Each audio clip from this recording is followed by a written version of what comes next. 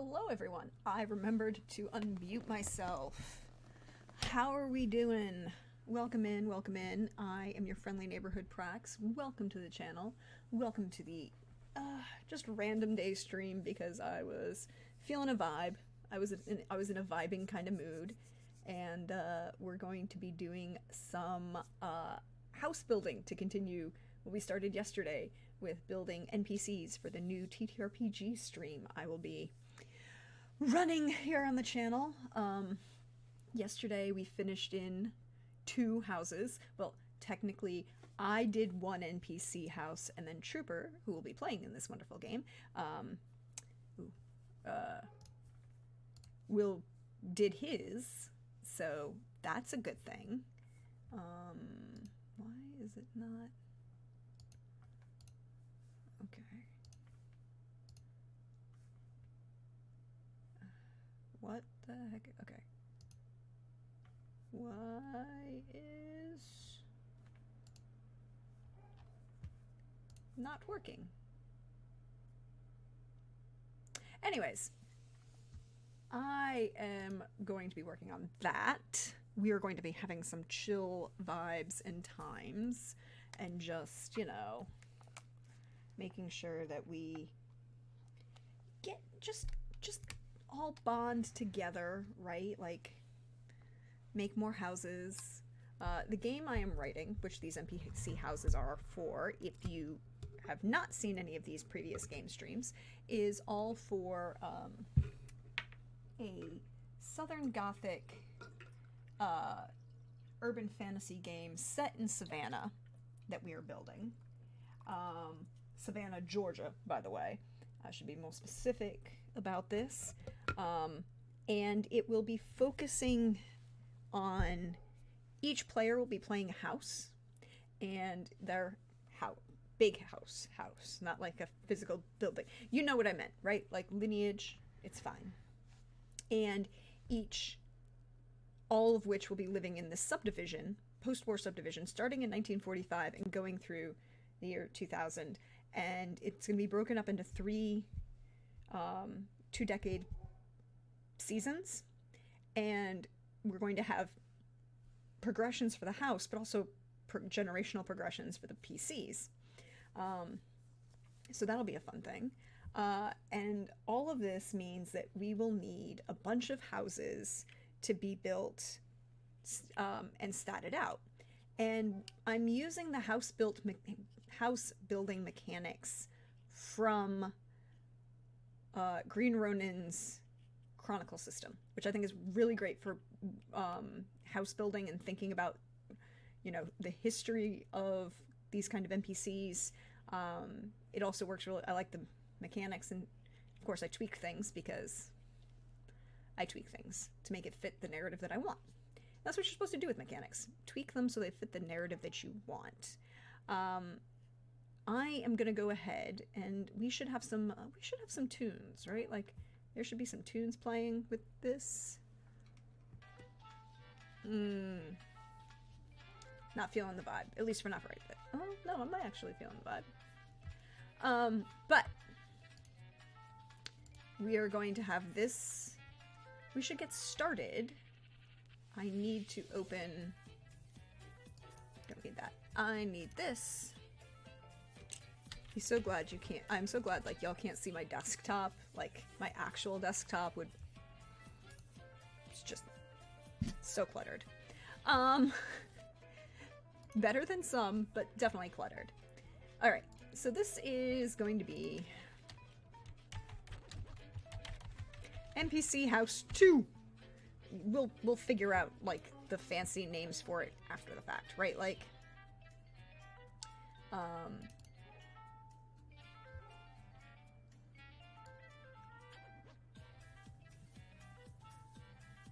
so that's, you know, gonna be a fancy thing. There we go. Okay, so each of these houses have 7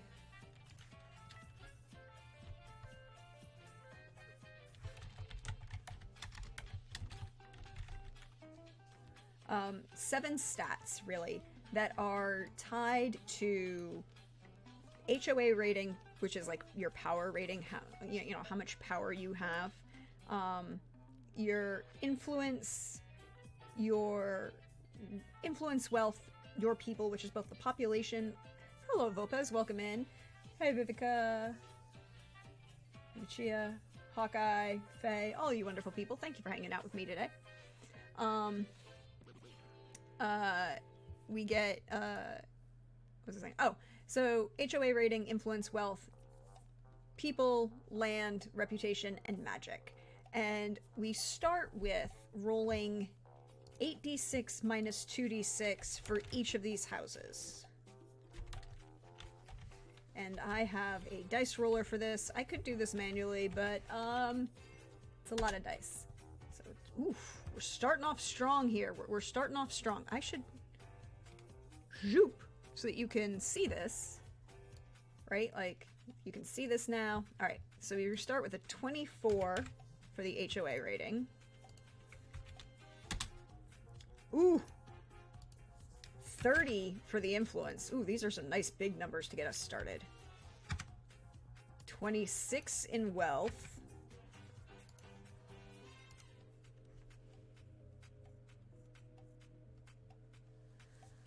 Look, Volpez. I'm going to say two things about that. One, you're not inherently wrong. Two, I'm going to say this and it'll sound, I want you to listen all the way through. I don't like the term Karen because I don't like using anybody's name as an insult, regardless of whose name that is. Like, it's like, it's not your fault that they were waspy McWaspy face. Like, that I'll take as an, used as an insult, but it's a personal thing, right? Like, I also don't like using, it comes from the fact that my actual name is so, frequently, oh yeah, a lot of HOA horror stories. There are so many HOA horror stories. Part of it comes really from the fact that my actual name is very ethnic and not in English, and that led to a lot of bullying and teasing when I was in school about using names as a way, and I'm like, I'm just, even though I understand and like I get the connection, trust me, I totally understand it. It's just a personal thing for me. But yes, we're starting out very strong. 24, 30, 26. So 24 HOA, 30 influence, 26 wealth. Now we look at the population. 27 in population. Wow. These are really nice, big, high numbers. Which means things are going to go horribly wrong. 34 in land. Oof, that's a big piece of land right there. 24 in reputation. And 29 in magic. This is literally the highest statted house that we've rolled so far. I think we see who's the big family in Savannah. Look, this is who the big family in Savannah was. We know what they were at the beginning of their time period, right? And that's the important thing. This is just the beginning. Because then we're going to roll... We should roll the bonus dice now. 7d6. 3, 6, 1, 1, 4. 3, 6, 1, 1, 4. 3, 5. Cool. These are the family that founded the city. I mean, there are a lot of families that found the city. All right, so we've got our bonus dice. We've got our starting numbers. Now comes the really fun bit, as we established yesterday. The fun really begins with rolling historical events. How many historical events will we have? Actually, I guess I should give values, like, right? So, like, 24... So we have 24 in HOA. That means the house is well kept, but the Garden is nothing to write home about. 30 influence. You know some folks, but you aren't a member of the club.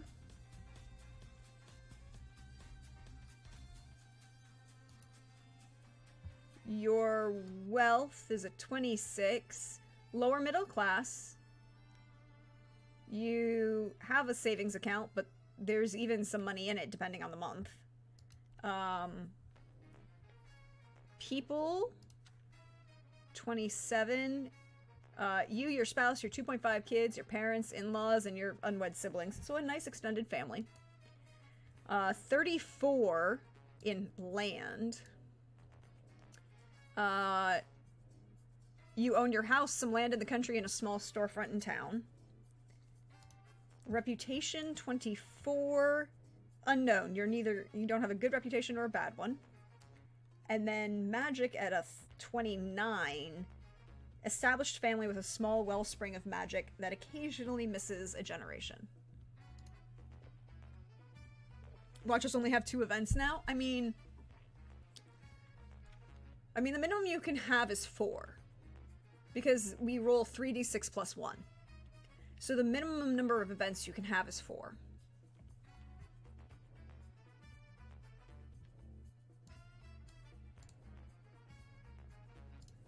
So, we should roll that 3d6 plus 1.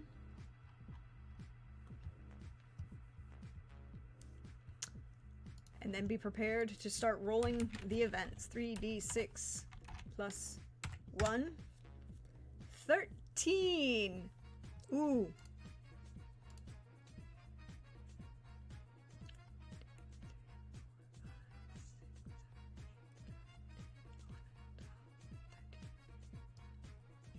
One further back than we did.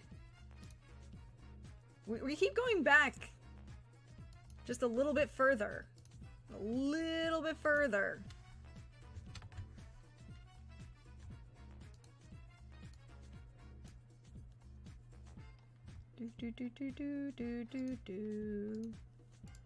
Keep going back just a little bit further. I'm here for it. Okay. All the way back to the founding of Jamestown Colony. So, and as we learned yesterday, and if you missed out, hey, I put those up on YouTube. You can check out the previous streams over on YouTube or here on the VODs. That didn't work because I can't spell, but there we go. Yeah, there's a YouTube. All of these game dev streams are going to be up there. It'll be nice and neat and organized in a playlist even, because that's a thing.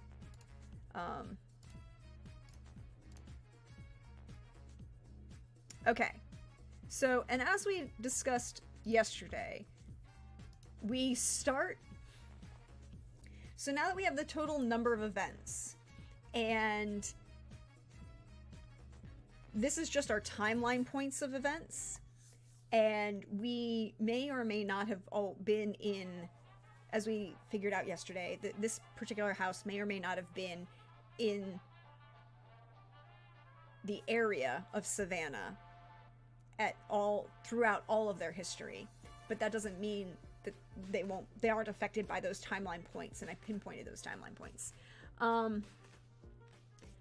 Also, as I keep saying, I purposely decided that I did not want to say that our arbitrary starting point for timeline was the beginning of colonialism, because that seems wrong. Boba says, good, I had to run out during Trooper's run. Have subscribed to the tubes now to have watch it later. Hey, thank you for that subscription. Yeah, and don't forget, this is your obligatory to like, share, and subscribe. I can pretend to be that. You'll notice also that there's a spoiler tag underneath me because we are building NPCs, and nothing I do here is really going to be a problem because all of this would be generally known except like the pure numbers. But that's okay. Alright, so next up we roll 3d6 for our first event, and as we learned with Trooper, we start at the oldest event and work forward for a reason, and not overcomplicate things. Also, by the way, I did the math because I divided yesterday's stream into both Trooper's house building and the NPC house, and when I put them up on YouTube. Trooper took 6 hours, or of the total stream, which was 6 hours, Trooper took 4, and I took 2. Or then again, Trooper and I together took 4, and me by myself was 2. Take of that what you will. So we roll 3d6 to determine which event we are going to get. 8. 8 is, well, we started off strong to begin with a doom. Doom! And a doom means you take 2d6 across the board. A negative 2d6 across the board. Okay. So, -3. Actually, you know what? I'll just roll these. 1, 2, 3, 4, 5, 6, 7. Doom, your family's just... your family started at Roanoke. Or your family was... We'll look it up. Alright, so... What was it? -3, -5... -5... -9... -6, -6... reputation, -4... -9. Alright, so in the book, and again, this is I'm using the Sword Chronicle system as the basis for this. And they describe when,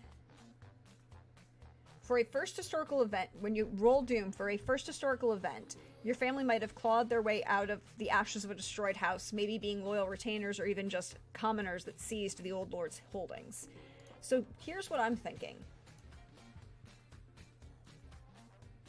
Look at this loss of land and population, wealth, magic. I'm going to say that this actual house is it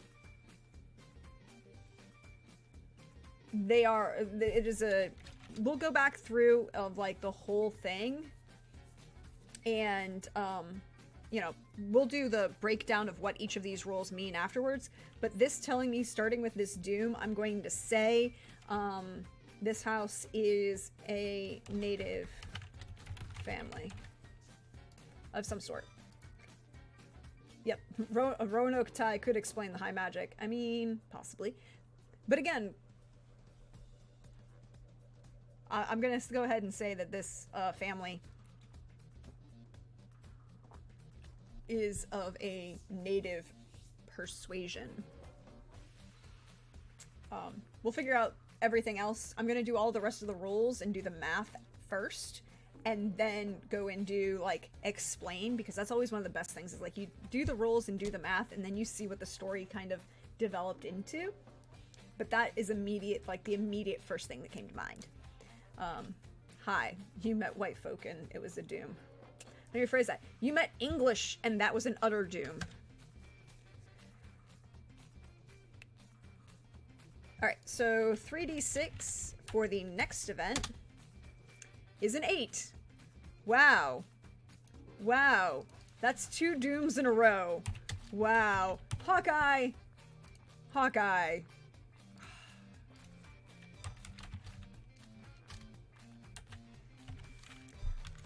One, 2, 3, 4, 5, 6, 7. Oof.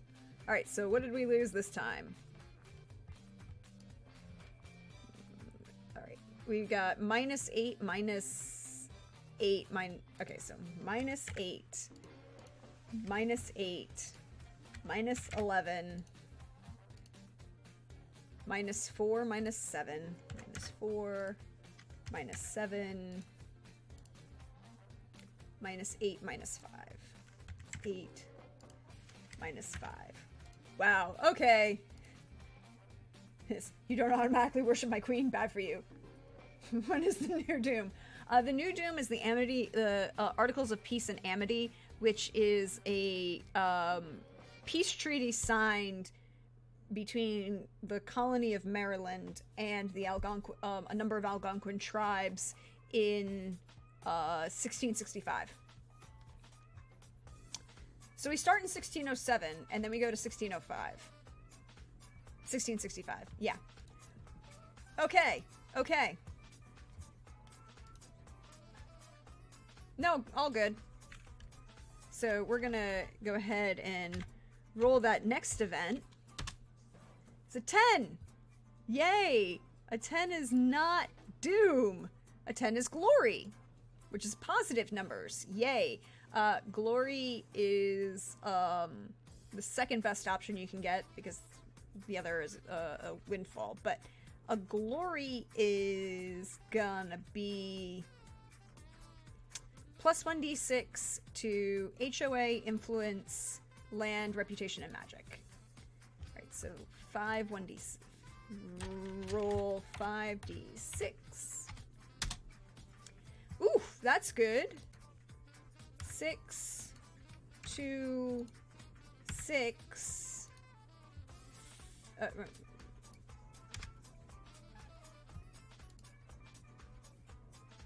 Yeah, you don't gain wealth and you don't gain people, but you gain land, reputation, and magic. 3 and 4. Okay, okay. Got some land back by the founding of the Georgia colony. Maybe came down further south and... Welcome to Georgia. Get us away from the Cecil family in Maryland. I mean... Look, you could have... We'll figure out where they're from and all that good stuff. That could be a possibility. Next, the French and Indian War. How did we do... How did our family do during the French and Indian War? 10! Another glory! I'm okay. Okay.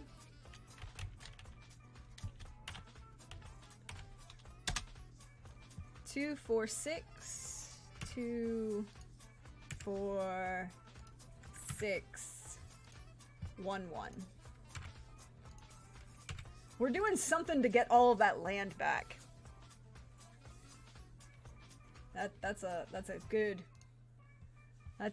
thing to get out of. All right. So, okay.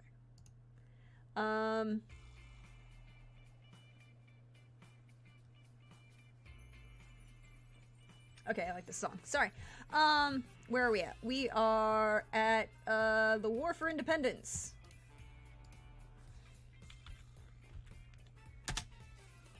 Oh, hi. There's another Doom. Hey, Trig, welcome in. And this family has no middle ground. Or even just, like, chill. Alright. 1, 2, 3, 4, 5, 6, 7.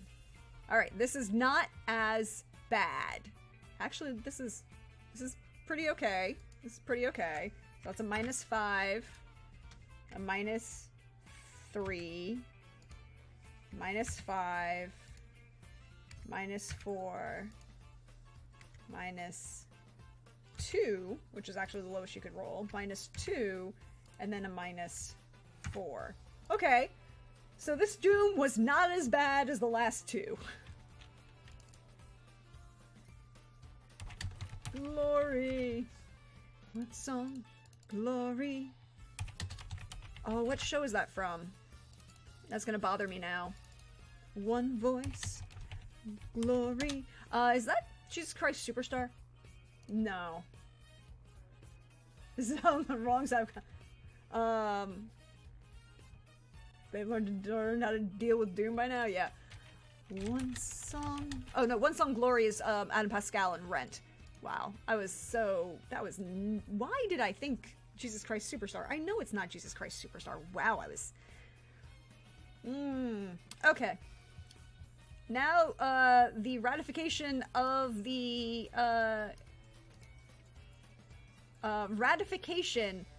Constitution. We're gonna end up with 3d6. That's another glory! I mean, okay. Okay. I'm like, roll 5d6. Ooh, those are actually pretty good rolls. Actually, those are 5, 6, 5, 6, 5. Okay, 5, 6, 5, 6, 5. Like, we will never we're not recovering wealth or population throughout this entire thing. But we're keeping that money and you were keeping that reputation and land. You know, yeah, it's all or nothing. I mean, the only thing... Alright. Alright, so...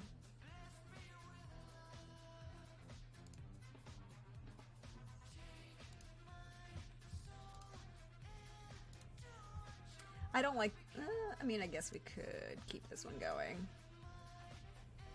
Alright, so... 3d6. Alright. 13! 13 is a capricious ruler. This is the one that's most interesting mathematically. That brings us to the Savannah Fire, which is the 1820s.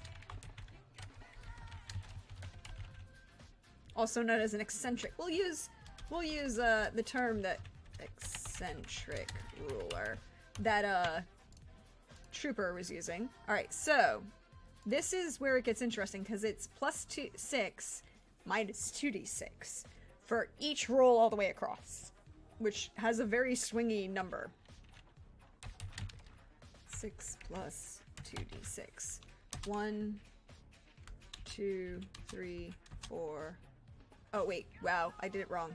Roll 6 minus 2d6. It's not plus, it's minus. There we go.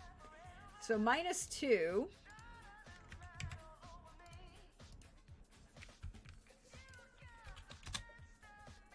Plus 3. We're getting a positive here. That's pretty good.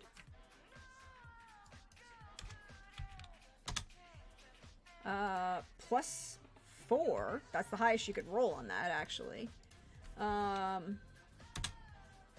Minus 3. Look, we're gonna get down to this, and it's like a one generation, you know, like one family, one person repeatedly. Only one person in the family. A 0. Okay, so no change to our land. Minus 4 to that reputation.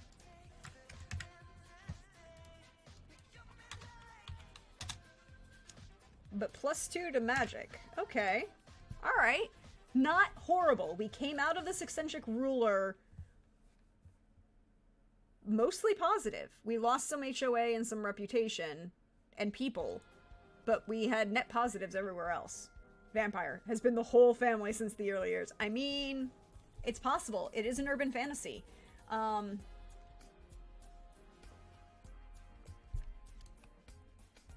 Okay, American Civil War. A 9. Favor. Ooh, something different this time.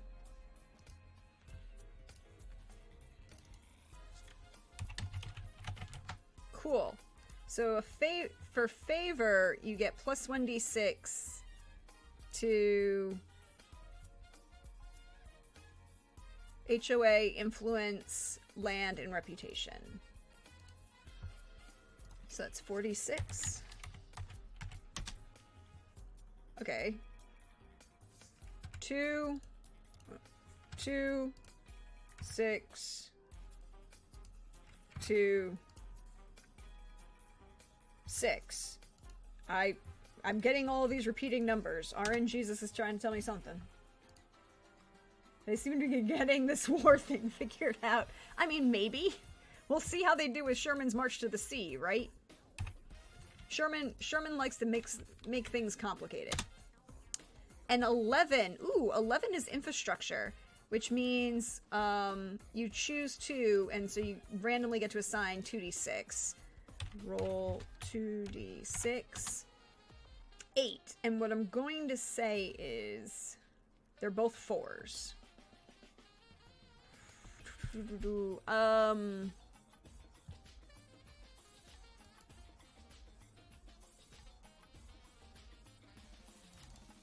Infrastructure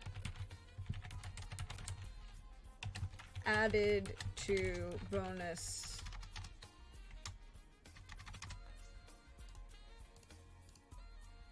And so what I'm going to do is I'm going to add them over here as the bonus dice.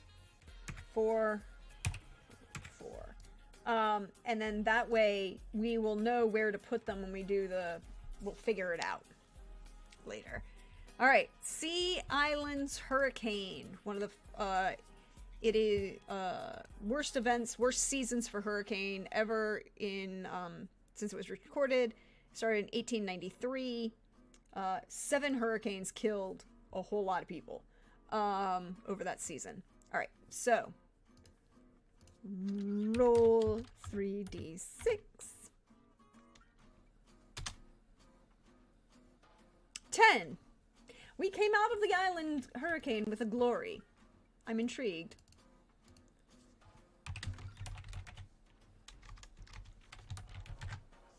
Cool. Cool. And glory is 5d6.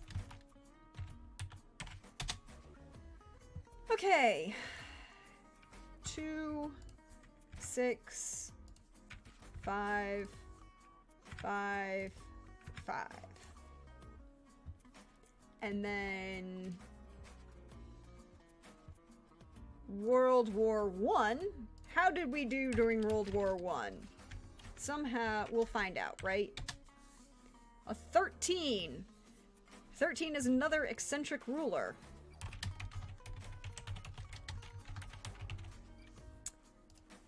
We're feeling, it's interesting, like, how this mechanically kind of comes about, and you see the rises and falls, and I love how that works, right? Like, you see the numbers shift and go up and down and up and down, and it's through that rise and fall that a story develops.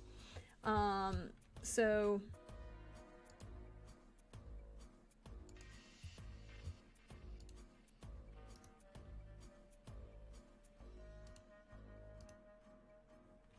we're feeling pretty good about life, right? We're feeling pretty good. So, okay, where am I? Oh, 6 minus 2d6. 2d6. Number 1. Minus 4.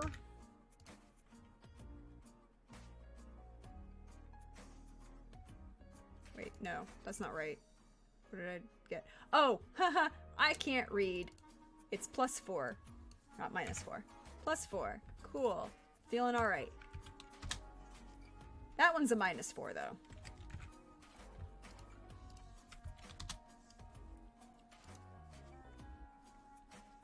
Zero for the wealth. Cool. Plus 1 for people. Like, we got a we got a positive number to add to people. Minus 1 to land, or minus 1 to land. Sorry, I need to make sure I'm putting it in the right thing. Minus 1. Minus 1 to reputation. And a plus 1 to magic. Yeah, we have another really strong magic family here. They're gonna be really strong in magic. Black Tuesday. How did this family do on Black Tuesday?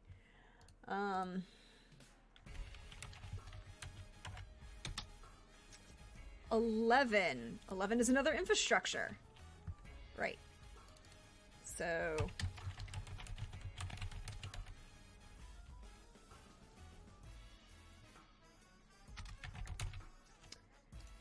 Alright, so we'll roll 2d6.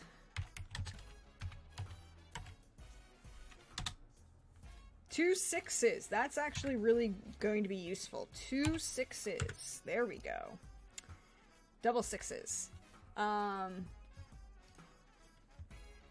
see. World War II. And this is the last event that every family is going to start with. You always start with World War II. Excuse me. 3d6.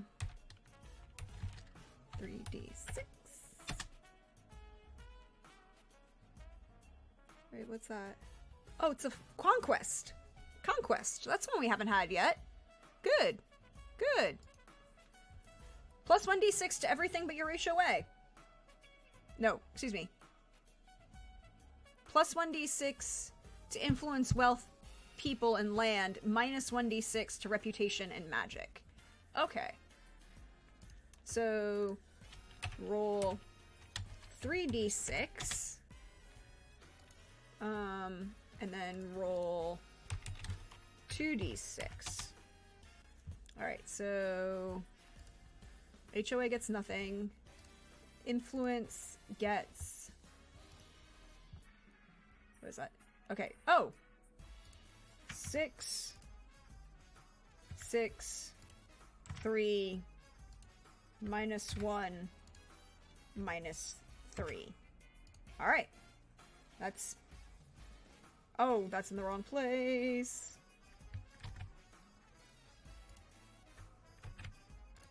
Good, then now I can delete that. Alright. Cool, cool, cool, cool, cool, cool. So, yeah, conquest is good. As the book says, a conquest, your family fought and defeated an enemy, annexing their lands and holdings for their own. With such a victory comes the tumble of old loyalties and weakening your house's hold and influence over the common folk. We'll tweak that. We'll figure out how that actually functions. Alright, so subtotals.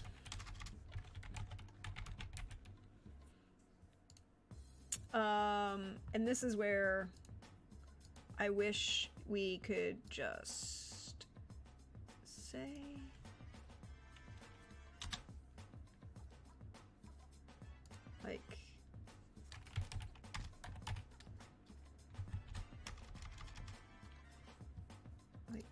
Why does this button all the way over there? Okay, so they are actually equals some... That's not possible. Oh, I've forgotten the top row. Whoops. All right.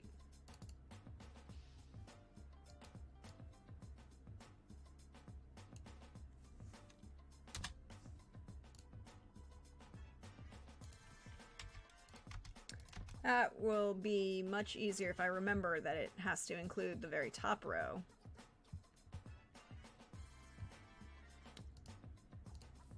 And not just the bottom.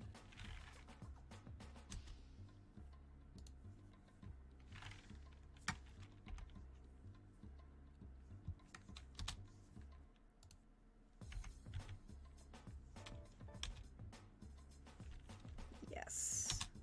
That's a much better note. I was like, why did we end up with a -6?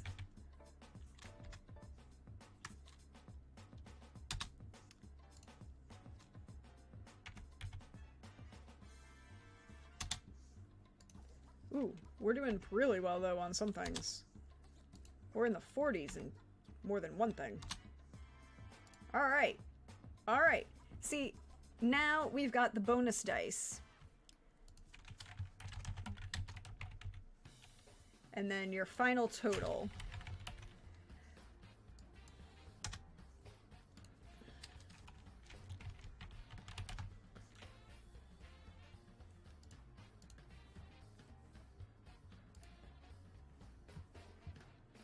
Alright, so this one is going to be bolded so I can see it. This one's going to be bolded so I can see it. Alright, so now we've got... And now the fun... No, not quite yet. We still have to put the bonus dice in those infrastructure dice in. Alright, so for the infrastructure... It'll be what we do is, how about we add it to...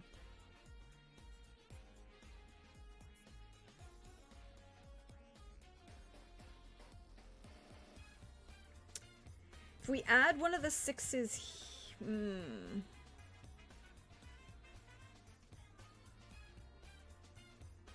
What do you think they... Okay, so they value influence and land so far. And I think if we add... So we have 2 4s and 2 6s to split over here.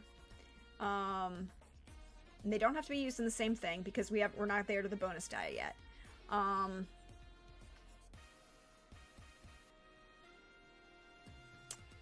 I think we put one of the 6s...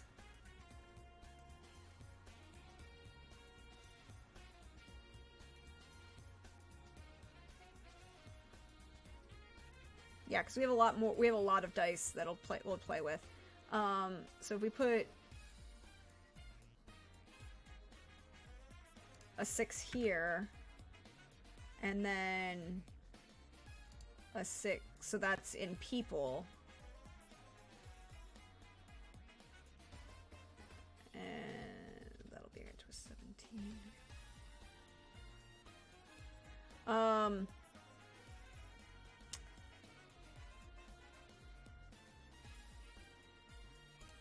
And 6 here, and a 4 there, and a 4 here. Alright, so that accounts for those dice. Cool.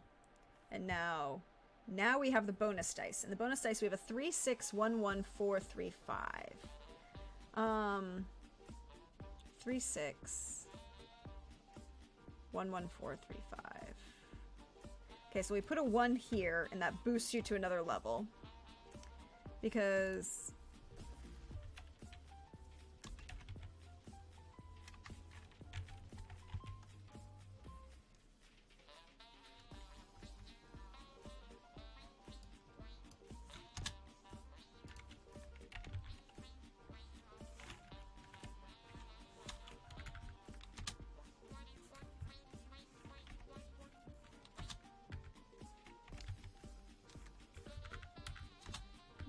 I like that they're making it easier for me, because it's guessing what I want to do now.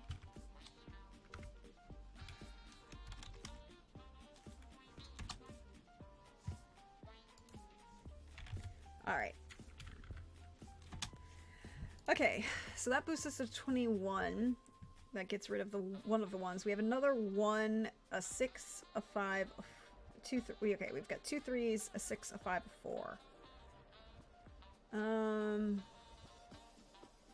If we do 5 and 6 there, right, that boosts those both to 31. 1, 4, 3, 3. 1, 4, 3, 3. Doesn't matter what we do; those aren't gonna. None of those are gonna get boosted. 1, 4, 3, 3. All right, so our finals are a 32, a 47, 24, 21, 45, 31, 31. So they are not any of the greatest move. Okay, so with a 32 in HOA, you are at... you've decided to enter the Garden Club competition this year.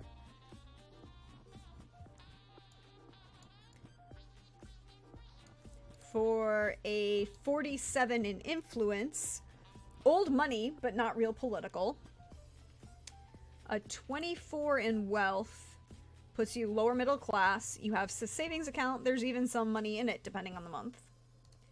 A 21 in population, in your people, is you, your spouse, your 2.5 kids, parents, in-laws, all of that.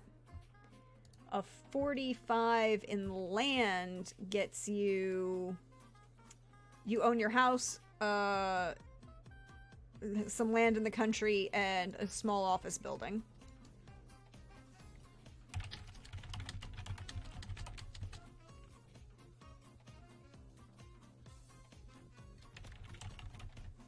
Oh, yeah. I have to fix this one. It deleted.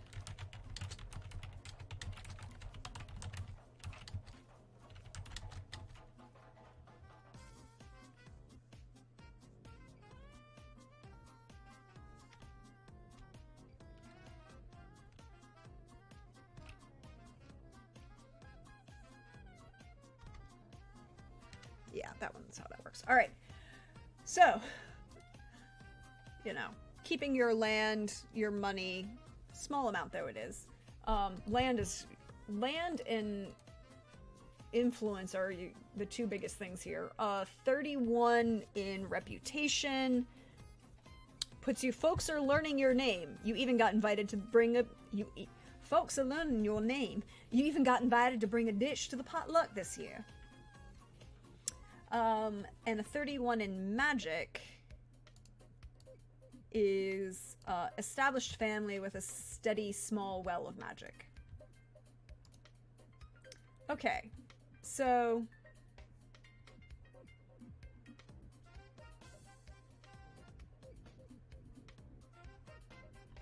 we have now the fun part. Now the fun part begins.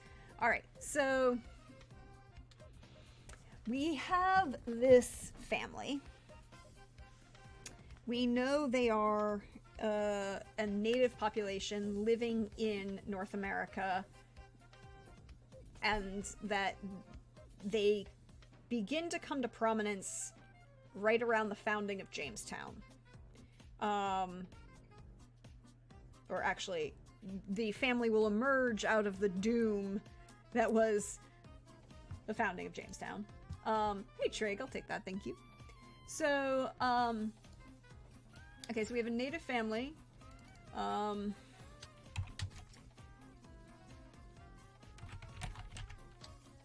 Beginning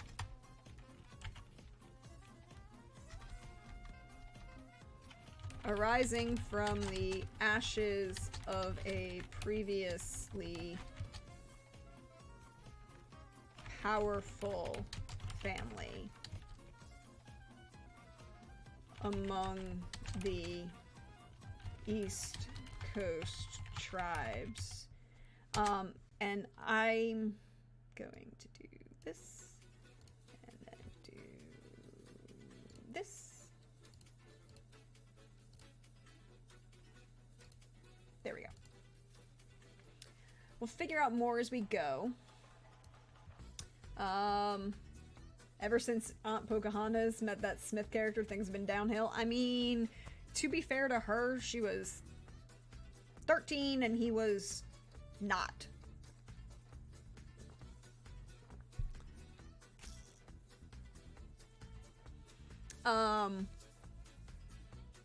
Child. Then the Articles of Peace and Amity also cause a problem, which means definitely we're going to say that they are not one of the Algonquin tribes that benefited from this treaty. It's a definite note that we've got there. We'll find out more about them. I've clearly missed a lot, but can immediately see this family has started out all high rolls, and I don't like it one bit. Look, Krellin, they started out high rolls and then rolled 2 doom in a row. 2 doom in a row.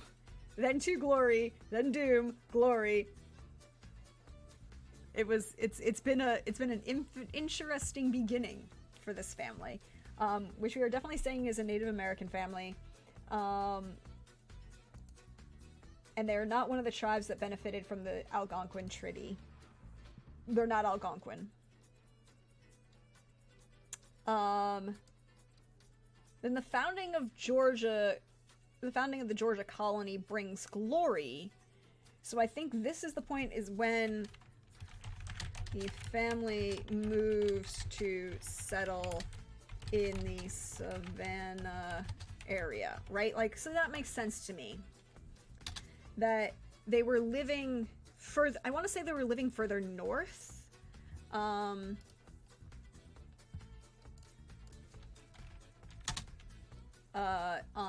Then,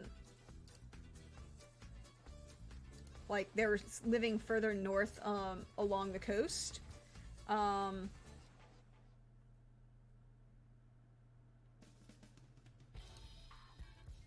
And so Jamestown is a problem. The peace treaty with Maryland is a problem. So they need to leave and they move further south along the coast. And I think that's where that is.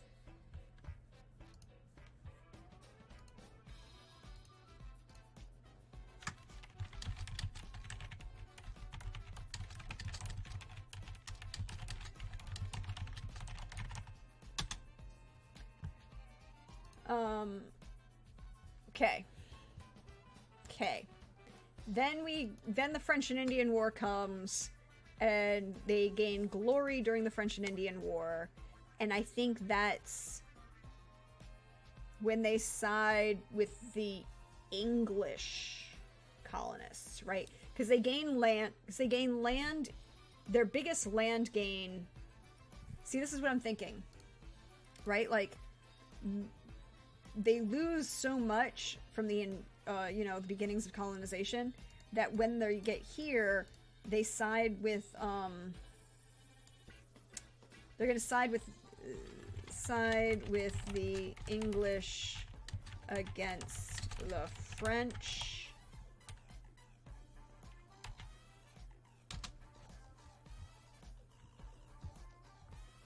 Also, this music is now not helping me. Think. It's a little weird, but I have like, sometimes I need music in the background to think, but sometimes if it's too something, I end up being distracted by it instead.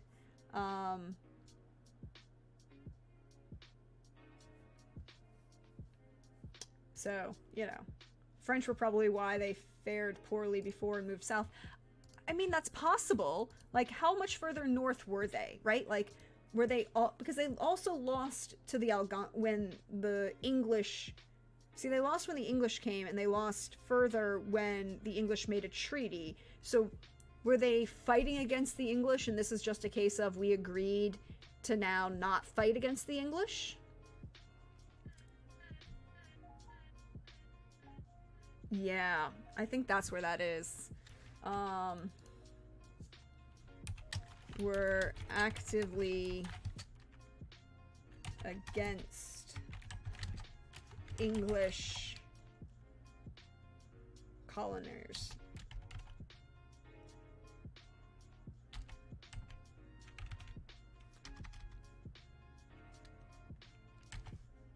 Colonies, there we go. Yeah, I think that's gonna be a part of it. Then the War for the Independence is a doom. And I think this goes back to the fact that they, you know... But it's not as bad of a doom, right? Like, all of the other dooms were absolutely horrible, and were not good things. But this one isn't as bad. Right? Like, we still lost wealth and people, but we had kind of mitigated the effects by what we had gained previously. So, I think this is a case of not that they were agreeing, or not that they were siding with the English, but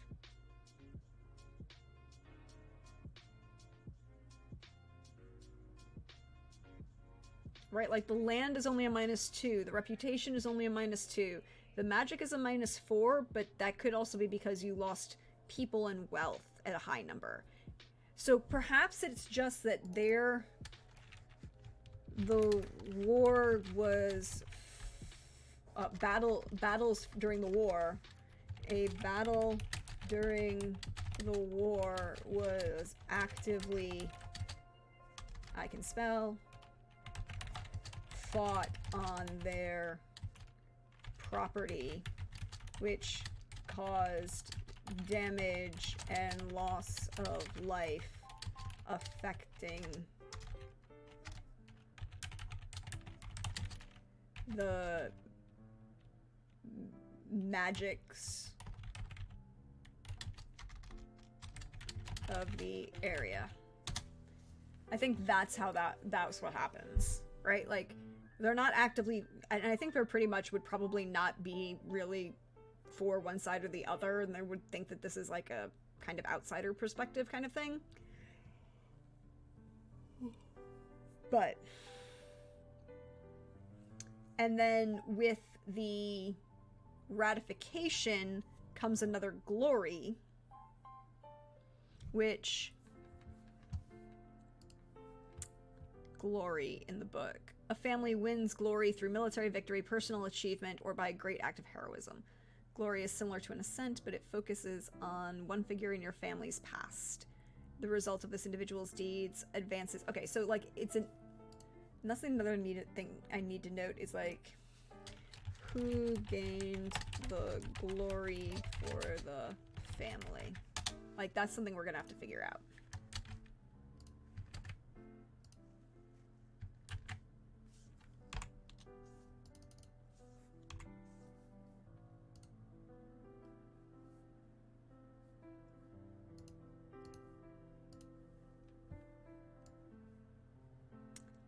Right? See, like, I think that's the thing. It's like, we're gonna have to figure out who, because it's a big leap in in reputation, land, HOA, influence, and a magic. Was part of the thing during, I think, let's say that, person,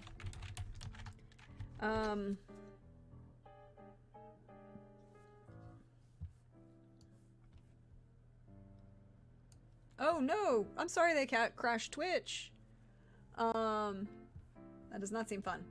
Alright, so whoever this person who gained the glory was, right? Like, and that's the other thing is we have to figure out who the individual, like, this is the person who moved the family gained glory by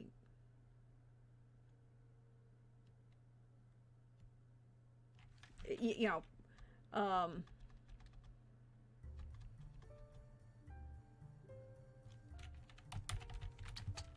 from the creek by maybe settling some disputes? Or were they actively fighting?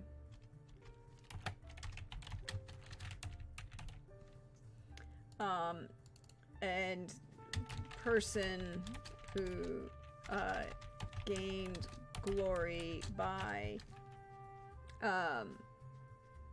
prowess in battle against the French.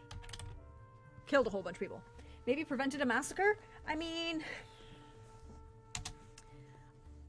maybe we'll come back to that. Maybe. And then the ratification.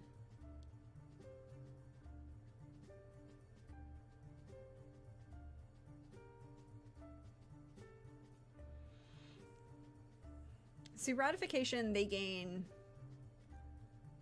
influence, land, reputation, magic.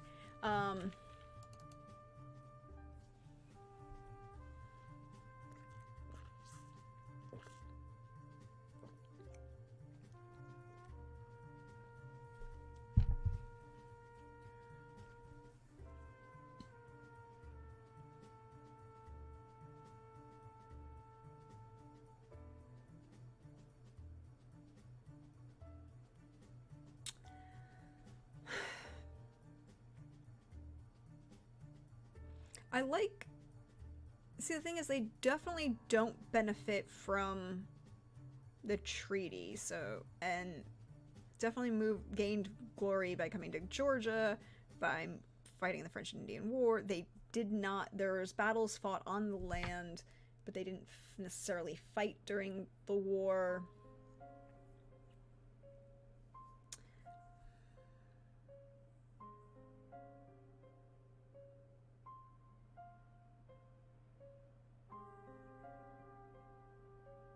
I'm thinking that they...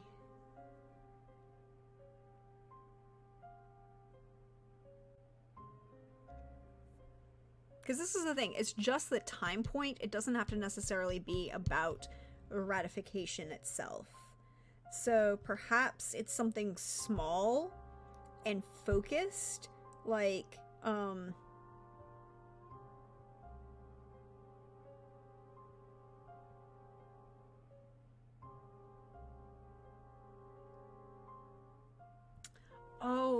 there's a shipwreck. There's a ship, like, famous, ship,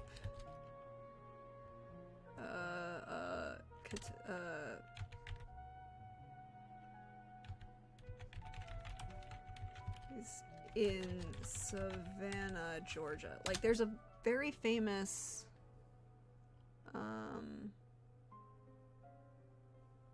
that's too late.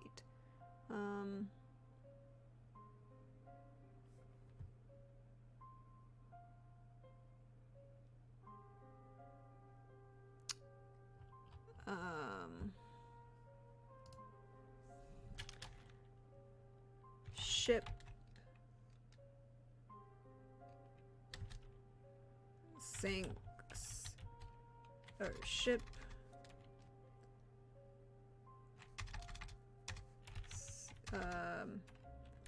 ship accidents in 1780s. In 1789. Yeah, because there's a shipwreck. There's a number of wrecks in 1789.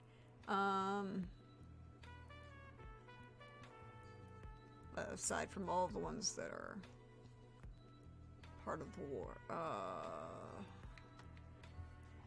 So there's something that happens.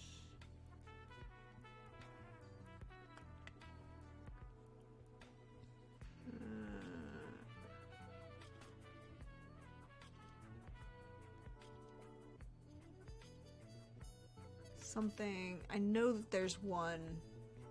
Alright, shipwrecks, 1789, Savannah, Georgia.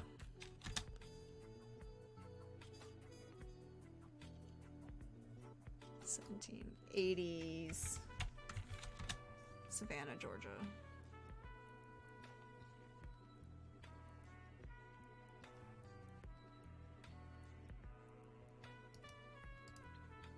Oh, I know that there's like a bunch of shipwrecks.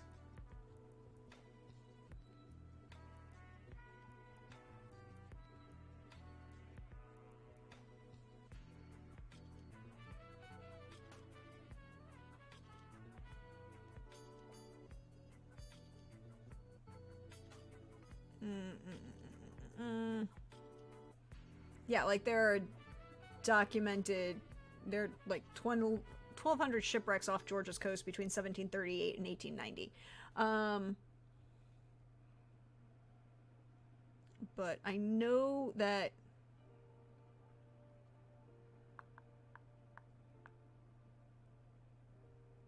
like there are some bigger shipwrecks that occur out there, but like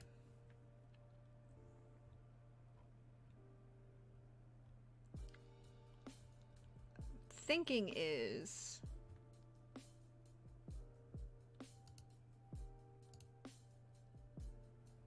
I'm thinking we're gonna go ahead and say that the stopped a pirate raid. I mean, no, the pirates are a little too late. Like, the pirates are earlier.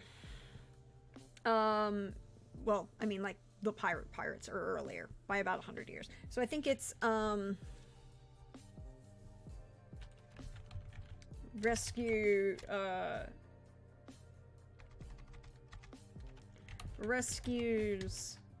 crew of shipwreck off the coast of Savannah. That I think, yeah, it's usually put like the mid 17 or 60. The height of things are going to be like 1680s, 1670s, 1680s, all the way through to like the 1720s, 1750s. By the 1770s, or by the 1760s, you have too much British naval presence along the eastern seaboard. Like, there are still individual pirates. That's not going to be a problem. No, it's all good. You'll have a number of individual pirates who will be around, but like the vast majority of them are kind of put under by the mere large presence of the English Navy, particularly after or right around the American Civil War, when there's a very large naval maritime presence. That's not to say that a few enterprising individuals did not take it upon themselves to engage in piracy, but the majority of it wasn't. So we're just going with the shipwreck for now. Then comes the fire, and there's an eccentric ruler during the fire. And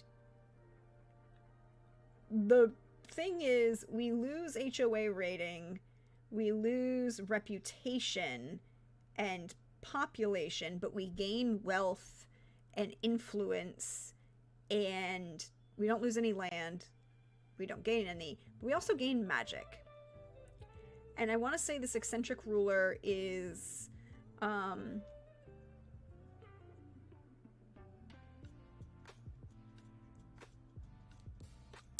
ooh, I think they start, like, we don't lose land. There's no land change here, but we gain wealth. And I think it's like starts shifting the family into, this goes back, HOA stands for Homeowners Association, and Trig, and that's a thing that's in the United States and a lot of other countries, where the like local neighborhood homeowners all kind of band together to kind of like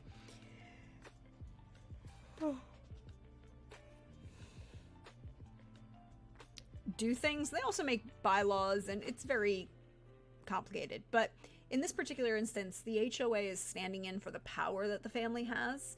So I'm thinking that this particular individual, the ruler, starts shifting the family into naval trade, right? Sea trade. So that's going to account for, like, the land doesn't change, but the wealth goes up. And we lose reputation, but you gain influence, right? Like, we might not be as well liked, and I think they were very, very, perhaps what we say is, they are very aggressive in business. And I think they take advantage of the fire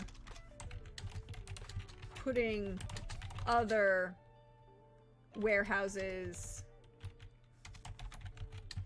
and shipping out of business.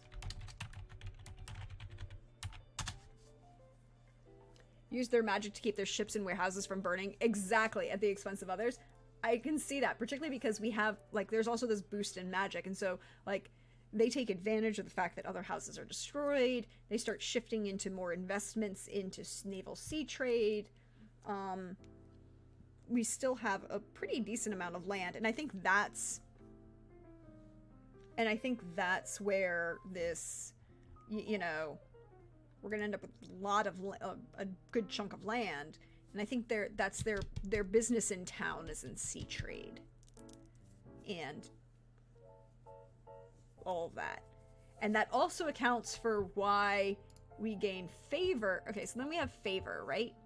And favor is your family gained favor of the king, the lord, a powerful religion, or from some other body. As a result, their fortunes improved and they climbed in standing. This favor might also result from the naming of your family member to some high position in a larger kingdom, such as a high priest or a member of the Imperial Guard. Dockside land increasing. I mean, like, I could see us buying into some docks. And we even gain a bonus, like, we gain infrastructure bonus during Sherman. So I'm thinking blockade runners and maintained shipping. Like, they were one of the few people who were able, because they were blockade runners, able to keep the shipping lanes open during the war and moving and selling to the English. At this point, they're selling most of the cotton is being sold to the English and a little bit to the north, but yeah, so they're into shipbuilding and shipping and blockade running during the war. Right? Like, because that ties into this eccentric ruler has kind of got us involved now in a lot of sea trade. We're doing this kind of sea trade. We're doing some yeah. And then you get a stranglehold. Because, well, we don't, see, the thing is that we don't increase our wealth, right? At this point, we're not really making a lot of more money. We're getting a little bit of land. We get a little bit of reputation. But it's not until Sherman's March to the Sea that we gain back the wealth. And the HOA, really. So I think it's then it gets into black marketeering.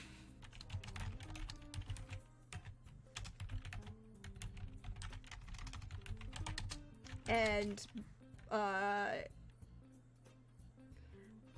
I'm gonna go ahead and say it. Both legitimate smuggling and shipping, right? Like, this is where the family has gone. The family has heavily gone into naval sea trade, naval trade in general, blockade running to get around the different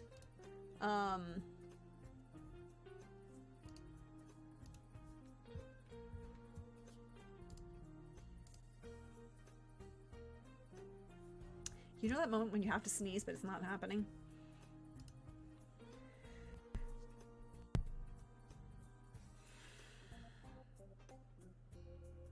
Or not. Alright, so we are definitely into blockade running, shipping, smuggling, controlling the docks, right? Because that's gonna be the other thing, is like, we get a boost to HOA, but we also really get a boost to wealth here, and it's up here where, you know, you're gaining more reputation. And I think this is, you know, gaining reputation as in people to get what you need. Just for overall background, does the magic come from some sort of Selkie Marefoot bloodlines? We'll figure that out. Like, that's a good idea, Vulpus. But what I've been doing is,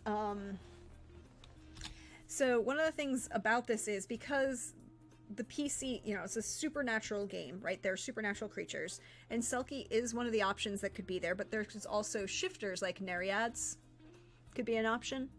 And I've been rolling for that after we kind of put the story together, kind of thing. Quasi put the story together, and like we put the general notes together, and then we roll for what the family are. Because we definitely have a large wellspring of magic. Or decent wellspring of magic. Alright, so then comes the hurricane. And we gain glory during the hurricane. And this is someone saves an important figure. Oh yeah. I'm seeing it too. Like, yesterday we ended up with, the house that we made yesterday for NPC House, which is NPC House 1. And the VOD is now up on YouTube for those of you who want to check it out over there. Ended up being that they ended up being dryads who have this, refuge in secret hidden land in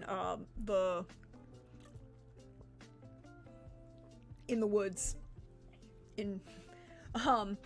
so we like built out this story and then things kind of tied together. So it could be Selkies as an option, but there are a couple other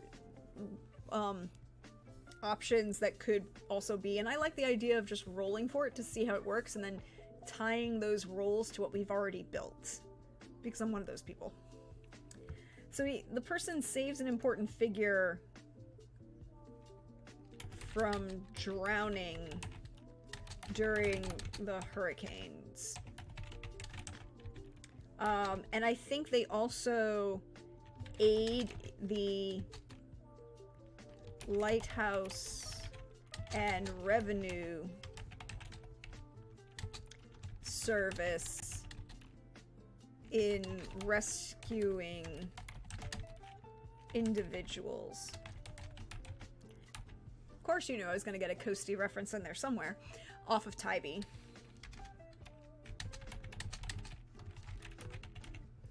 Tybee, by the way, is the barrier island. So, like, the city of Savannah is built on the Savannah River, and then Tybee is kind of like the barrier island in the mouth of the river, and then the Atlantic Ocean. So if you want to go to the beach in Savannah, you kind of, like, go out to Tybee, although you could kind of go out to a portion of Savannah, too. World War I, we get another eccentric ruler, and this case we get higher HOA rating, we lose wealth, or we lose influence, we don't lose any wealth, we gain people, we lose a little bit of land and a little bit of reputation, but we gain back magic. And I think this is a case of continuing with our theme of, like, shipping and seafaring, particularly during World War I think this is a case of the ruler brings home a war bride after, during the war, right? Brings home a war bride, or brings home a war bride, after the, brings home a war bride after serving in the Navy, right? Because at this point we've already established that they're definitely a naval family. They're definitely not going to West Point. You know, if any of these people were,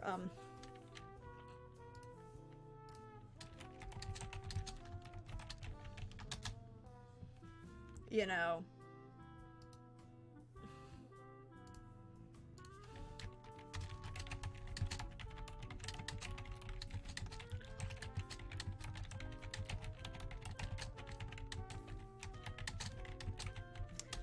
so I think they're definitely a naval family, and I think this particular ruler goes to serve in the Navy and brings home a war bride, which is going to give you the reason why we lose influence and a little bit of reputation, because they married a foreigner, and that also accounts for but that also shows you why we gain a little bit of that magic, right? Like, we gain a little more magic for that new influx of you know, who got married to who kind of thing. And I think that also, and I think they were very vocal about supporting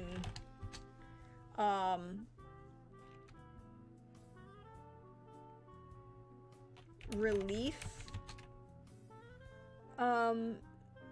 efforts. Maybe I like that idea. Relief efforts.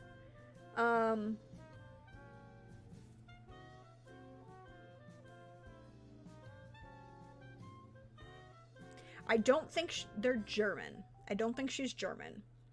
I think War Bride from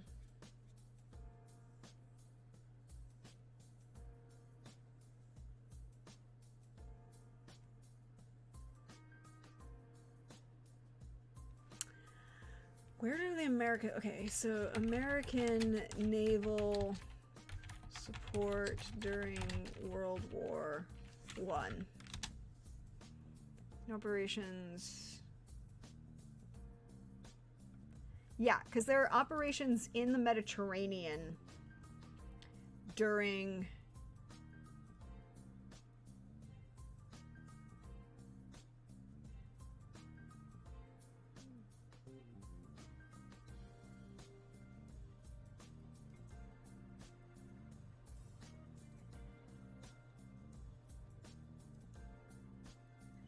yeah, because there's a couple naval operations in the Mediterranean. So I want to say that she's...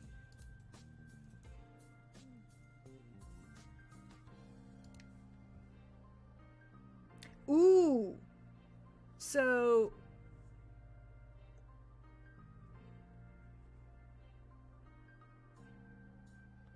there's a...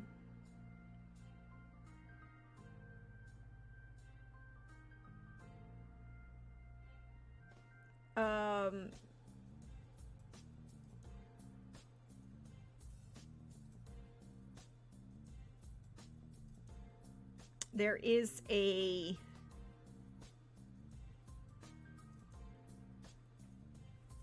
exchange and sinking of vessel, a fight between a naval convoy, a U.S. naval convoy battleship and a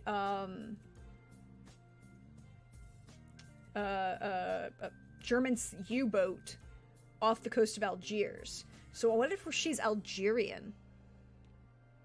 That would be interesting, right? Like, she's Algerian.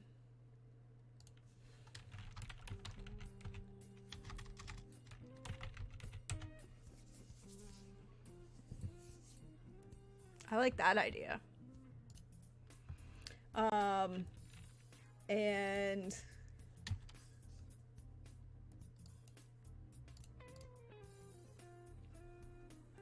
because that would be also a really interesting question, because that raises the question of miscegenation. I misspelled that. I know I misspelled that.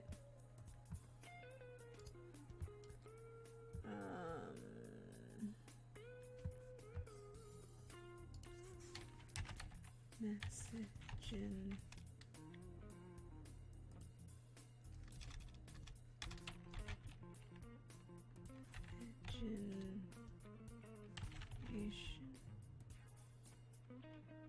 Interracial marriages. Interracial marriage is also known as hey, well, there we go. There you go. Look, I cannot spell that. I should be able to. How are you doing?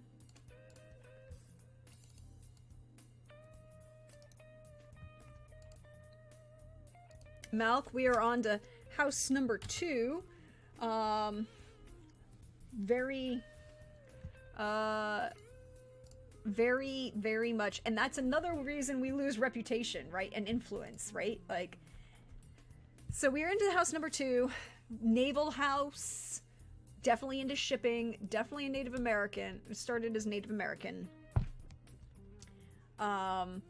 Starts getting some benefits. And then I think this eccentric ruler goes to World War I, is serving in the Navy, is part of like a couple convoys that are traveling and protecting merchant ships. Meets this girl in Algiers and marries her and brings her back. And that would be really interesting, is the way I would put that.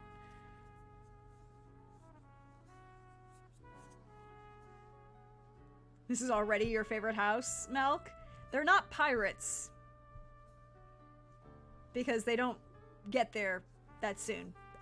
But they are at least, you know, interesting individuals. Or do you just find all naval houses interesting? We'll find out who they are in a minute. Like, what kind of.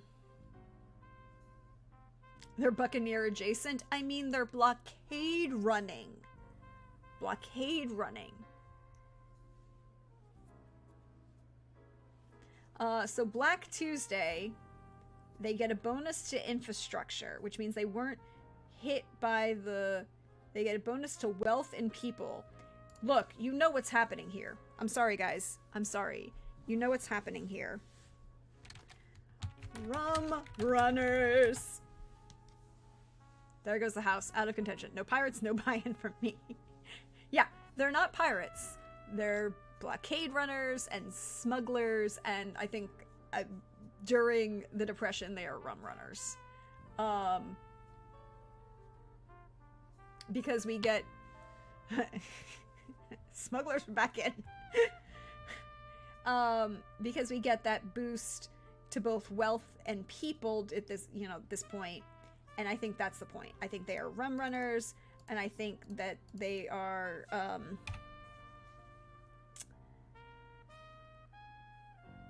shipping naval,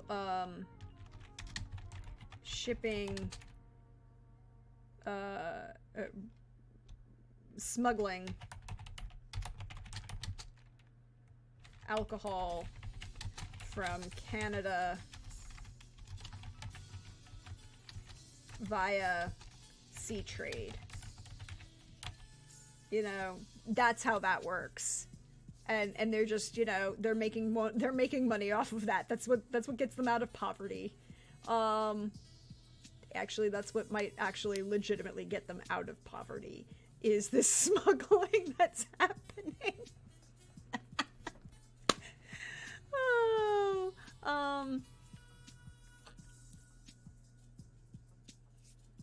Oh yeah, and then conquest, right? This is conquest. So then with World War II comes a conquest. And what does it say by conquest? Your family fought and defeated an enemy, annexing their lands and holdings with their own. With such victory comes the trouble, right? That's what we had, conquest? I'm pretty sure.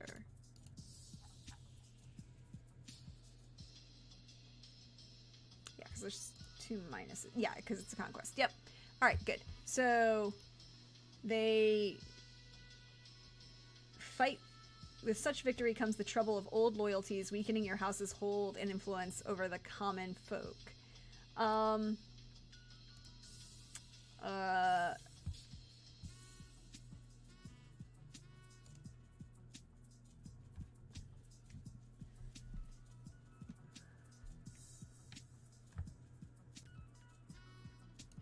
We are getting, I think we are at this point gonna get some, how do we want to phrase this? Maybe they shipped goods to a besieged England. I mean, we already know that they are, so it's a specific conquest, right? Like, and son becomes a naval quartermaster in charge of logistics in one of the theaters using the family skills. I mean, that's a possibility. I mean, we've got massive amounts of influence at the end of this, right? Like, massive amounts of influence. And we get,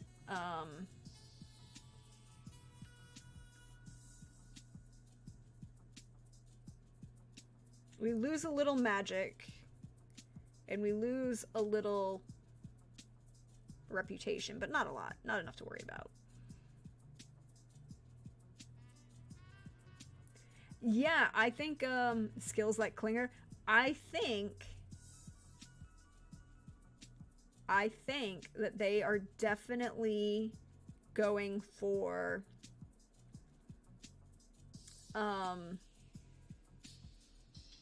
because it's also a conquest, right? So I think it's one of those, you know, serve during the war,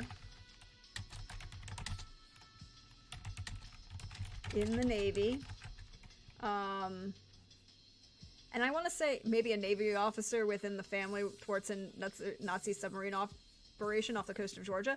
See, here's the thing. I don't think we have to go all the way bring the U-boat that far south. What we do instead is they serve in the Navy and receive commendation for combat during the convoy protections and the battles in the North Sea.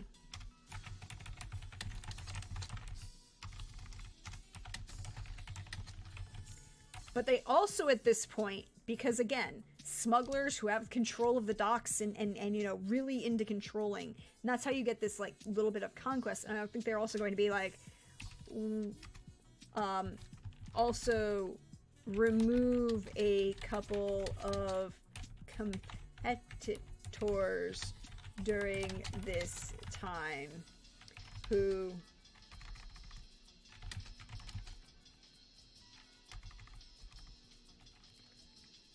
mostly legally, right? Like I think that would be interesting, right? You capture the U-boat, keeps it for the family. I mean, that's a thing that's really hard to move. But again, this is the point which we've already seen that the supernatural is now more public because of World War I. Like, when I created the lore, one of the things I said is, up until World War II, the supernatural creatures existed, and had some actions that they may have taken, but you wouldn't necessarily know because they were hidden. But World War II prevented them from staying hidden. And one of the things that prevents them from staying hidden is reports out of December 7th. So what I think is, we're going to tweak this a little bit. You know, Sir gets commendations for battles in the North Sea. Also, you know,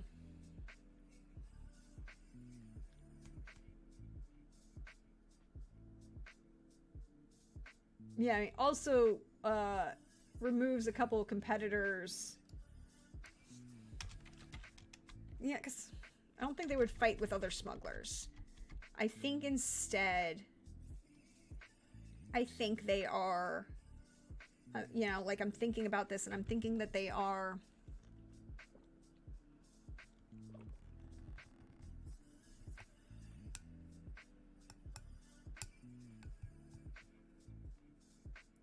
yeah, I like that idea. I like, I think they were, receive commendations for combat during convoy protections and battles in the North Sea. And I think instead the conquest is that they kind of quasi violate the code and this is why they lose a little of their reputation, like a -1, because they talk about smuggling. They report, they use their influence to get a competitor who was supplying the Nazi or the Germans arrested. Right? Like, that would probably be a no-go in their kind of smuggling sphere, but at the same time, it's like, nah, man, I'm not playing that game. We're not playing that game. You can. Yeah, those military contracts are quite lucrative. Exactly. The military contracts are quite lucrative, but at the same time they're also like, nah, we're not supplying Nazis. We're not playing with Nazis on this day. And I think that's going to be a thing. So before we figure out any more, because like we've got the bare bones of this family story, but we need to figure out some more things, like a little bit more about the, you know, two eccentric rulers that they have, which are very interestingly, one of which is at the same time as Trooper's eccentric ruler during the Savannah Fire. Well, after that eccentric ruler and before that. You know, it's like they're very obviously not at the same time. Actually, they're not at the same time. I messed that up. All right, so we should roll to find out. So the character options are the general. There are 6 general options. Fae, Celestials, Greater Undead, Shifters, Magicals, which are basically humans that can cast magic, but they don't count as for human. And then there are generic humans. So we're going to roll a d6 and see what kind of general species they are. 4. So they are Shifters. This is interesting. This is very interesting because now we're into Shifters. And the general subspecies of shifters we have are wares, nagual, kitsune or kumiho, yuxa, tanuki, and nariads. And I'm going to just actually roll a d2 because this one you can pick, and I'm going to, you can pick, or you can, you know, you can pick instead of, or you could roll. I'm going to go ahead and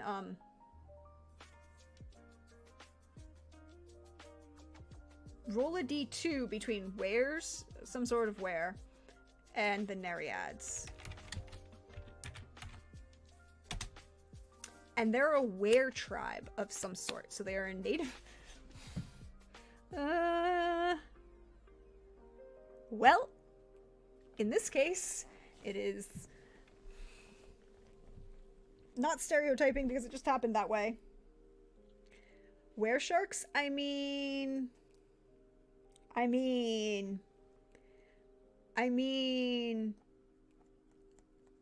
okay, so they are, the family is a native family.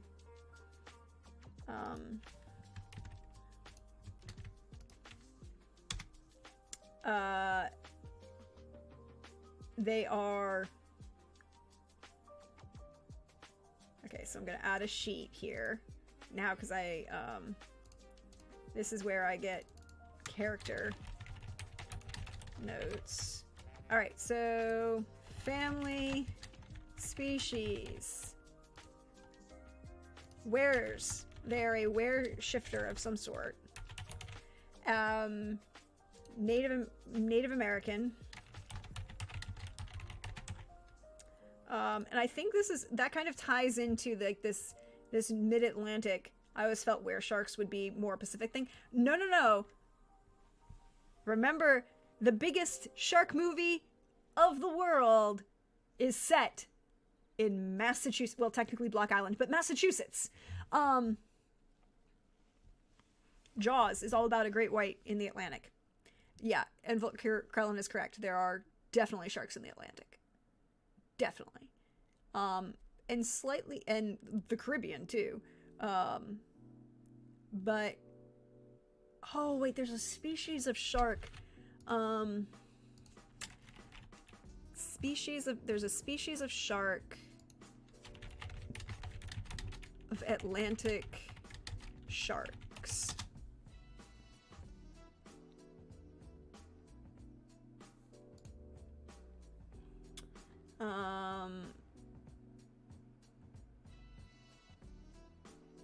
Southeast Gulf of Mexico.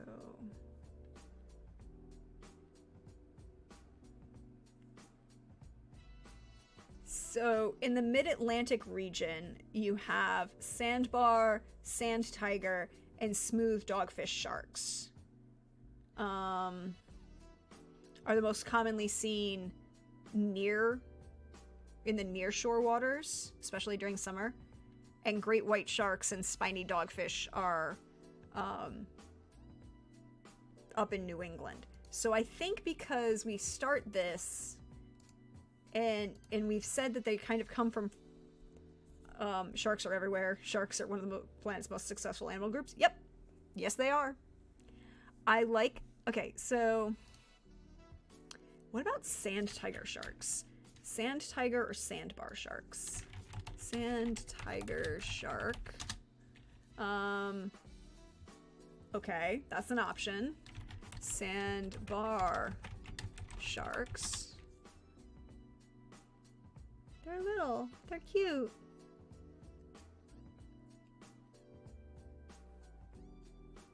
And smooth dogfish sharks. Smooth dogfish sharks. That's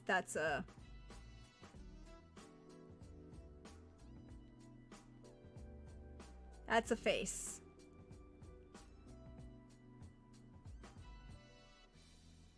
Dusky smoothhound, also known as the smooth dogfish or dog shark, is a species of hound shark.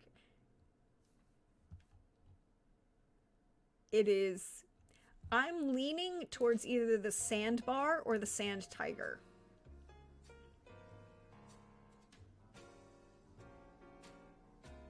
Because they like estuaries and shallow bays, as well as rocky or tropical reefs. So like, that would make sense if they started in like Virginia, right?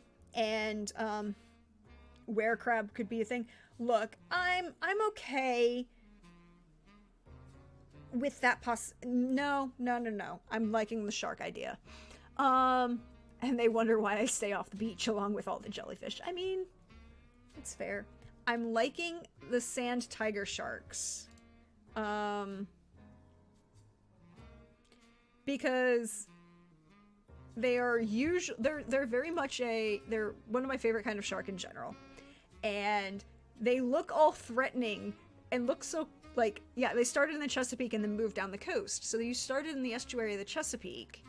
And that's why they're affected by both Jamestown, right? Like, their first two dooms are Jamestown, or founding of Jamestown, and the Peace and Amity Accords. And now, so that's going to be, you know, and then they move further south into Georgia, and when they get to Savannah, which is another estuary, yeah, okay, so they are where shifters, specifically where sound tiger sharks. There you go. I didn't know Street Shark was set in Georgia. Lol. I mean, why not? Why not? And they start in, so the family begins in the Chesapeake and then moves south to the Savannah estuary.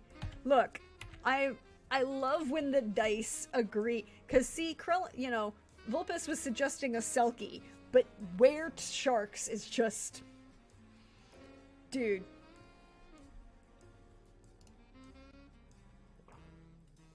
And their predatory instincts work great with the smuggling, but also the fact that sound tiger sharks are very much a, like, I've seen them. Hi, I live 7 houses from Long Island Sound. It is directly behind, like, right in that direction behind me. And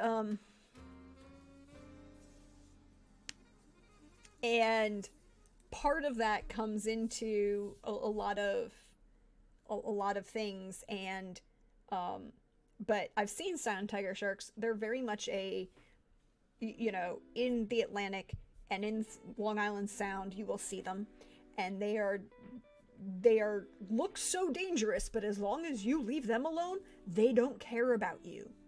And like literally you can be within feet of the sound tiger shark and it will be like, there's a blue fish over there, I'm gonna go eat it. You look horrible, why are you here? But like literally the only reports of people of being attacked by a sound tiger shark are by like when assholes are like, I'm gonna hit the shark. Don't hit a shark. Unless it's actively attacking you, don't hit the shark. Like, leave it alone. Also, nobody will see a surprise were shark until it's too late. I mean, that's fair. You're more trouble to eat than you are worth. Pretty much. They also are, you know, called nurse sharks. You see them around. They end up being about 200 to 350 pounds. You know, they're very much oh,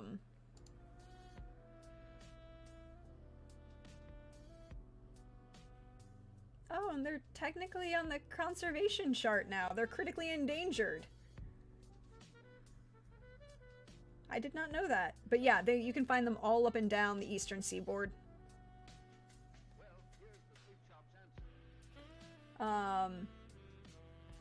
They have some interesting teeth, but yeah, they basically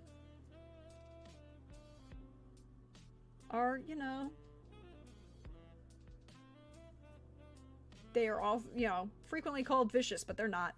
They're cute almost, in a sort of sense. Maybe the Algerian wife is another creature, or hear me out, the Algerian wife is another type of shark.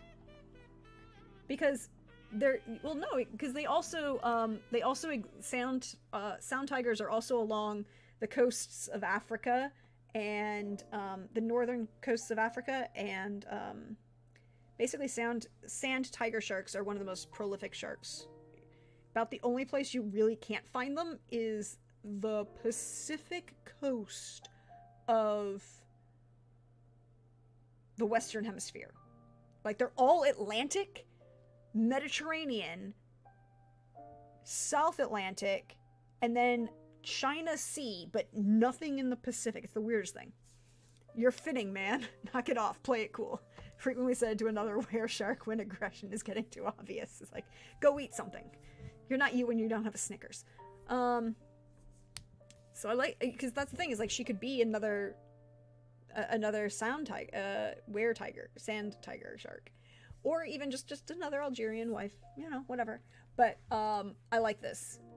So the family begins in the Chesapeake and then moves further south, influenced, you know. And I like the idea.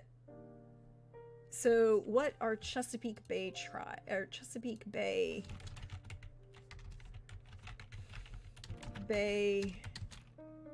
Native American tribes? One of indigenous peoples of the Chesapeake. Thank you.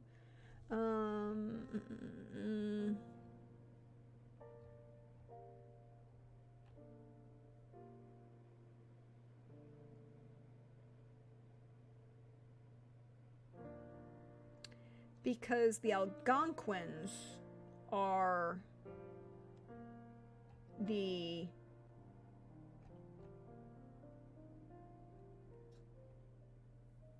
"12 tribes that sign the peace accord." So what?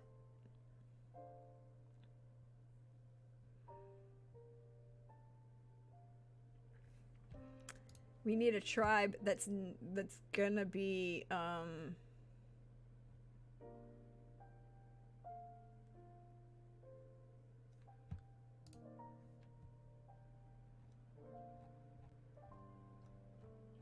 okay.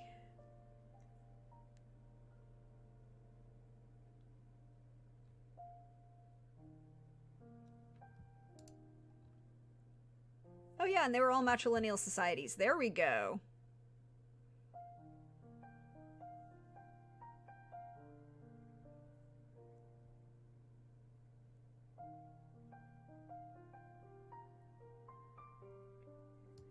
Um,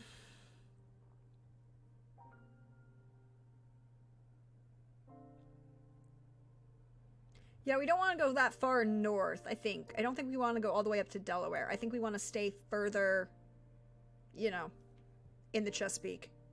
And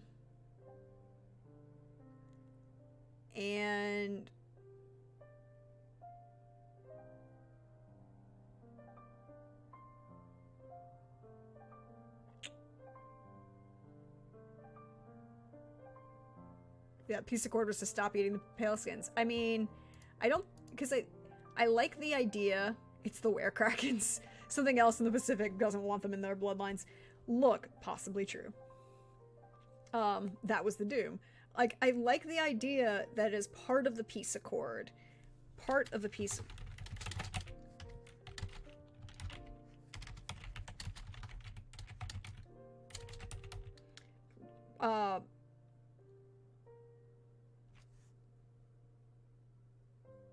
Increased the tensions between the family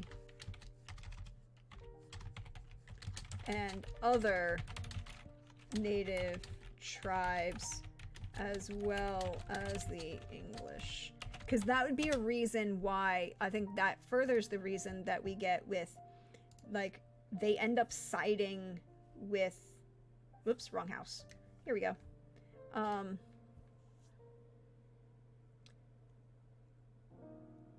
Oh yeah, the Delaware are that far, or get down that far south. Yeah, sorry, forget that. I was thinking you were referring to Delaware. Shoosh. Lord, it's a Friday, right? It's Friday. So I think that's another thing in that, because we know that they side with the English in the French and Indian War. So I think part of it is definitely gonna be,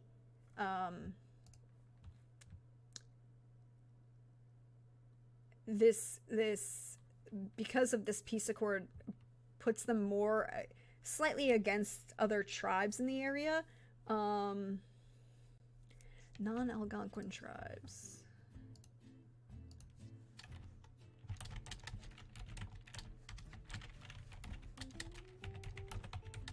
Near the Chesapeake Bay.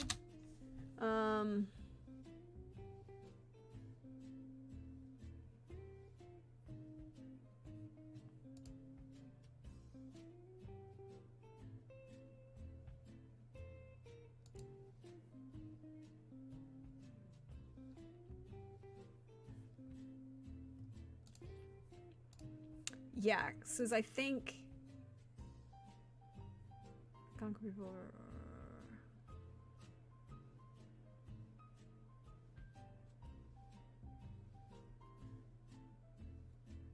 Okay.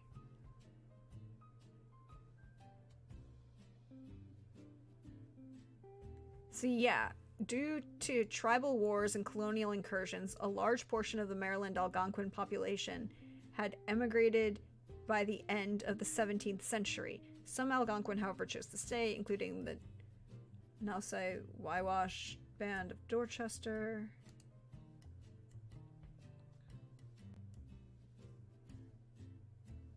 Cecil County.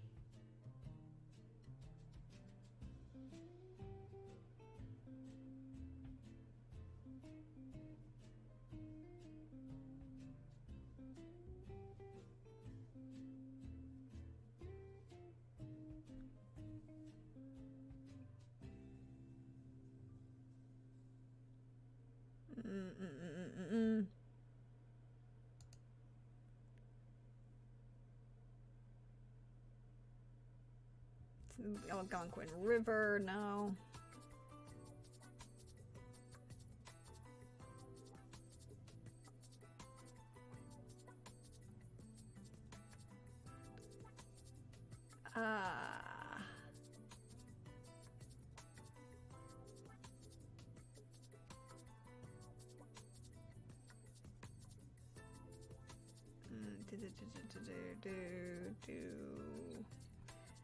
Because I don't think they're a member of the Powhatan Confederacy. I think they are specifically not members of the Powhatan Confederacy.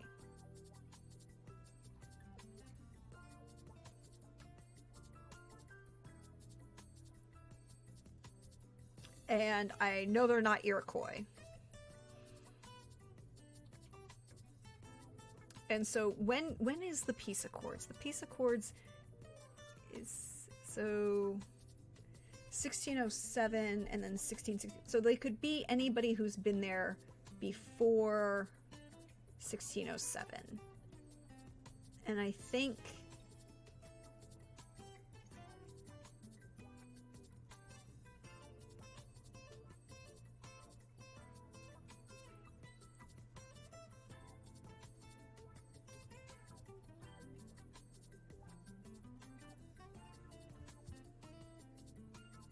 we could, so I'm gonna,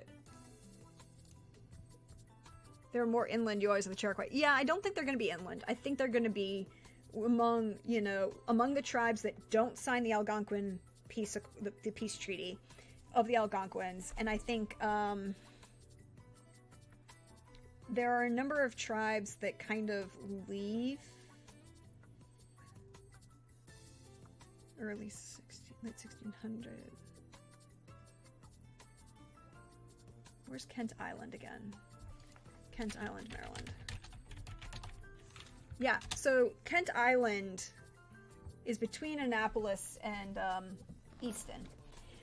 And so there is a tribe of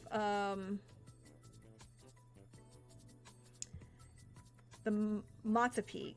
With the growing European presence on Kent Island, Matsapike, also known as Monoponsoon,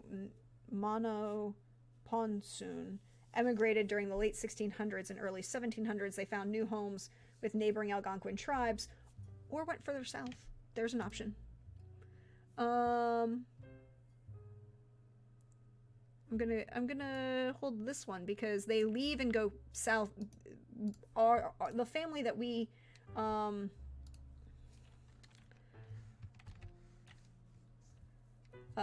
are talking about is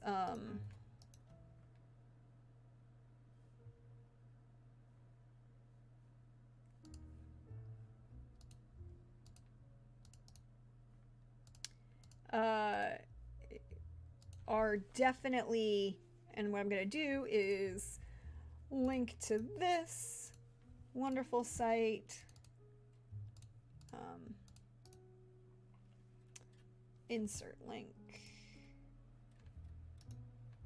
Paste. Apply. There we go. Because that will give us that link to, yeah, exactly.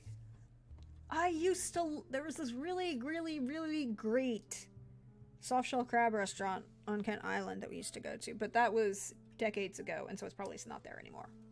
I miss blue crab and soft-shell crab and pretty much everything that the Chesapeake has to offer.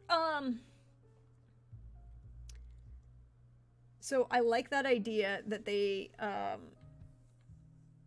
and they were originally from Kent Island and then move south after to the,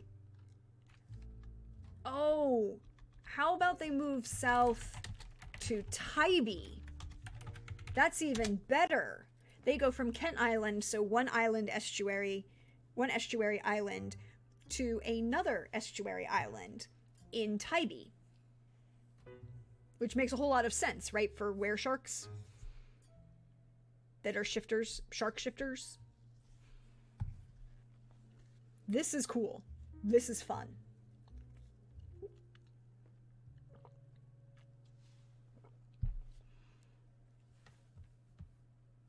What happened to Pretzel? It's just weird ending to some of these songs. Yeah, I like this. I like this idea. They come from Kent Island. They leapfrogging down the coast. Yeah, exactly. And then they, you know, end up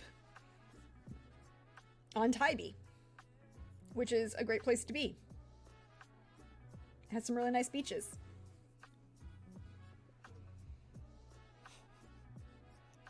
And I also know some people that own oceanfront property on Tybee. Yeah, I like this. I like this a lot. Okay, okay. So they're from...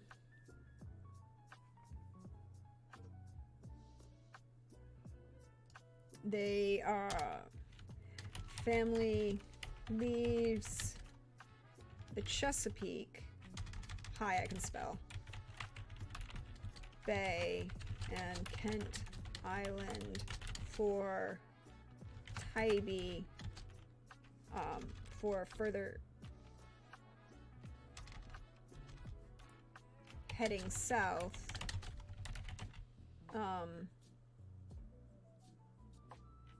because of the peace accords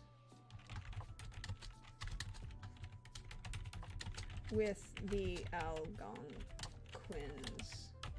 See note. Cool. All right. So we've got this family. They're Native American were sharks.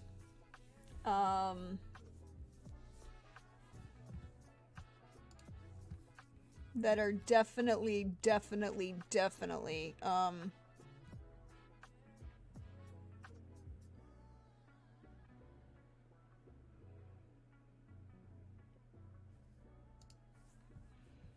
ooh, hold on.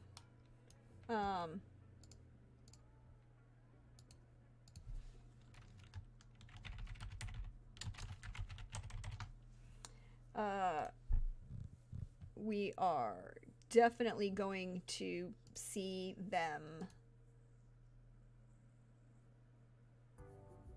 move south, keep going south, eventually end up settling in the Savannah area, settle on the island of Tybee in the Savannah,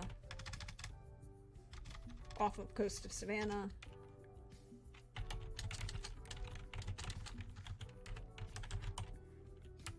They are were sharks. Were sand tiger sharks. Look, they just are. Remove it. All right. A were shark. Oh, thank you, Malik. I appreciate it. I appreciate it.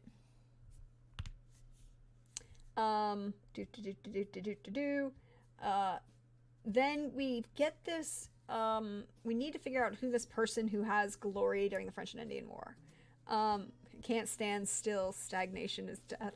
I mean, only for certain species of sharks. Although, yeah.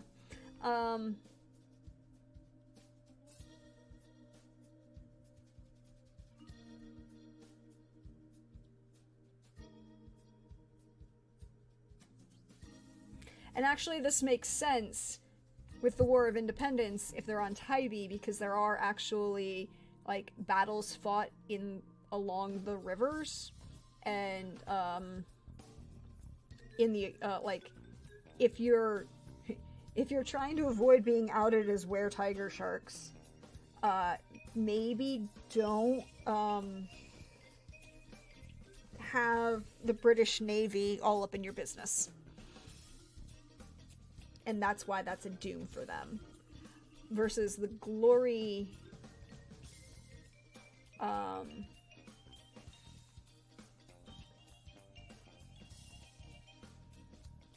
we need a specific person, you know, specific... Alright, so we need... And this name generator... Real names... America's... American names.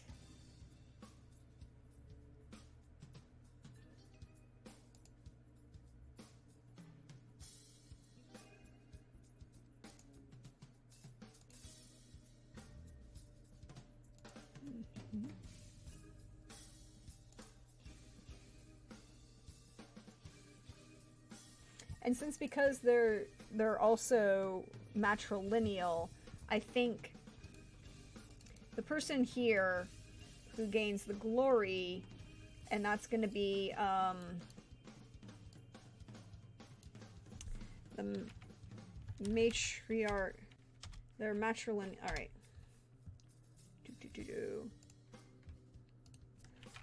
Matrilineal women could have power.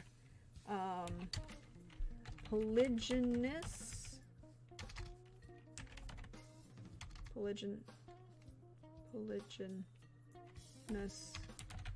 marriages. Women could initiate divorce. Cool. All of those are great things.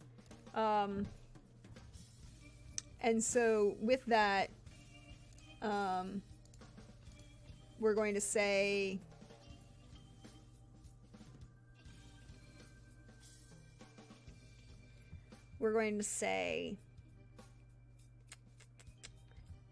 that it's a woman who brings the family south, right, to Georgia. And I think her name is, and she's the matriarch, she's the current matriarch of the family. And that is going to be,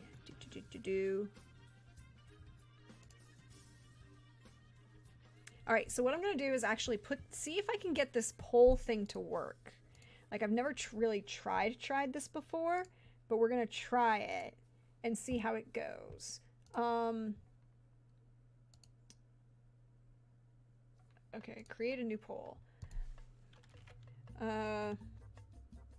First, matriarch's name. And I'm going to put 3 names in there. And they're all Algonquin names because Algonquin is also the type of language.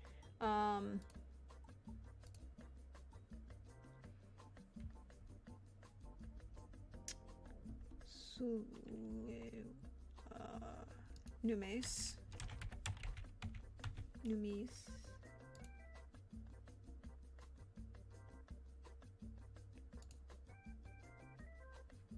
Oh, I like that one. I'll soon say? Well.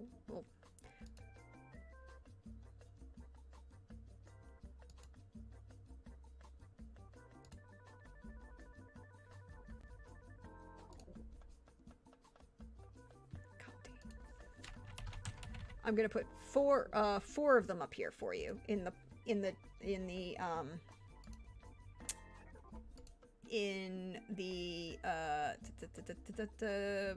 poll, right? And we're gonna let you all vote on, hopefully this poll works, and it will be effective.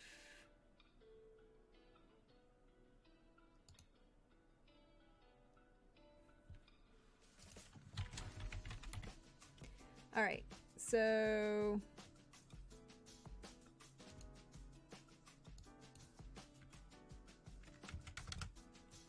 and we'll give it a 2-minute duration, and it should see a poll now above you on the chat. Yes, yay, we have a poll.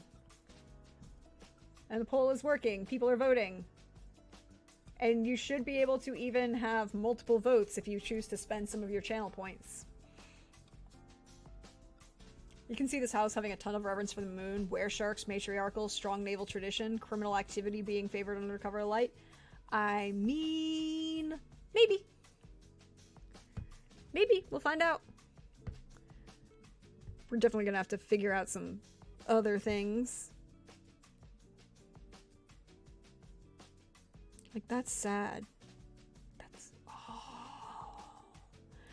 So, one of my favorite restaurants to get delivery from in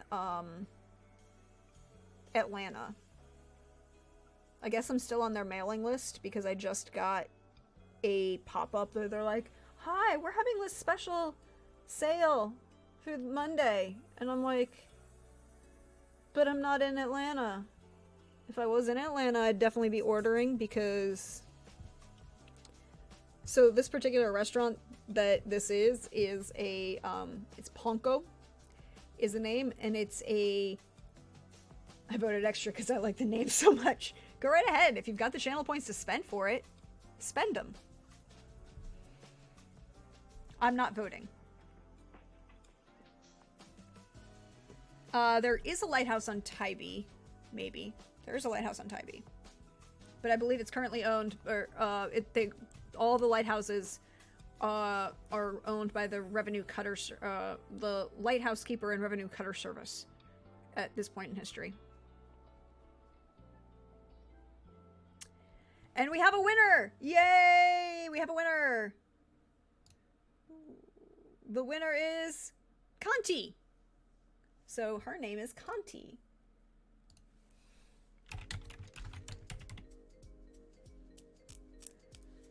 I figure, there we go. Yay! This is actually working. So it worked. Yay. That was pretty easy. Okay. Auntie Conti? I would not call her that. I'm not gonna call her that. Other people might, but I'm not gonna.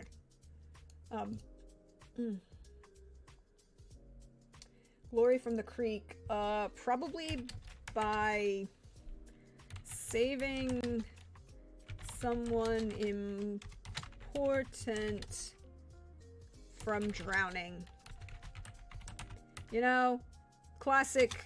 We're gonna, you know, pull a classic. Hi, we're sharks, but we're friendly sharks. We're very friendly sharks. Oh, you gonna drown. Well, let's get you out of the water, hun. Y'all don't need to drown. Is she gonna bite my face off if I call her that? Nah, you know, like, biting your face off is called for something much worse, but if she backhands you, she might, like, rip your face off with their, with those dermal scales.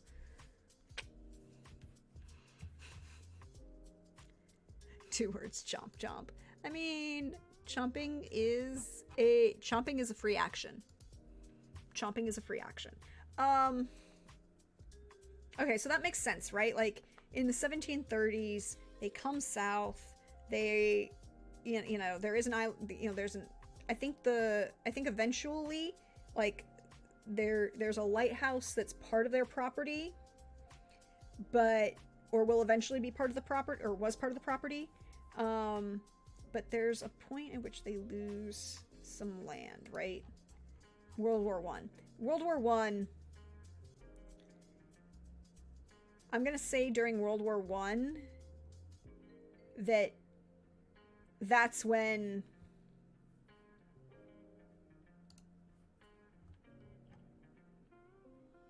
you also have the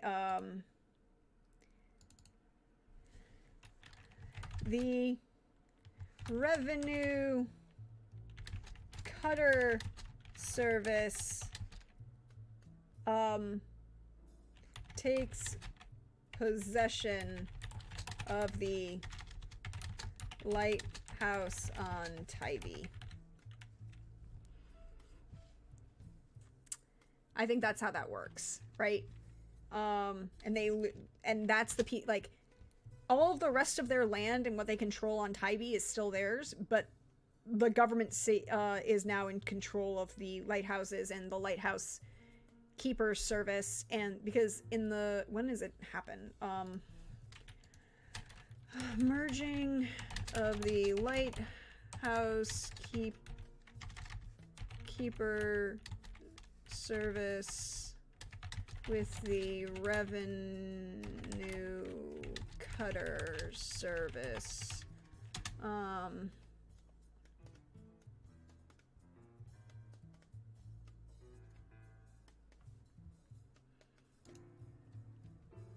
Yeah, so when does that happen?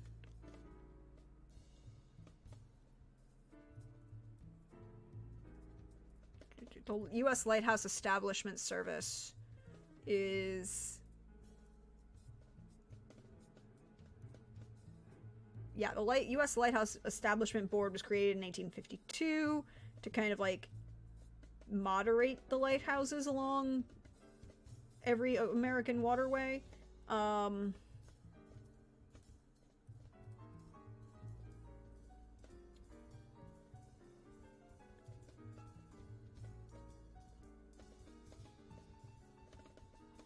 And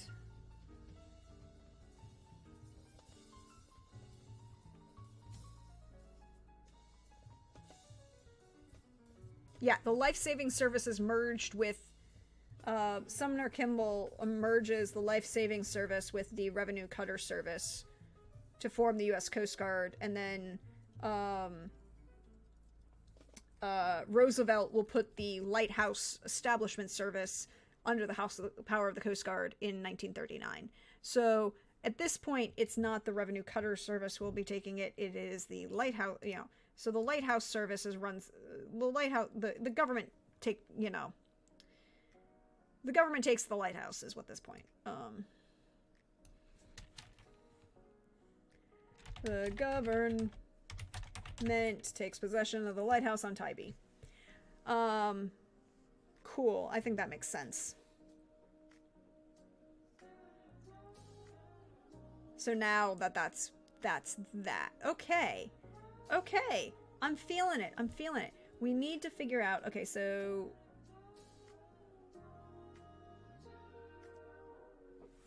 Conti is the first, and she saves someone important from drowning. We'll figure that out later. The French and Indian War is 30 years later. Well, 20 years later. It's the founding of Georgia is 1733. The French and Indian War is 1754 to 1763. I think this is a case where I think she's probably not the one who's doing the fighting anymore. What do we say, like, her sons. One of her sons is fighting with the English against the French. And I will make another poll. I'm gonna make another poll.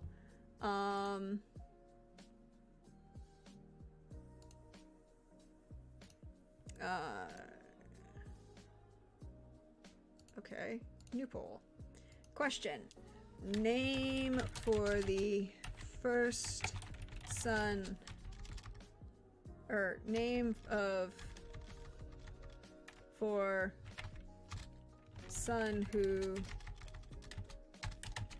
gained glory during French Indian War.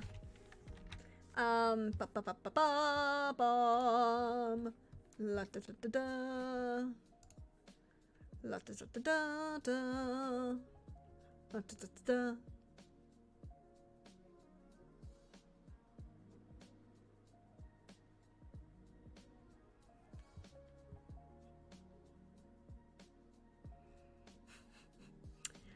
So, okay, Algonquin. Okay, so I like this one.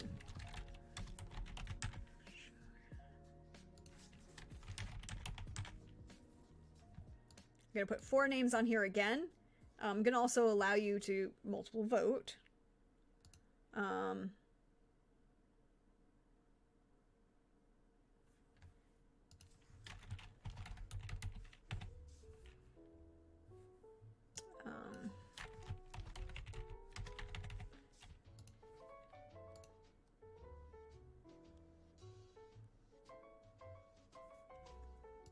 Four names.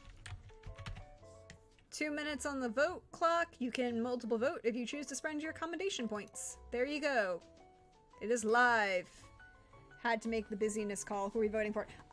So the Conti's son who gains glory for the family by fighting in the French and Indian War.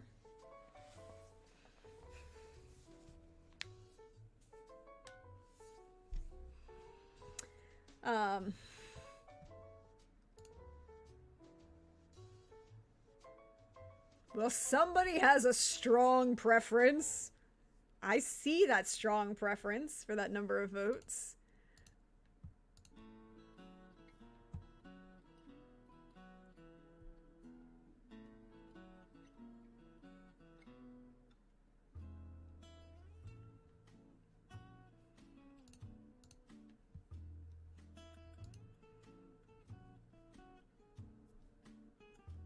I got points burning a hole in my pocket, what can I say? I mean, fair.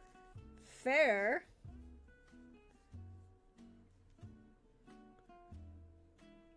But the tide could change. Someone else could choose to also invest. I'm not saying to force yourself to, but I'm just saying.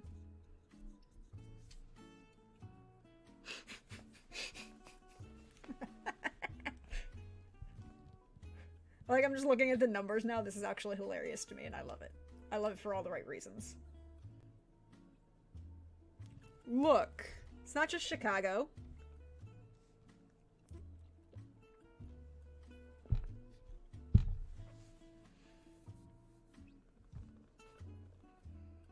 I opened it up to multiple votes if you had the,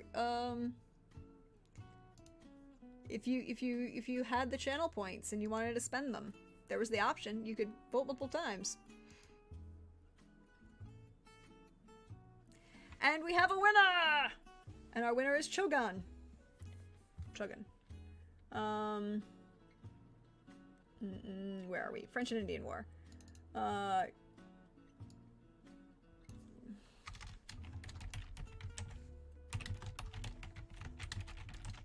Cool.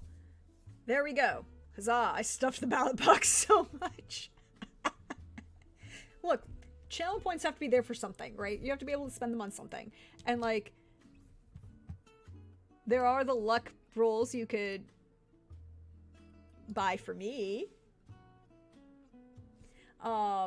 Against my players on Saturdays and Sundays. Or if you're here on Saturday or Sunday, you can buy luck for each of the players. Only once per person. With a total of 10 so that they can use those during the games. I'll probably do something similar. So, alright, so Chogun, Kanti's son, probably one of her younger, you know, because if we say she's, let's say she's,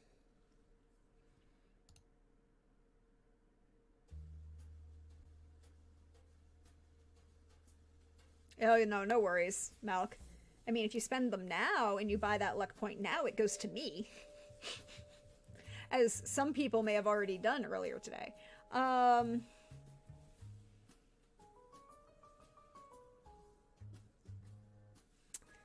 So, Kanti is... If we say Kanti is...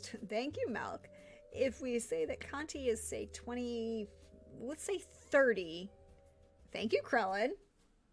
Ooh, I'm up to 3 luck points. Woohoo. Yeah, I use them against, to facilitate play with my players. Alright. I make notes of things all the time. Alright. Yes, I did. I got that. Oh, yes. Oh, thank you, Volpez. Oh, I didn't. So now we're actually up to 5 because Hawk reminded me that there was one yesterday.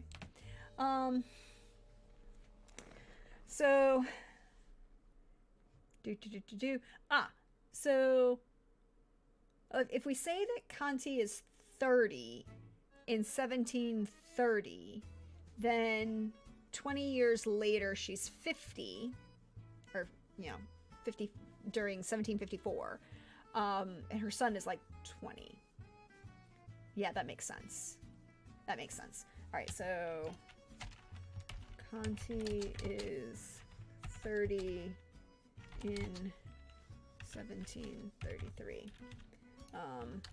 Shogun is 20 in 1754, so that when the war ends, he is 30. And then 30 when the war ends. Cool. Cool. Cool, cool, cool, cool, cool, cool, cool, cool, cool, cool, cool, cool, cool. Cool, cool, cool, cool. Cools. Cool beans, right? Cool beans? Cool beans? There we go. Alright. Alright, so, battle during the war was actively fought on their property. You know, there's, the Battle of Savannah, right?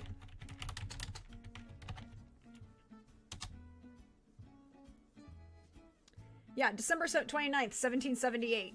There we go. Actually captures the city of Savannah. There's a siege of Savannah up through 1779.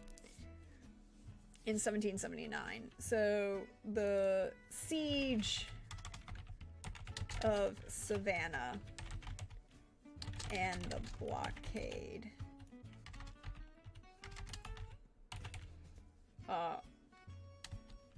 damaged their property.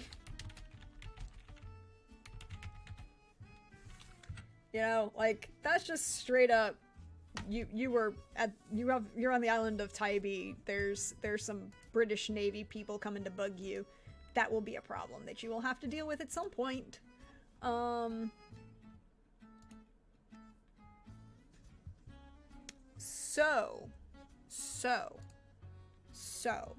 Alright. We need another person. Alright, so rescues a crew of a shipwreck off the coast of Savannah.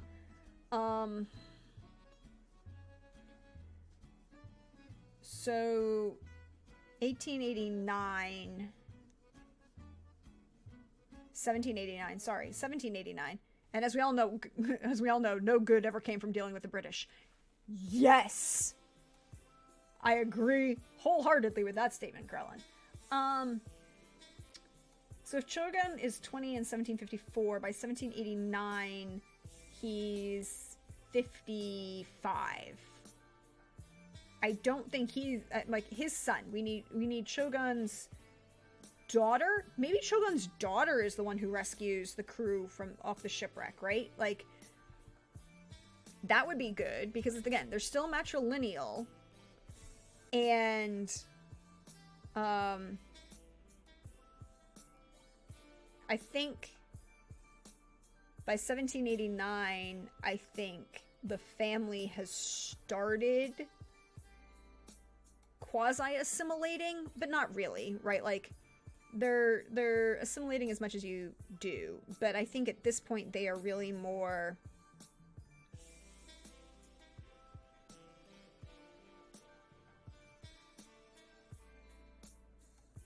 They may have taken created a last name for the family, but I think they still are quasi-matrilineal, and because of the way things work, I think they still allow female power, and I think it's Shogun's daughter who rescues the crew of the shipwreck.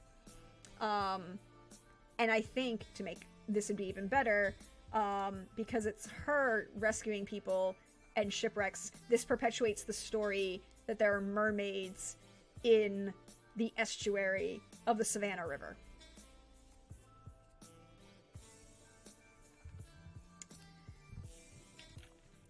Shogun's daughter rescues shipwrecked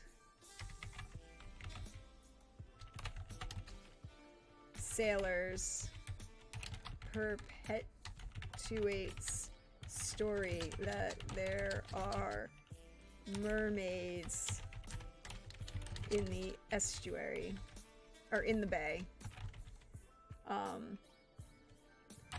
But really, we're sharks.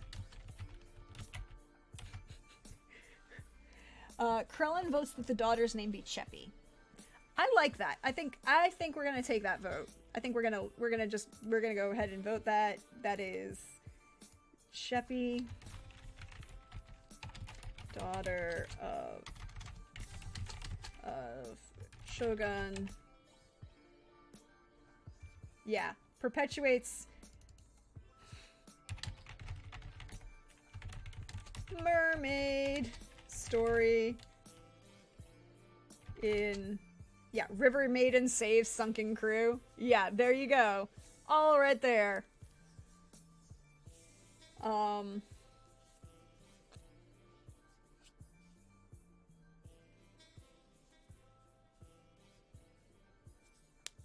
In the bay. Cool. Alright, so then if, let's say Cheppy is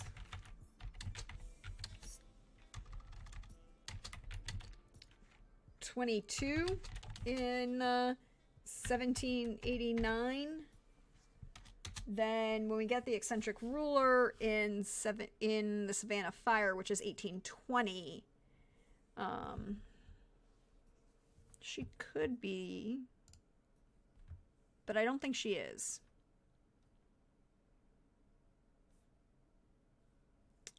I don't think she's the eccentric ruler.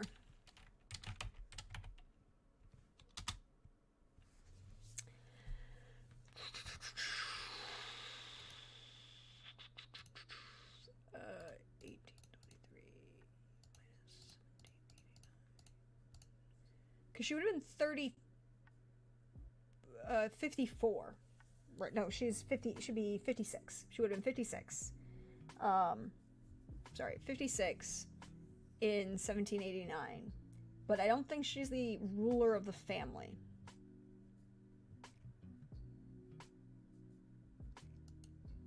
Right?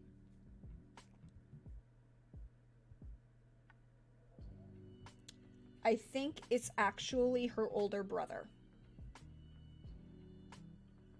And I think that's the other point at where you begin to see this little shift of assimilation. And it's not so much... And it becomes it's her older brother who actually is the ruler at this point. And I think...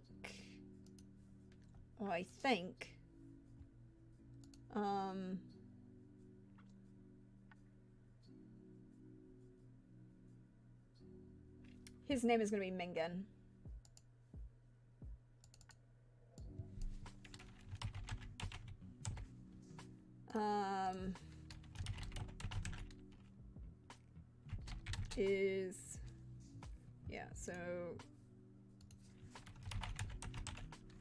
Is Shogun's oldest child and son older than Cheppy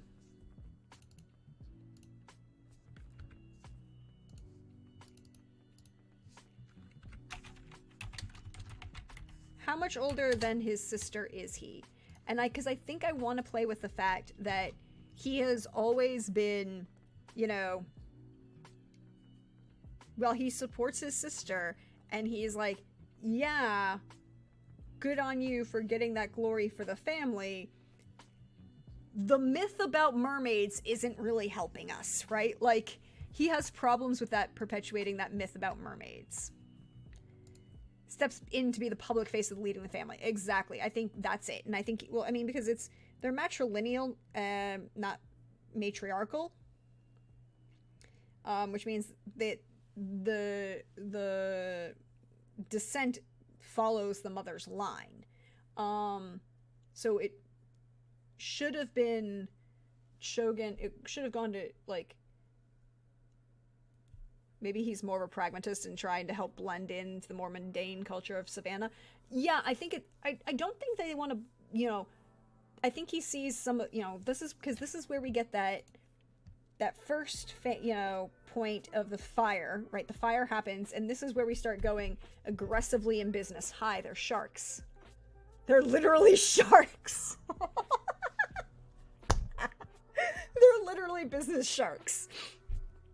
And, oh, I love that. I love that so much. God, I have the perfect image in mind for one of the merch. Like, by the way, hi, there's merch. They're not gonna be loan sharks. They're not loan sharks.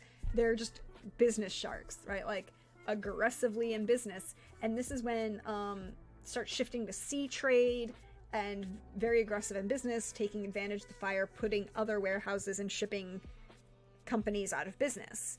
And I think this is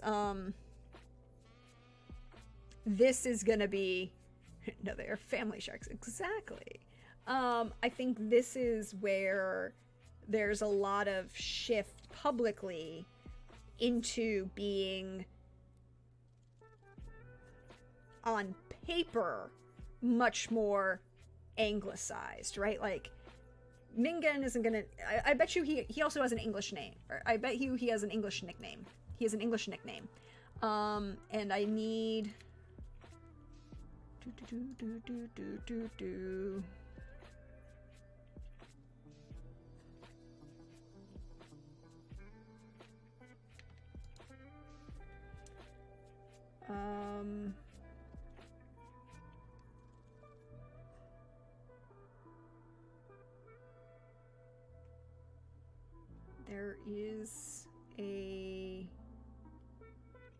There was a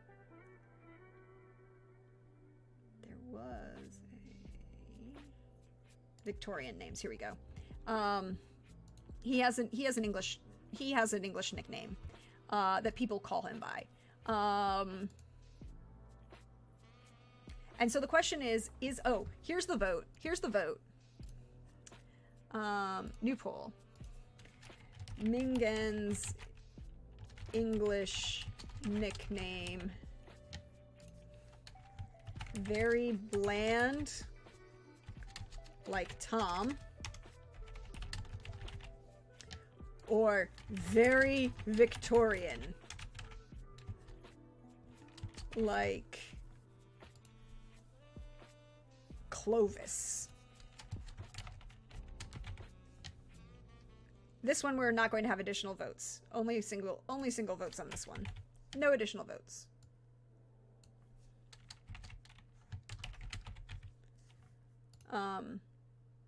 There we go. Modern family member with their sharkskin suit. When we get to the 1980s and 1990s, we will talk about sharkskin suits and putting them into the sharkskin suit. Because remember, we're starting in 1945. And technically that's an option. Oh,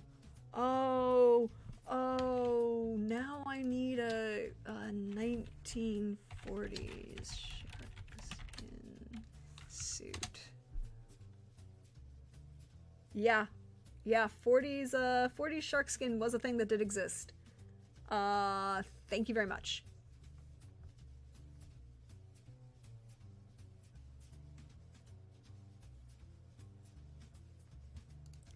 Now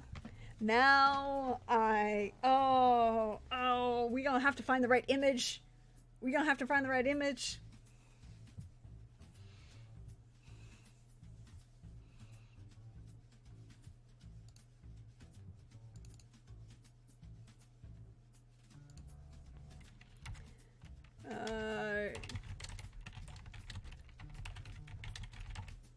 Yeah, and so he is... Mingen is, we're gonna say, if Cheppy is 56, we're gonna say that Mingen is, let's just go ahead and make him 60 in 1789, right? So then he's born before the family moves to Georgia. Not that he really remembers it. But we're gonna go very Victorian. Very Victorian is the results that we got out of here. So we're gonna go very Victorian in his name. We're gonna go, ooh, Thurman. Ooh, we gonna or Elder. No, because that leads new poll. Mingen's nickname. Thurman is an option. We're talking options now.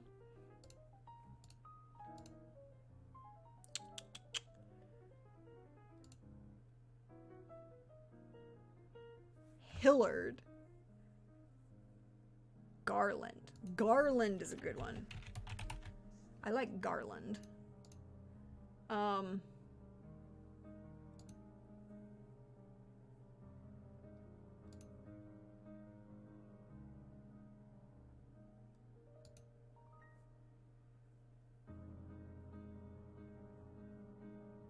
Eldridge.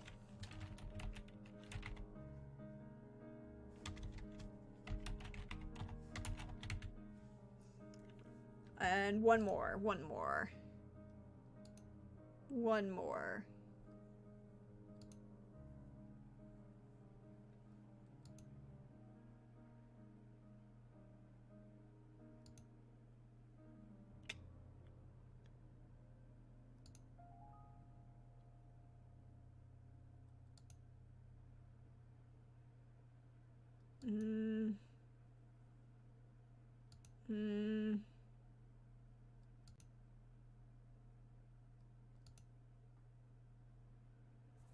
Chester.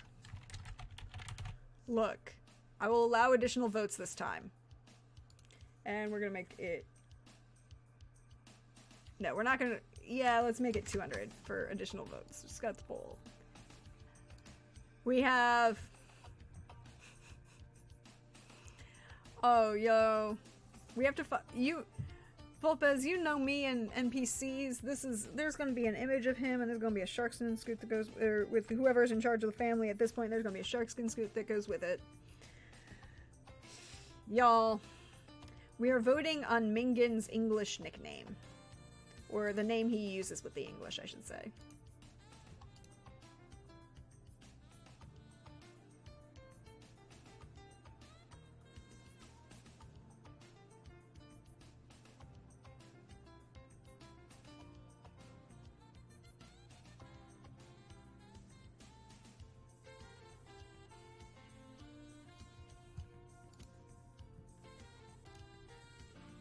Ooh, we got a tie vote going right now. We got a tie vote. Would he have gone closer to his real nickname, like McAllister or some such? I don't think so, right? Like, I think he would be... It's one of those people who, like, whose nickname is entirely different than his actual name. Like, probably because he got tired of people mispronouncing it. Like, for example, like in my family, my great uncle Bill, his actual name is Americo. Because he was the first child born in the Americas.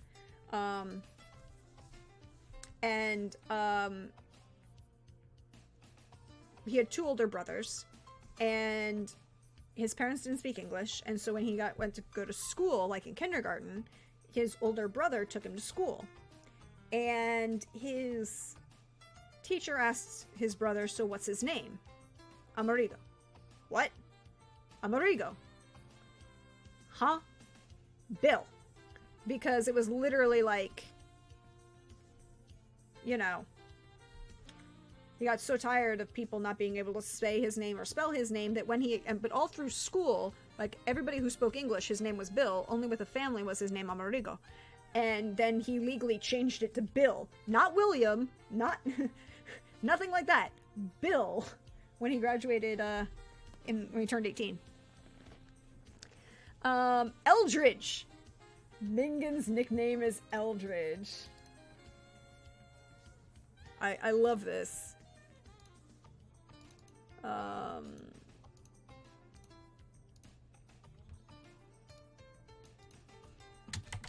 By 4 years, Mingan uses his English name to do business. And I think this is the first point at which, like, good investment of Prax coin. I mean, there you go. To do business, and I think this is the point at which that's Eldridge. And I think this is the point where, if, like, the company in 1945, the company still exists, right? Like, the shipping company still exists.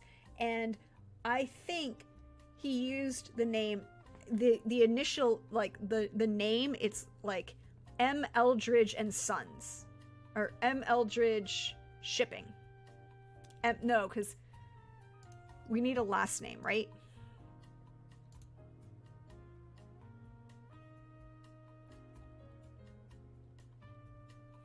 As someone who almost became Herman Mordecai, thankfully my mom shut that down. I mean, I think he uses, I think what he did, and I'm gonna say the shipping business name is M. Eldridge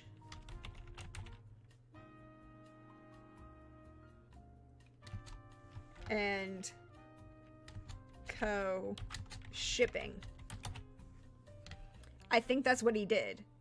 And because he didn't know that you were supposed to, it was supposed to be his last name, and he just uses Eldridge as his, like, English name.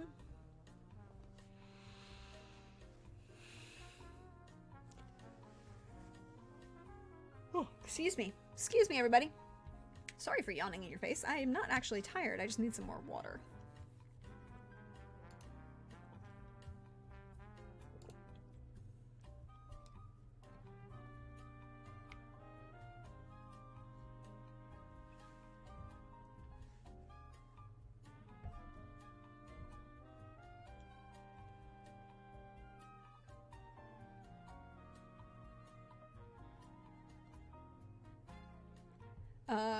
Okay, just answering a couple quick messages.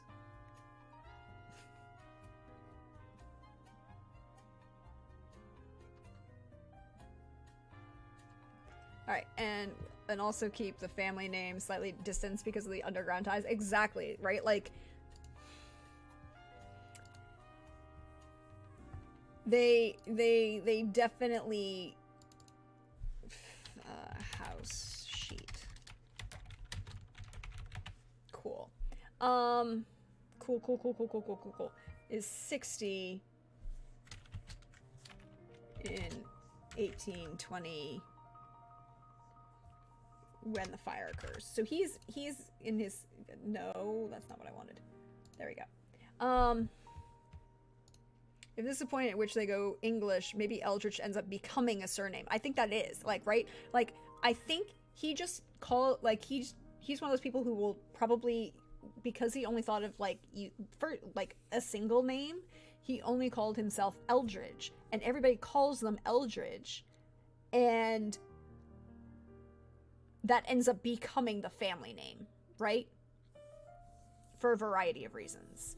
And because that's what he, like, put on the building. He didn't put a last name, it's M, but the M, and everyone's like, oh, that stands for Michael or Matthew or something. No.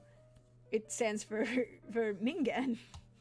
And I think that this is also the point where the surname becomes Eldridge. Cool. That's a good thing to determine. We are moving and grooving, everybody. We are moving and grooving. And crying. Particularly if we get into stuff like the Civil War, and now they're into shipbuilding and blockade running and gaining a reputation, and so, that further separates them from, you could use the actual family, or becomes the surname, or the surname becomes Eldridge to the government and the public. But I think because they retain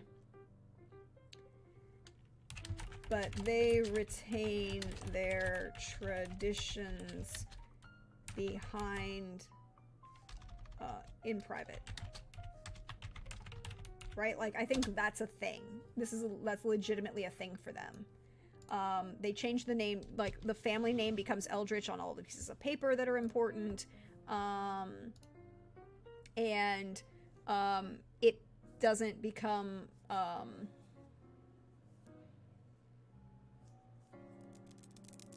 there we go. That works.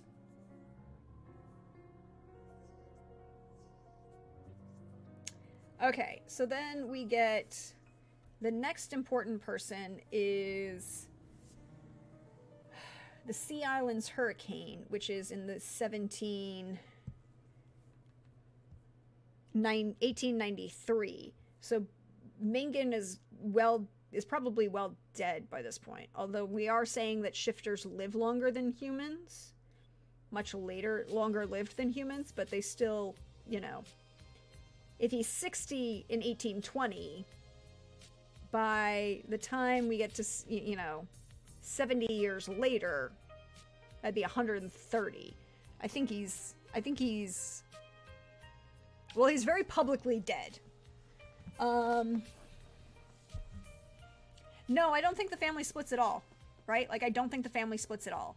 I think the family just keeps, you know, they become this little commune tribe on Tybee. Because again, we lose, like, we are not a big family.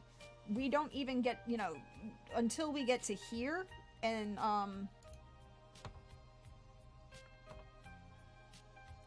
we lose people, we lose a large chunk of our population, of our, early with the two dooms, and then again during the American War, and then again during the fire. Which is, I think, where actually Cheppy would die. You know, like a couple other people die during the fire. But we start to regain the family later. Yeah, I think they live longer. And I think I need to open that note. Bloop. I think we need to open this note. And go ahead and say, where shifters live longer.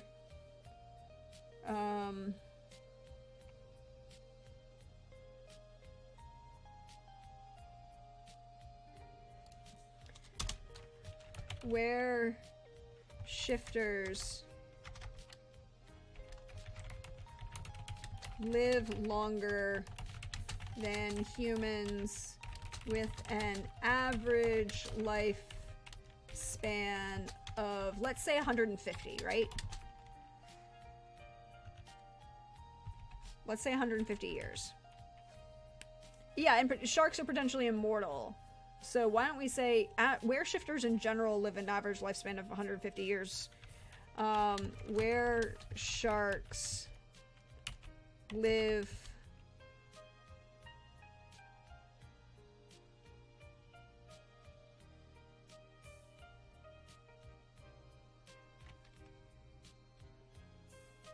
I don't want to make them immortal, but why don't we say where sharks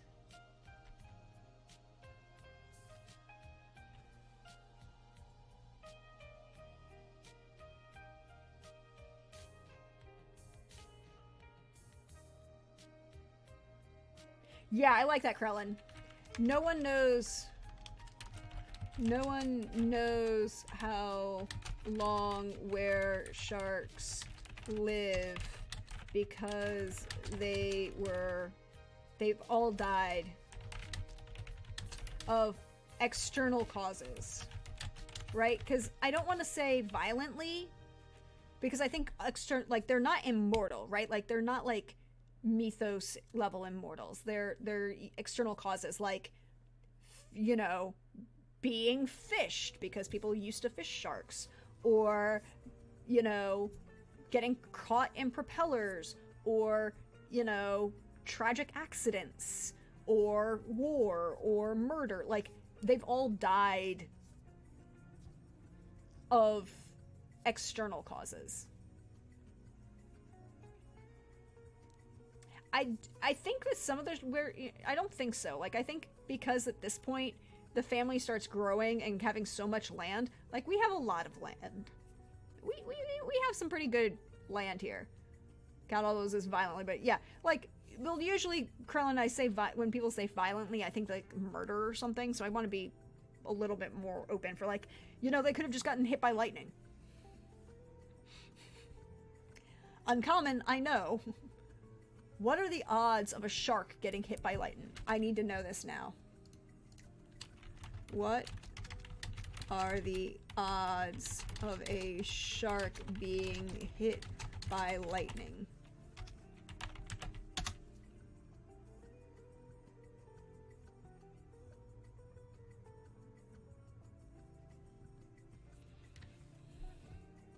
Google doesn't know.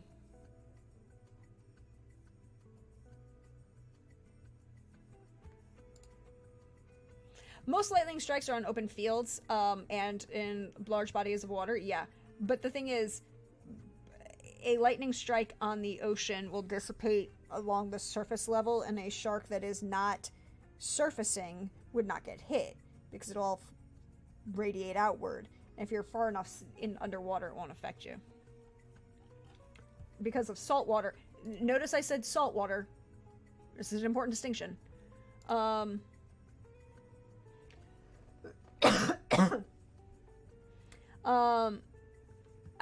like the idea that we don't know how long they live. We just don't.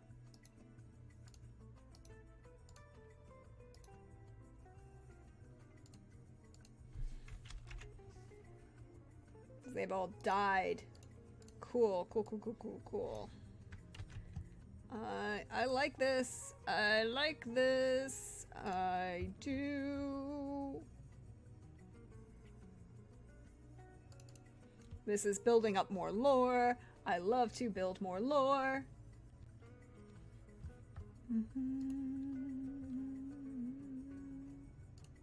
There we go.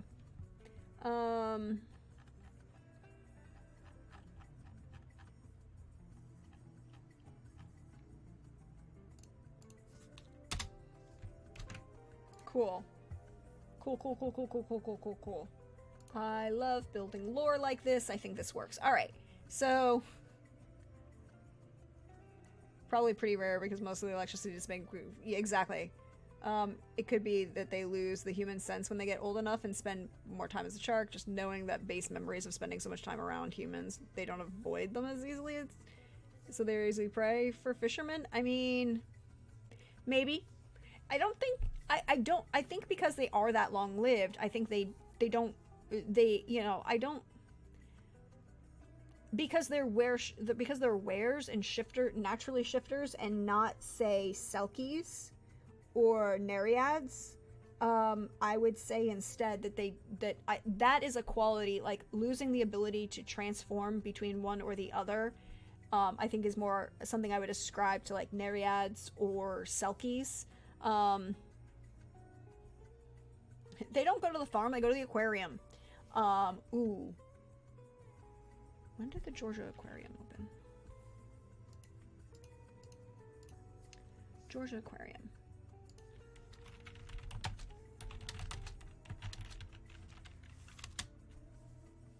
$2005. Cool. I don't have to worry about that. I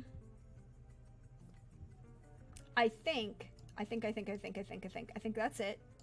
And then what do we got over here? Oh, we've got two more. We got more people we gotta find. We got more people. What's a nereid in my lore? So a nereid is a actual mermaid, or at least what are the most commonly what I'm going with is nereids are the most interactions with nereids are what lead to a large majority of the mermaid mythology. They are predominantly a Mediterranean species of beings that can be both fish and human, and I'm probably thinking like closer to like dolphins, but they can also, unlike were shifters, achieve a half state, which is why they ascribe like the descriptions of mermaids. They are also, there's other things I haven't really played with them 100% in my head yet, Krellin, but that's the big thing that I'm thinking about. All right. So the American Civil War happens. Sherman, the hurricane happens. And so Mingan is still alive, but he's probably stepped back from public, you know, he's no longer publicly seen. We want to say his saves an important figure from drowning during the hurricanes, and they aid the Lighthouse and Revenue Services in rescuing individuals off of Tybee. I think the individual who saves, I want them to be young, right? Like,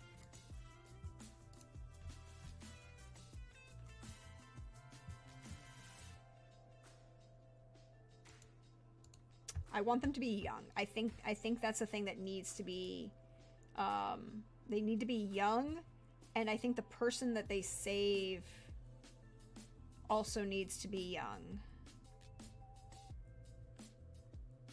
Because, so it's 1893 is when this hurricane happens, right? And then 18 years later, we have an eccentric ruler who goes away to war, is young enough to go away to war, and then bring home a Algerian war bride. And I think the ruler, well, the eccentric ruler has to be male, right?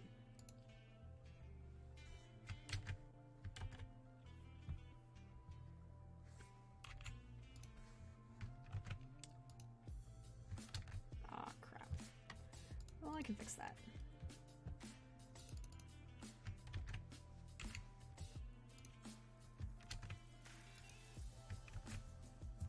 Well, either way, we play to the trope and have another young eldritch... Well, either way, either we play to the trope and have another young eldritch woman save someone again, or we subvert the trope and have a man do it this time. I mean...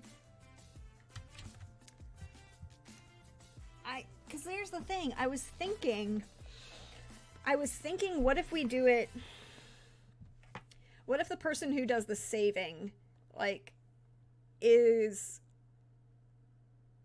Yeah, because in 1893, right, like, if they're, let's say they're 30, let's make him 35 in 1917, let's make him 35.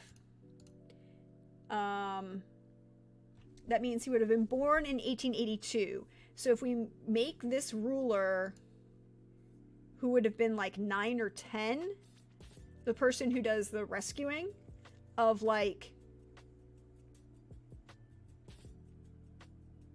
right? Because then it's like, oh, this kid saved everybody, and it would be a big thing in the papers kind of thing, right? To give you that big bump in both influence and reputation. And it would be like,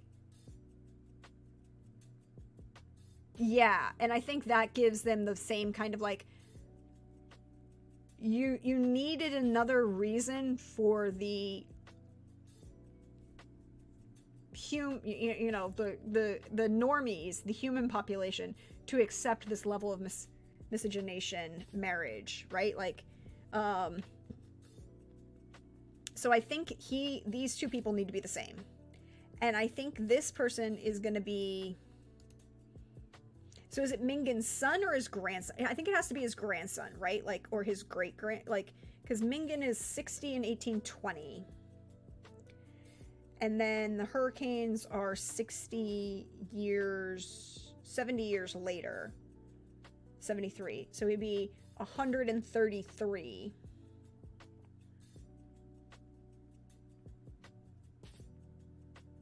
I think it needs to be his great-grandson. Grandson or great-grandson? Great-grandson.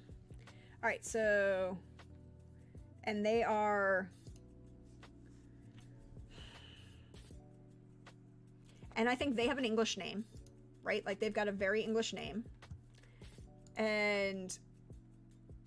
Ooh, what do we think of Harlan Eldridge? Harlan Eldridge?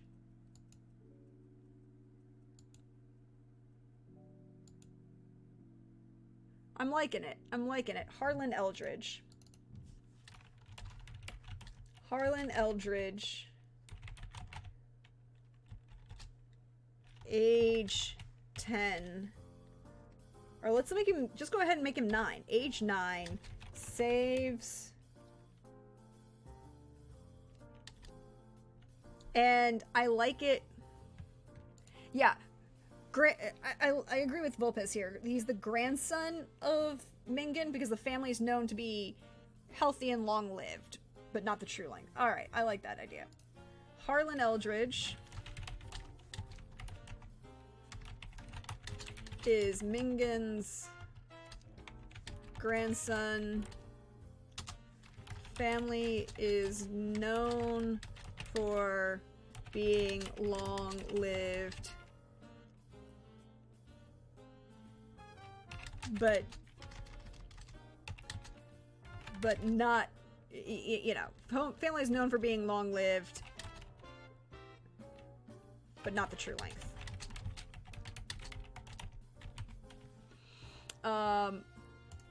I'm looking forward to the one joker of a parent who names their kid Finn as a cringe-inducing inside joke.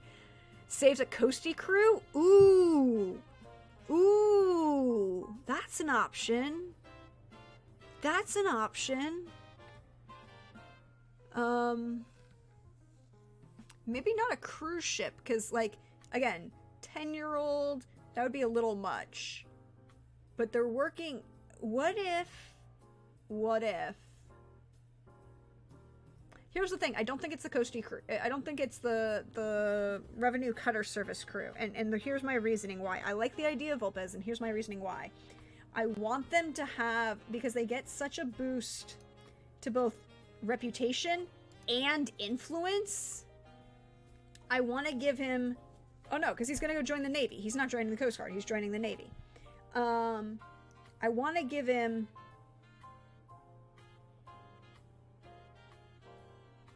I want to give him the boost in influence and reputation with the people of Savannah, right? So this needs to be... The person that Harlan saves needs to be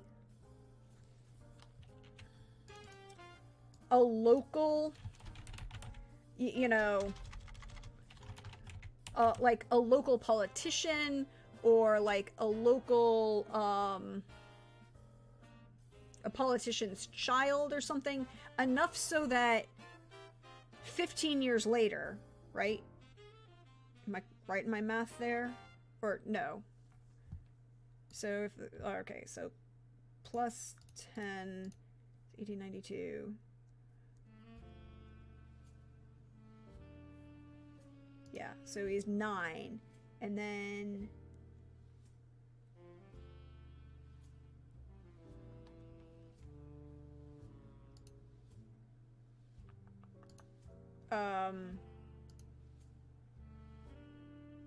He's 35 in 1817. So enough that 20 years later, he can still be... Yeah, you're going for the cruise ship for the big influential families. I like the idea, but maybe it's not the cruise ship as a whole, but somebody on the cruise ship who fell off, right? Like somebody falls off the deck. Because it's enough, you know, it's enough that he can then come back and fight the miscegenation claims that will be happening. And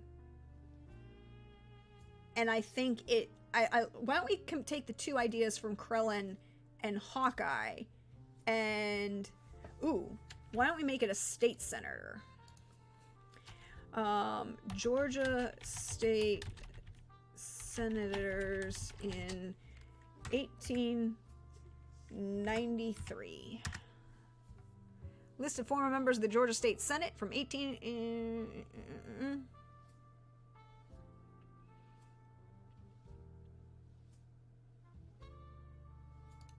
Yeah, so some dynastic families, so that when miscegenation time comes, someone in power owes them more than a minor favor. I saved your life, Bob. You gotta... Exactly. Like, you need... And it needs to be... Like, a great local rep. Yeah, exactly. District... Savannah. I'm county.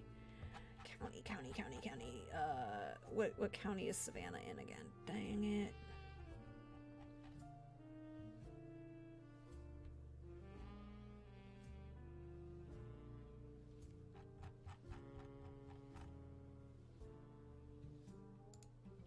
Okay, so that's not the whole thing.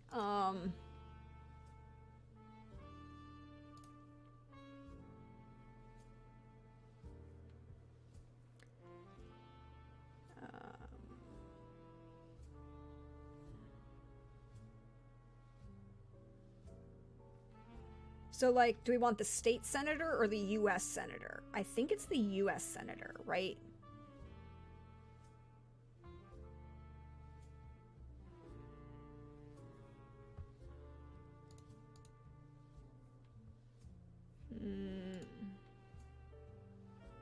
Yeah, U.S. would be a bigger poll. I think so too. And again, particularly if you're on Tybee, right? Like if the state senator from the state of Georgia is spending, and the hurricane comes through in August, you're spending time at the beach on Tybee, and you're on, like, and maybe not like a cruise ship, but like your private yacht off of the coast of Tybee, and 1793 term ended. Okay, so whose term ended?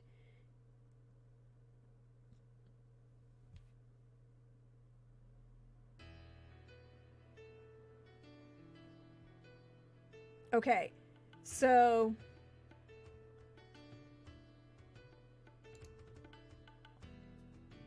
Alfred Holt Colquitt, son of Walter Terry Colquitt, a representative and a senator from Georgia, born in Monroe, Walton County, Georgia, April 20th, 1824, attended school in Monroe and graduated from Princeton College in 1844. He was elected to the 33rd Congress, March 4th, 1853 to March 3rd, 1855. Was not a candidate nomination. Re-elected under a new constitution for 2 years, elected as a Democrat to the United States Senate in 1883, re-elected in 1888, and served from March 4th, 1883 until his death in Washington, March 26th, 1994. Chairman, Committee on the Post Office and Post Roads, interred at Rose Hill Cemetery in Macon, Bibb County, Georgia. So, here we go. Yeah. Oh, of course I'm doing it. Krellin. Of course I'm pulling a real individual like this. Yeah. I suspect 1894. Yes. I'm sorry. He died in 1894. But that's the thing, right? Like, so his I'm betting it has to be his grandson. Alfred Holt, because, right? Because he dies in 1894, but he's born in 1824. He's 70 when he dies. I prefer time travel shenanigans that had him die in 1994. I mean, otherwise you just found the word shark. All right.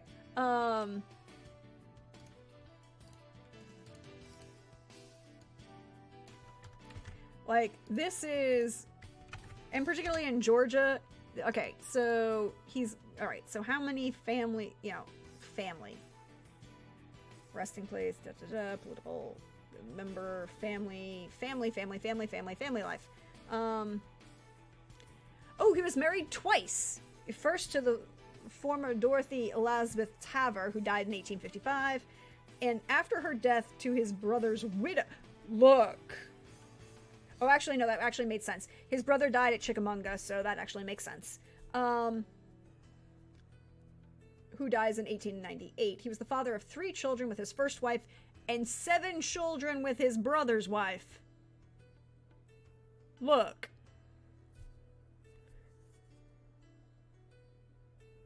Do we have anything on his children? Okay, so we don't know his children.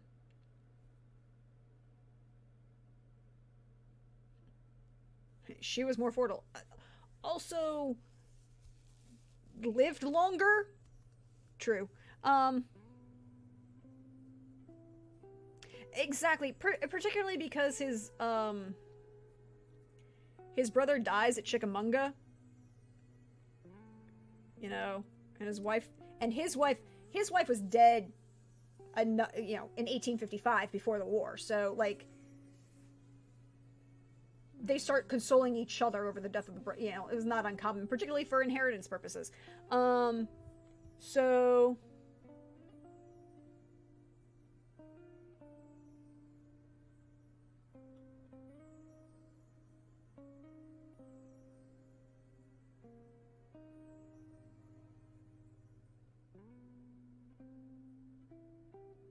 cool. So Harlan saves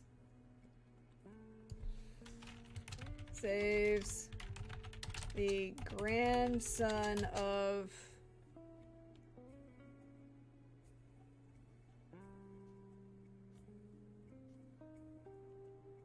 yeah, exactly. Single father, the brother's wife is already living there taking care of the kids.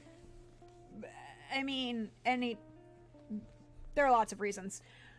There are lots of reasons why combining those two families made sense. Of Alfred H. Colquitt. And Colquitt dies in 1894, but I think that's a good, like, he dies in 1894, but the family would still have enough representation. Right? Like, and Alfred Colquitt's father was William T. Colquitt, who was a U.S. representative and a senator. So, like, the family has some pull here. Like, there's some local pull here that would be, like, a good thing for the miscegenation issue. U.S. states, Georgia state senator.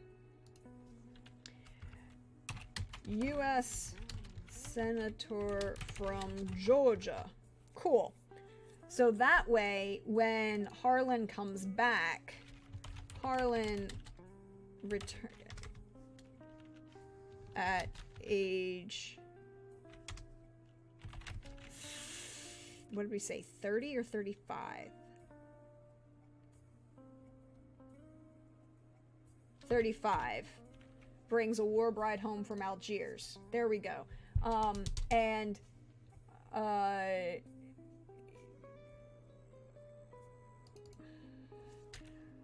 Harlan saving of Colquitt's grandson. We need to find a name for him. Gave enough clout to arrange the paperwork, right?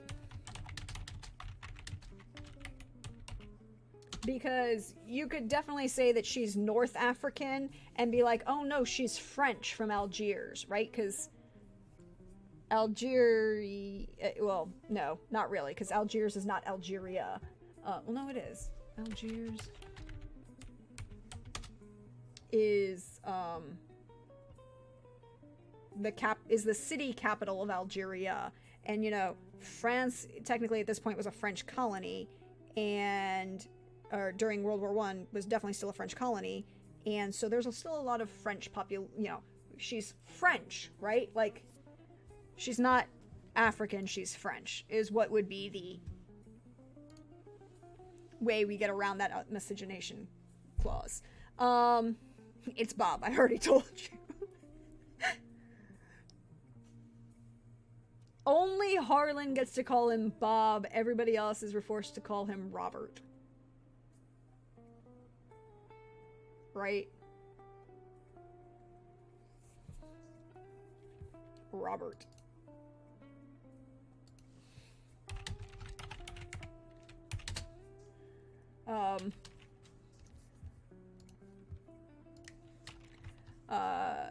Harlan saves Robert Colquitt when they are kids. And I think that's the other thing, right? Like, having the grandson be the same age means that they can have this bonding, like, friendship. And they become lifelong friends.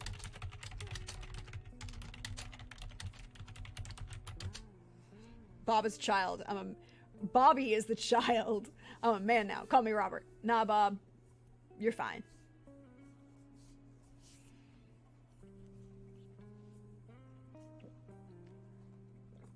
Ugh, okay. Oof. Look. Look. We doing alright, y'all. We doing alright. We've only been out... See, this is why we need multiple streams to build all of these houses, because it's been 3.5 hours. I prefer the much more cultured Bobbert. Nah, no. No, because that implies something else, and someone will misread that, and then, no. That individual is not going to be welcome in this narrative. You may be a man, but to your daddy, you're still a Rob boy. Got it? Exactly. Or, only Harlan can call him Bobby. You can call him Bobby, right? They can call him Bobby. Or, what's a Victorian nickname for Robert?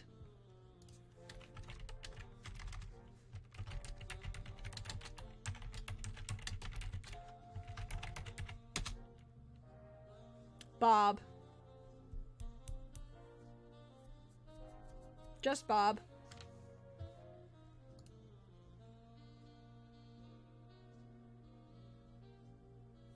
Or occasionally Rob, right? Like, I think that's one of those things is like, Harlan gets away with calling him Bobby, but everyone else had to call him Rob or Robert. Oh, thank you, Malk. Don't worry. I figured you hadn't thought of it. I figured you hadn't thought of it. It's okay. I just... Mostly because I looked up and I misread it and thought that's what you wrote. So, you know. I was like, no. And I knew you weren't actually suggesting that. Okay. So then we get to Black Tuesday.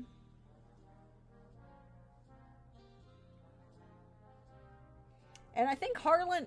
I'm pretty sure Harlan is going to still... Because he's 35 in 1917 by...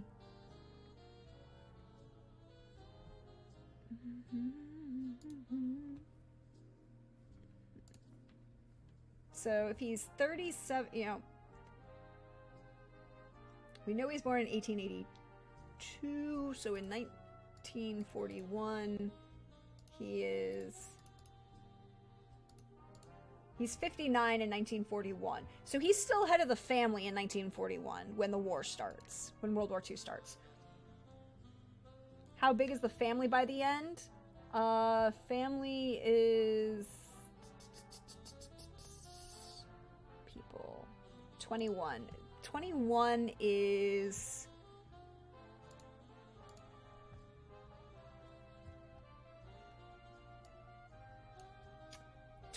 you, your spouse, your 2.5 kids, your parents and in-laws, and your unwed siblings. So it's pretty decent, right? Like, there's a decent level of extended family.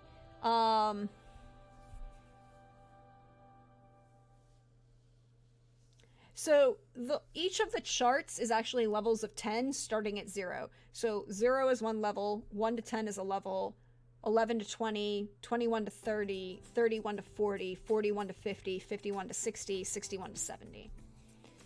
Oh, it's all good. Harlan and his French wife had a large family. Yeah, like, but large in the sense that it's, you know, a couple kids, 5 or 6, right? And then, so Harlan, we need a name for the Algerian. We need a name for the Algeria.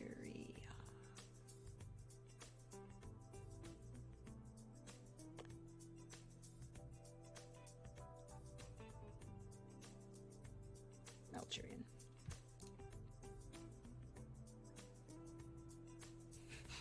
Yeah, so the 2.5 kids have families by, and then those 5 or 6 kids have families by the game start. I would say not all of them, right? Because like he's 59 at game start. So let's say his oldest son is just 22 or 23. So like his kids are maybe not that actually, may not actually be married yet, right? He may have more siblings. Like I think he has a number of siblings still. But if we say that he is, Harlan is born in, yeah, he's 59. And let's say his oldest son, because he doesn't get married until he's 35. So if his oldest son is born when he was 36, his oldest son is 23 now. Like his oldest child is 23. So they probably don't have, they may not have families yet, right? Like, because it's 23 in 1941. They may not be... the war either delays a lot of things or rushes things. And I think because they're... Oh, hold on, everyone. There's a knock at the door that I have to go deal with. I will be right back. I'm also going to take this opportunity to run an ad break and stretch in bio. Give me a second.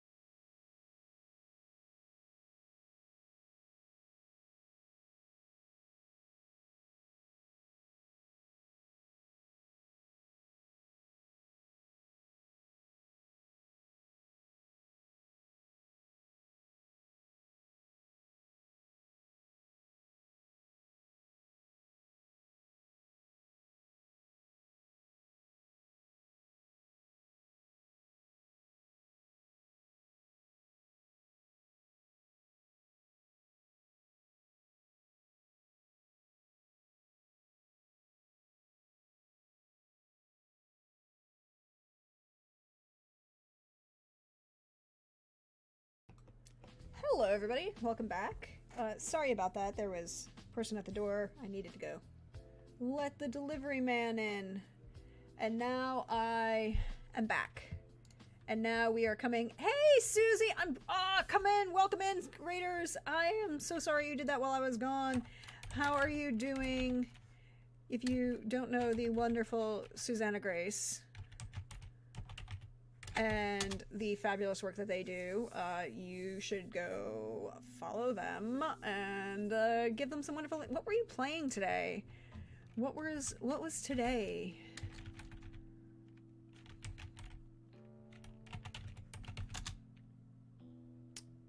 Ooh, Diablo. You got Diablo 4 jelly, but that will be on the list. I have fond memories of Diablo. But welcome back. Hi, everyone who came in with Susie. Thank you for being here. Thank you for hanging out. I am your wonderful neighborhood Prax. I use she, her pronouns. And today we are working on the wonderful building of more houses for the Carousel Court is what we're calling it. The game I am building and going to be running in the near future. I run a lot of TTRPGs on my channel. If you want to check those out and see what they're like, there's a YouTube. Link is in the chat. But after Witcher finishes in 5 episodes, we're getting feels about that. We have this new game that I'm going to be running, combining the mechanics of the house system from Sword Chronicle, or Green Ronin's Song of Ice and Fire game, with the mechanics of Pendragon to do a long-term look at a subdivision country club politics, and each of the players gets to play a different house. Yesterday we built Trooper, who is the first player to start building his house, and then I did one of the NPC houses. We have started. We are now into NPC house number 2.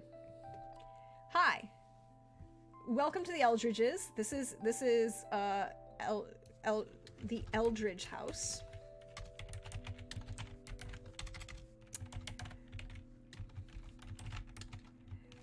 They do all right. They do all right for themselves, and we're now looking at Harlan. The Eldridges are were-sharks. They live on Tybee. Malkadoshian is a fan of this house. Not a bad idea. They are a Native American tribe that are were-sharks. Yep. Specifically, sand tiger sharks. Because that's a thing.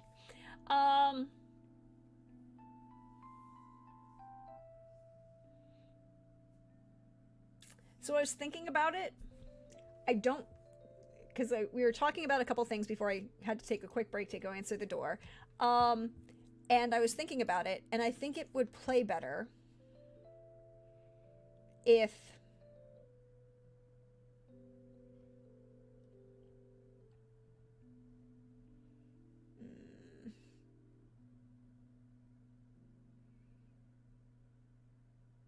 yeah, see, that's the thing. It needs to be Colquitt. It has to be Colquitt. The answer is it's Colquitt.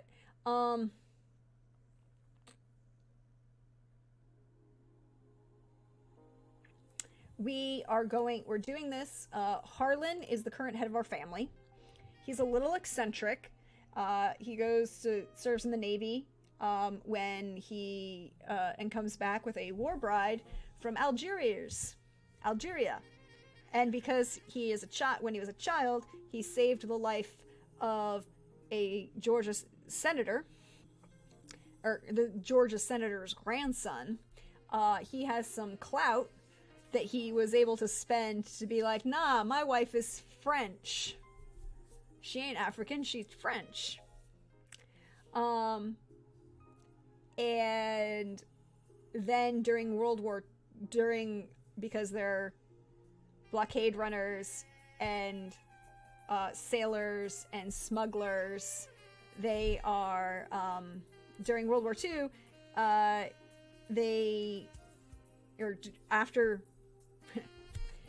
during the Depression, they're rum runners and smuggling alcohol. And then that strange eccentric man eats those exotic spiced meats. I mean, harissa is damn good. I'm a big fan of harissa. And tagine. And a lot of North African flavors. I mean, it's fine. So in World War II, and we were just doing the math, Harlan is still the head of the family.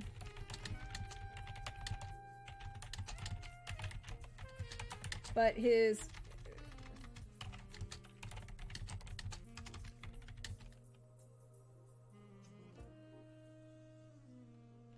Oh, always take a nice tagine. Yeah, exactly. They could also own a string of butchery shops, too. I mean, they don't have quite enough land. Do they have enough land for that? No, they have... They do have they might have enough land for that. They do actually have enough land that they own a house in... Because they're going to have a house in the court, right? And then they own land, and the other land that they own is in Tybee. Is basically... They're going to be the major landowners on Tybee. Which is a small change because I know, like, the other two big families that have major land holdings on Tybee still. My roommate in college, her family had some serious money there. I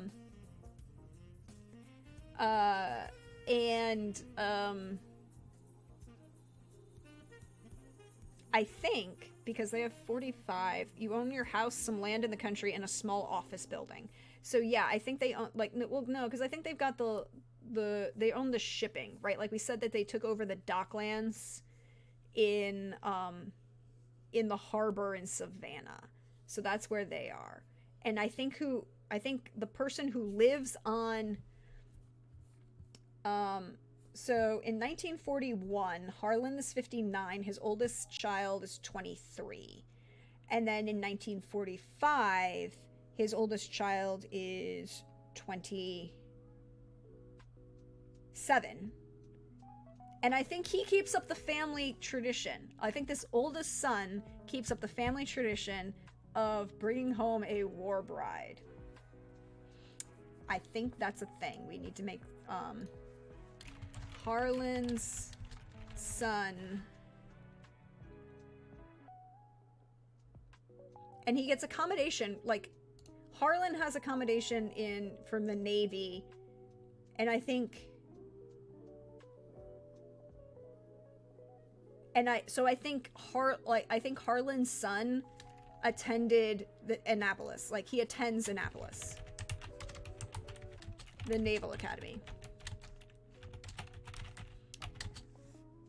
See, that's the thing, is I don't think we go Polynesian because we said that the family... Or do we go Polynesian? Like, right? Do we go Polynesian? Another French war bride, but this one is actually French? Or... like,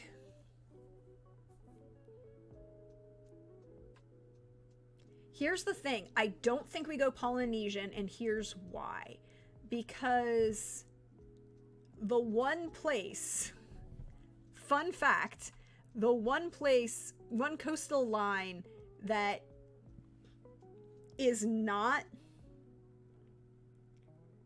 a native environment for sand sharks or sand tiger sharks is the western Pacific coasts of the Western Hemisphere. And because the werekrakens hate weresharks, Polynesian bride would eat him. And probably not in a fun way. Well, no, we know that there's some other type of... There might be further weresharks. They're just a different species over in the Polynesian Islands, and they don't get along. So I think we need to stick with the battle of... I think we need to stick to Atlantic and Mediterranean. And I think we need to stick Okay. So, well, first of all, we need to find out Harlan's son's name. Harlan's son's name. Which is going to be...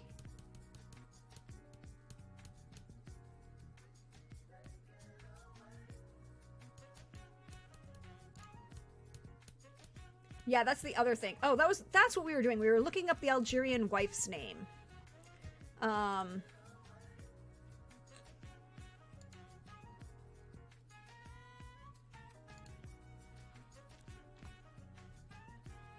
Here's an idea. I really like the idea of her name being Yasmin.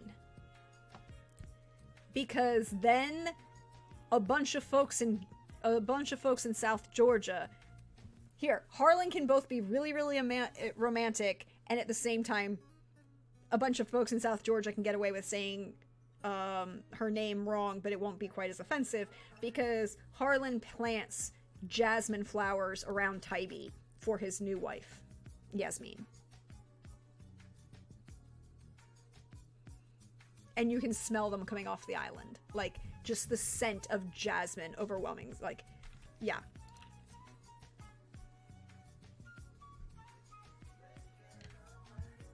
Yeah, so his wife's name is Naval. So Harlan. All right. Insert row above. All right. Harlan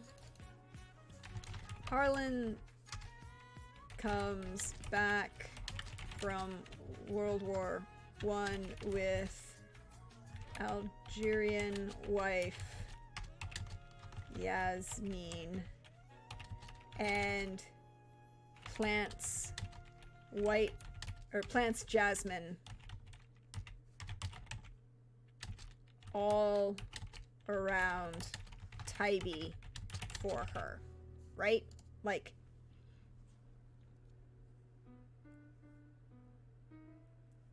Gerald or Jerry Eldridge.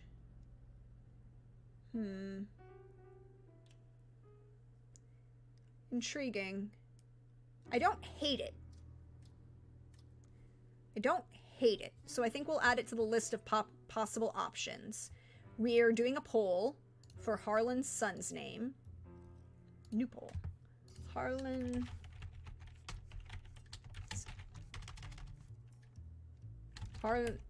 Eldridge son's name is... We're gonna put Gerald. George is an option that was offered up. Or do we go with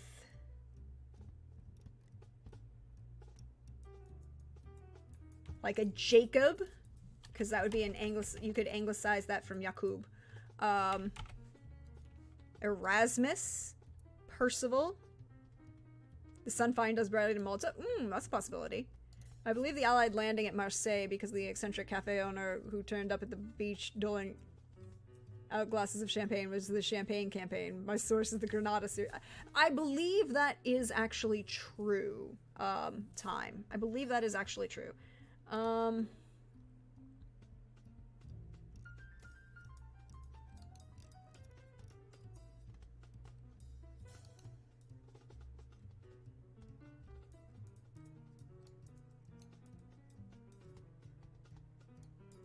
And another option could be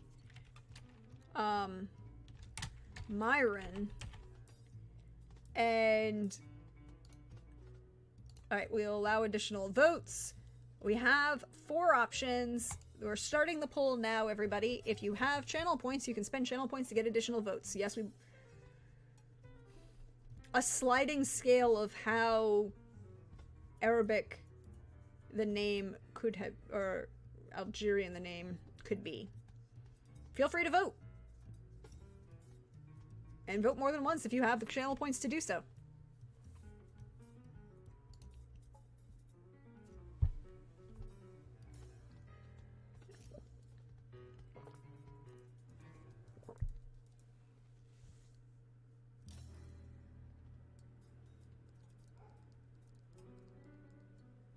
Gerald is winning by a lot. Oh, not by much. Oh, nope, George is taking it back. Jacob was in the lead briefly and then fell quickly. Myron was also in the lead and then fell quickly. George is winning here. George is getting a substantial number of those purchased votes. That's okay, though. I'm allowing it.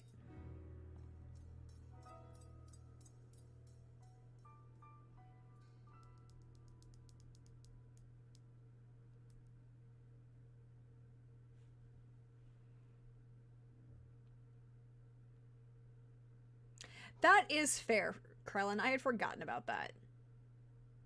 I was just thinking about, like, ways we could tie it back to M. Eldridge and Company.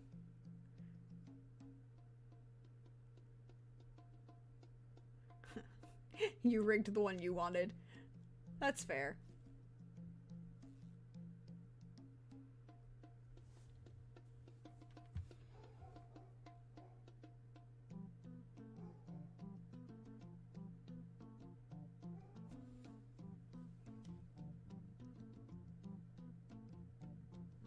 I am just listening also for a package, and George won with 50% of the vote. George won. So Harlan's son's name is George. Oldest son.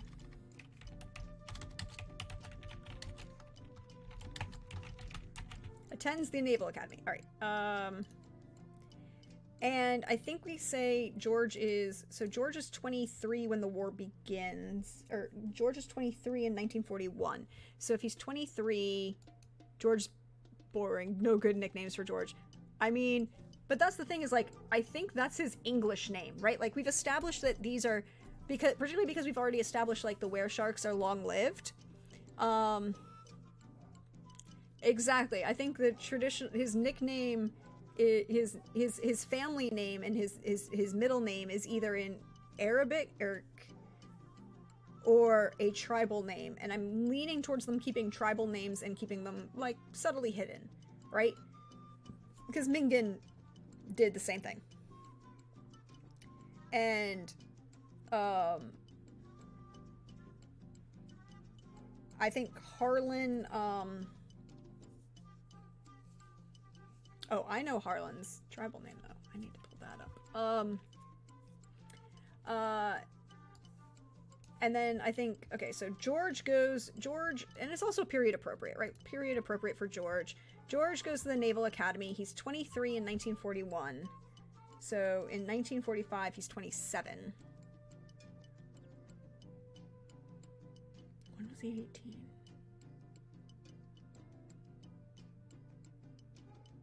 So we know that George graduates from the Naval Academy in 1939. So he's part of the Battle of the Atlantic. And part of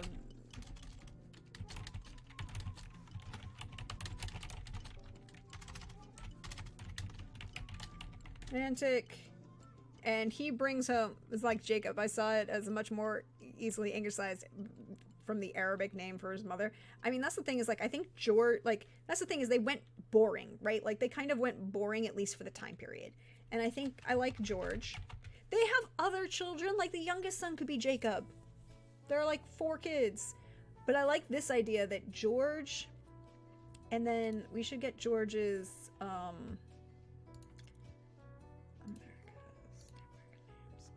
Algonquin name.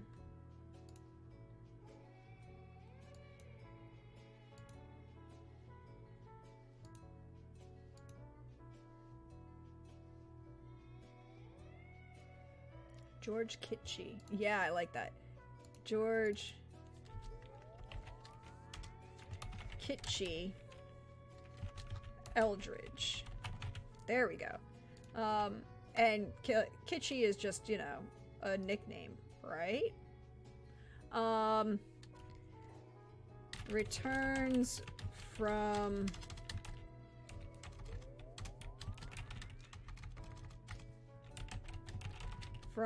World War I with World War II, not World War I, World War II, with a war bride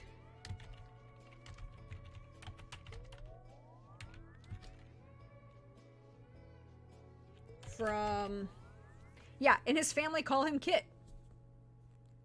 Right? Like, his name is George, but his family call him Kit. For a lot of reasons. And that was actually a popular nickname at the time.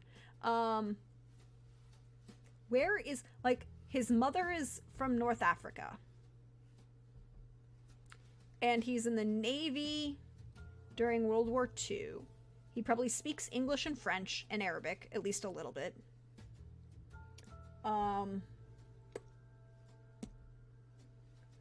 Is his wife also from North Africa? Or is she...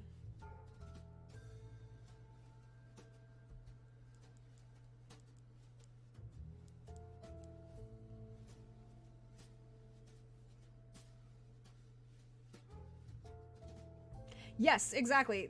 He graduated from the U.S. Naval Academy in 1946. He also went on to become a president. He probably served in the African Mediterranean. Yeah, but is his wife North African? Or is she European of some other, you know, is she European or African? Or is she Italian? I mean, we're staying in the very tan coloring group, and I'm here for it.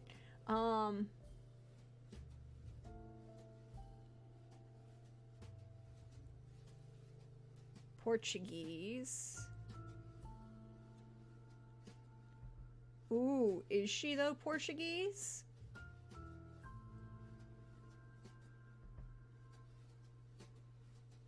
Maybe Greek? Maybe Greek. Let's consider U.S. naval battles in the Atlantic. U.S. naval battles in the Atlantic during World War II. Well, of course you have the Battle of the Atlantic.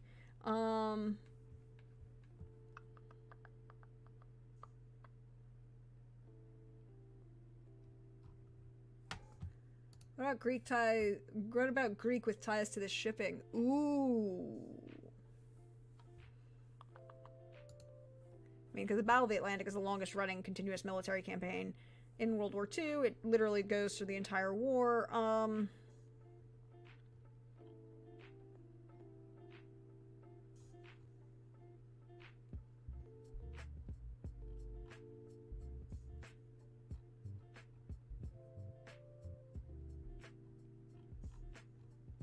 I mean, if we make them Greek, that would be interesting. Can make her Italian.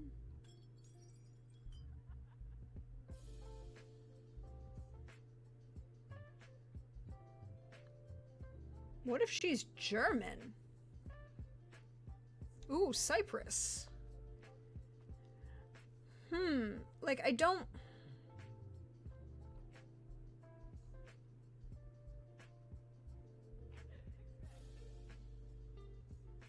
See, here's the thing I'm thinking. You're gonna have to have a reason for them to meet. And there really isn't a lot of reason for Navy men to meet German women, right? Like, there's a lot of ways an Army officer could meet German women. But it was a lot harder for a naval officer to meet, just because of where the battles were being fought, right? Italian works, Greeks works, Cyprian works, North African works. What if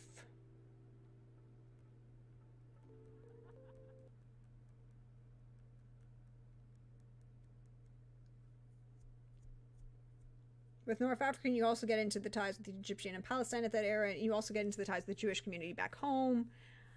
What if she's Jewish? Right? What if she's a Cyprian Jew?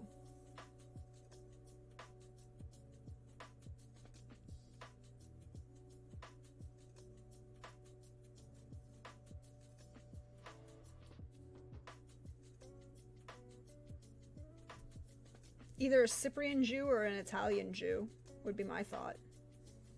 Particularly given the large Jewish populations. Didn't the Dryads get a Jewish spouse? No, the Dryads protected the Jewish refugees. They didn't marry.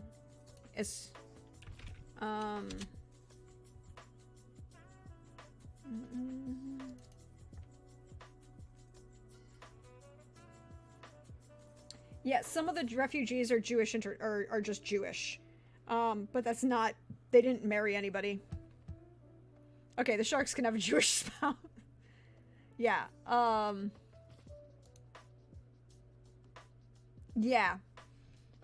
Because they started taking in Jewish refugees earlier and adding them to the refuge, which we still have to figure out a name for eventually. But, I think, what if she's like a Cyprian Jew? So like a Cyprian Jew or an Italian Jew. Yeah, bringing some... And the Jewish temple in Savannah is a Sephardic temple. And has been a Sephardic temple since the Spanish... They were Spanish Jews who moved to Georgia in like the 1700s. Had a naval base in Trinidad during the war. Also true. That would be a lot harder to pass the miscegenation, particularly because we're pre-loving in Georgia. But at the same time, we are kind of playing with things because things will have happened in 1941. And public knowledge in this game, public knowledge of supernaturals comes out in, you know, the war itself slowly reveals, and then 1941 events happen because of Native Hawaiian populations who with various supernaturals in Hawaii, try to warn people about the imminent attack from the Japanese. And after the fact, it comes out, and so that there are a lot of things that happen. I like the idea of her being Jewish, and I like the idea of her being Cyprian.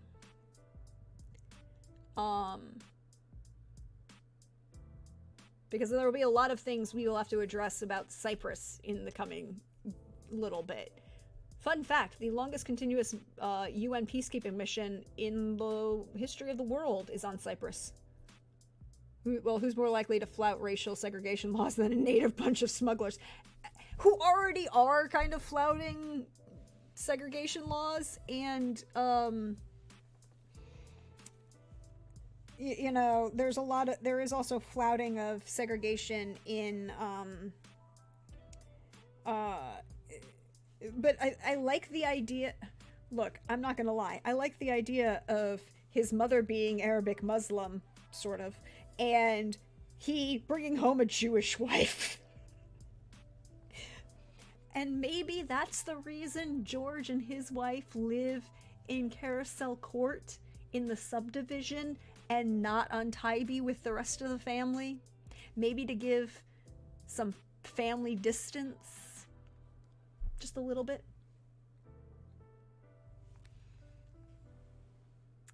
I mean, I like possibly have thought about these things with a with a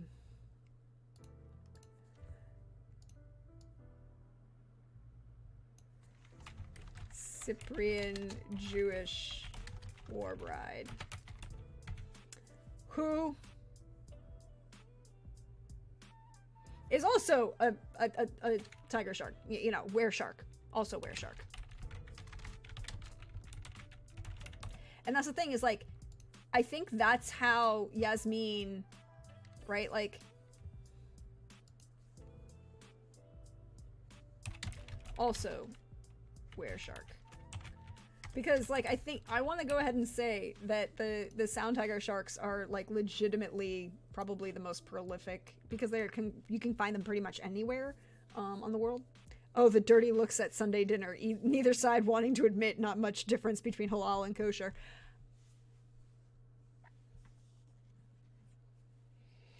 And look, you know that, the native the portions of the family, you know, they try and they're hiding a large percent of their connections to the natives, but they probably, you know, only showed up at church because they had to. They don't actually believe in this Christian God thing. Yeah, I like that idea. But his son George,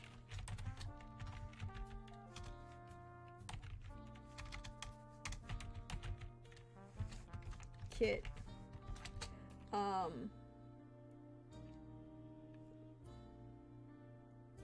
lives in the house on Carousel Court. Alright, alright. So now we've got, I think we've got this family pretty much set, at least for the beginning. I think we're gonna say that Harlan, let me tell you about my cousins in Israel with their Palestinian wives. Actually, the families are hella happy. I mean, true. Yeah, exactly. There is no, yeah, Carlin is correct. There isn't a lot of Jewish and Muslim tension yet because the English haven't failed to keep their promise yet. The English promise, agree, well, technically, they kind of have. It goes back to the English saying that they've got the English are controlling Palestine and Israel, and it's still Palestine at this point. And if you go watch the movie Lawrence of Arabia, it's based on a real fact. Lawrence is in North Africa and Palestine and to recruit Palestinians and other Arabic Berber tribes to fight with the Allies against the Ottoman Turks, and in exchange they promise, yeah, we'll leave. And then during the late 30s, you know, they're like, we didn't really tell you a time on how long it would take, we're going to take a little while. And then the 30s happen, and there's the 20s and 30s start happening, and a large number of the Jewish population, the Ashkenazi Jewish population in Eastern Europe are like, we should go. And they start moving to Palestine. And then the English are like, ooh, we don't like this. It's going to cause more tension. So they put a cap on the number of people Jewish population who could emigrate. Right about 1938, 1939.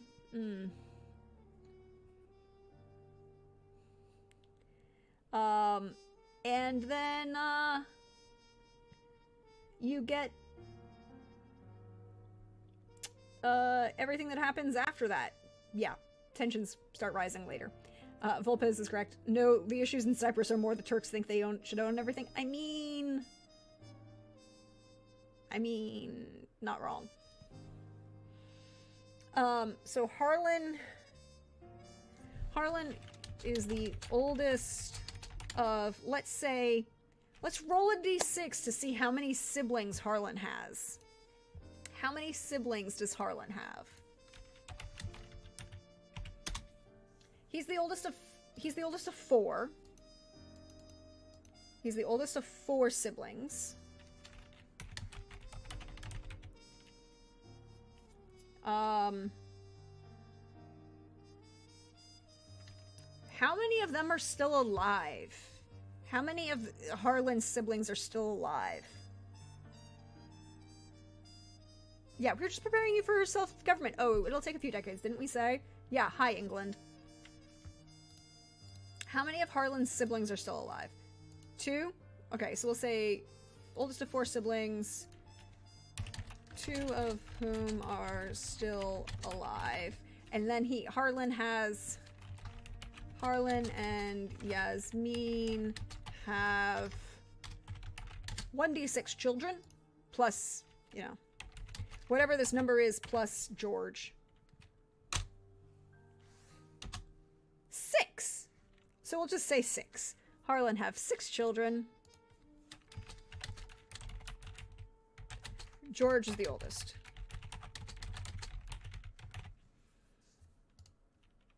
All right. So that accounts for the relatively... Yep, family from Eastern Russia. Out around the turn of the century. Yep. That's a thing that happens. Okay. It is 6 o'clock.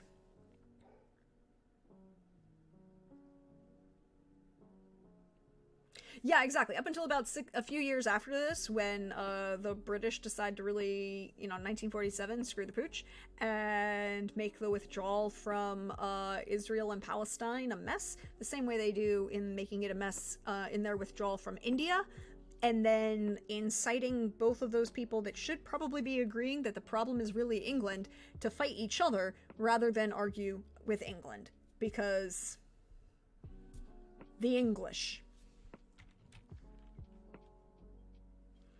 Oh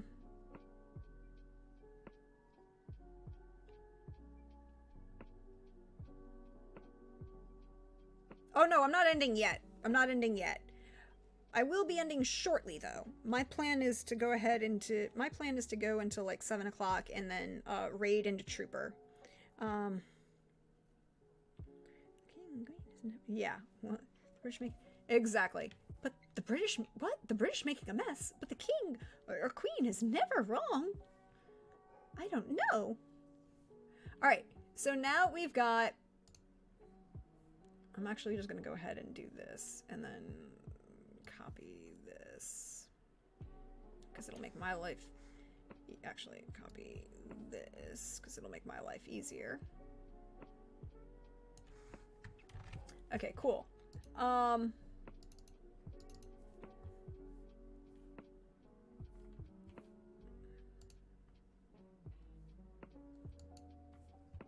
As a person of Irish descent, I think I'm allowed to say fuck the crown. No, no, no. Hi, my name is Deirdre. I frequently say fuck the English government. Fuck the crown.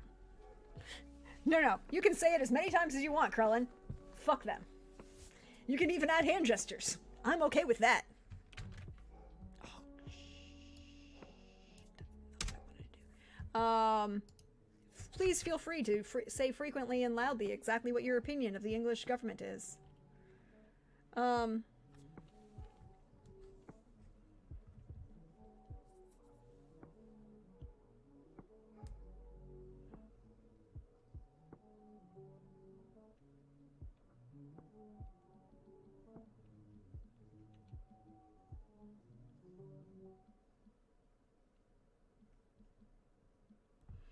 I'm part English and even I say fuck the crown. I mean, fair. All right. So what we're going to do is we're going to get rid of these numbers. We get rid of these numbers. We get rid of these because we're going to... No, actually, we'll leave those because we're going to change those out. And then we delete these because we're going to change that out. But this is my template for punk was invented in England because even the English hate the English. I mean, you're not wrong. All right. So we're going to roll our third house. I hate the English government. This is also true. All right. We're going to roll the stats for our third house. We're not going to go deep diving into,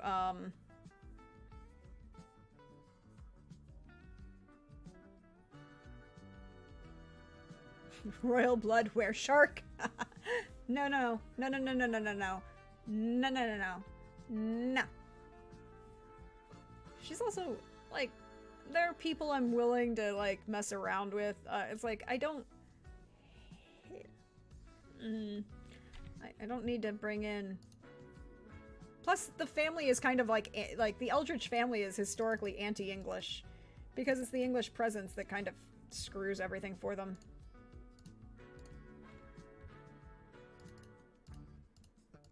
Why is it still selected? All right. All right. So we are going to roll the stats for our third house.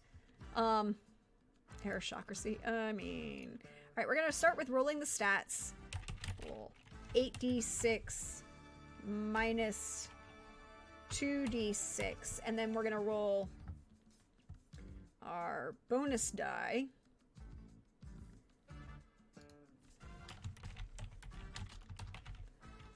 So roll 8d6 minus 2d6. Number 1. Ooh. They do not have a good HOA rating with an 11. That was like 4 ones on that roll. But they have a 23 influence to start with. These are all starting stats. They be poor with an 8. But they have a large 27 for people. 16 in land. At least they own something. Reputation, 24. Magic, 33. Great. Yep, we're starting the third. We're just gonna roll, you know, NPC house 3. We're only gonna do the stats. We're not gonna get, and the historical events. We're not gonna get too into the story of them because that would take another 3 hours. 76. Bonus dice. We get... Ooh, that's actually a really, really, really good roll. 6, 5, 6, 3, 6, 6, 5. 2, 3, 4, 5. Yeah, that's actually really good bonuses that we can put in there later. All right. How many historical events? So right now, with their ratings, they're at 11 for the HOA. Have you heard of a lawnmower? Those gutters need some help. 23 influence. You know some folks, but you aren't a member of the club. 8 in wealth. You're impoverished. You lack essential resources and know how to use food stamps. 27 for people. You, your spouse, your 2.5 kids, your parents, in-laws, and your unwed siblings. Land is a 16. Your house is small, but you own it and the land it sits on, free and clear. A reputation is 24. Unknown. You don't have a reputation, either good or bad. And then magic at a 33. Established family with a steady small well of magic.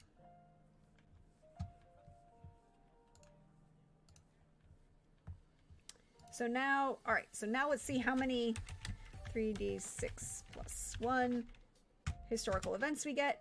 13, the same number of historical events from last time. Well, that's useful. It's the same timeline of events.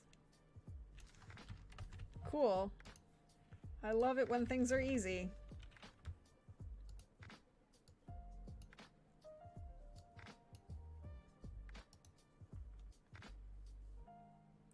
I'm going to...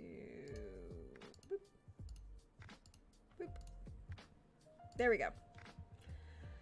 Cool. Cool, cool, cool, cool, cool, cool, cool, cool, cool.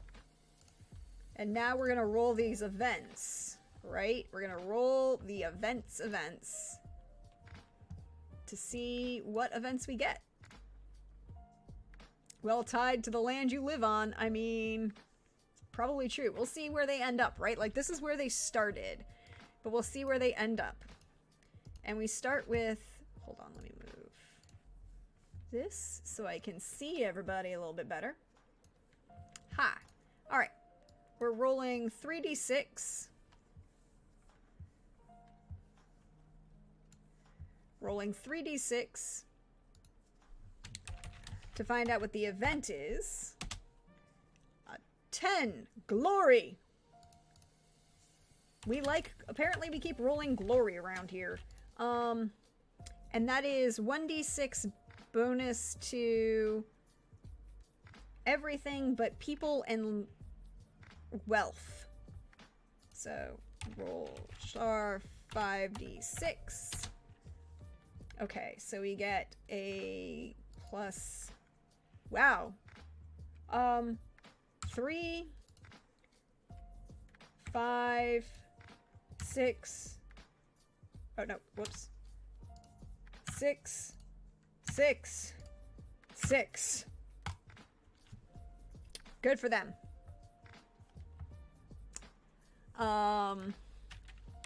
Our 3d6, 13. 13 is an eccentric ruler.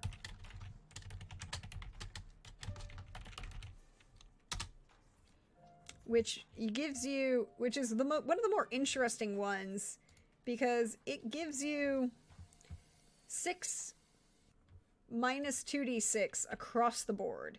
So /r 6 minus 2d6. Number 1 is minus 2. Minus 2. 0. Okay, good, good, good. Good. A 0 is a good. A 0 is, you know, no change. Oh, plus 3. That's a positive. We like that. This one seems like a continuous quality improvement. I mean, we'll find out. Minus 3. Look, we're gonna take a little of your population. It's fine. Plus 1. Oh, we're doing okay, actually. Minus 4. And then a plus 0. Okay. Okay. Okay. Alright. What do we get at the founding of the colony of Georgia? These are all these dates, by the way, if you came in with Susie's stream, are based on actual events that would probably be the most influential to the area. Not that not that any of these families lived here all the time, and that they might have come from various points, or, you know, have been indigenous, or come from the colonizers, or been anywhere along here. Any combination thereof. Alright, so roll 3d6 plus 1. Right? That is what we need. Another glory. We keep getting glory here when they found the colony. Like, it's a very common thing now, apparently. This founding of the colony leads to glory. That's 5d6.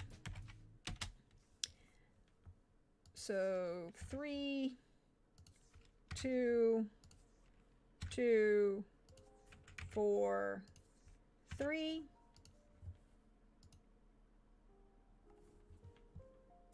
French and Indian War. What do we got for us, French and Indian War? A 12, which is an invasion or revolt. I mean, it's the French and Indian War. That kind of makes sense. So a minus 1d6 to HOA, wealth, people, and a minus 2d6 to reputation. 3d6. So minus 1, minus 5, minus 1, and then reputation takes a negative, takes a 2d6 hit. Oof. Minus 9 on that.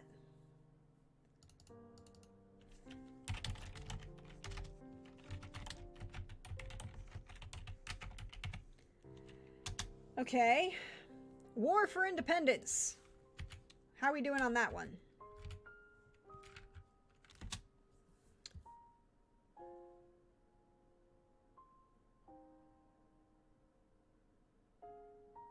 Oh no, it's just a straight 3d6. Okay, so a windfall. A windfall. They have a windfall. That's actually pretty good. Windfall means plus 2d6 to HOA, influence, wealth, and reputation, and then a 1d6 to people, land, and magic. So let's roll those 3d6 first. I don't think you've rolled... I did roll one windfall. Didn't we roll a windfall for the Dryads? Is like the World War II was a windfall for them? I thought... I could be wrong. There's a VOD. Ooh, okay, so that's a... What is the 1d6? People gets a 6. Land gets a 6. And magic gets a 4. Positive. And then...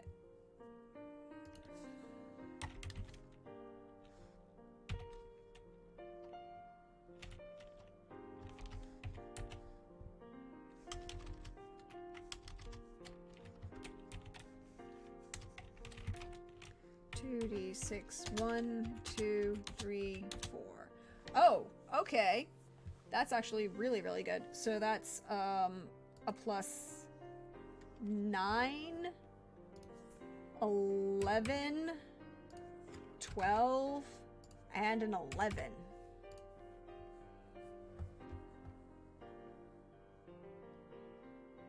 That's good. All right. Next up, the ratification of the United States, Constitution. Is it? What number is that? Oh, that's a 16, which is a victory, which gets you 1d6 to HOA, influence, and magic. So it's 3d6.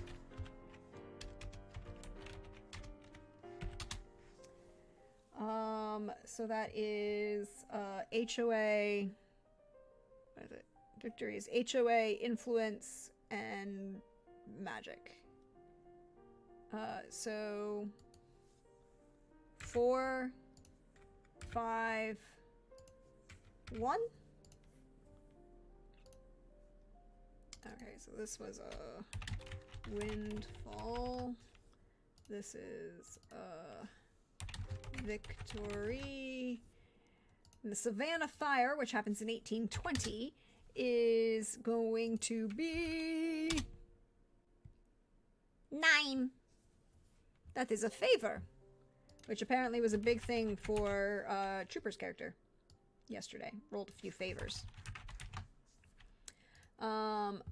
So with a 9, we get a d6 added to the HOA, influence, land, and reputation. So that's 4d6.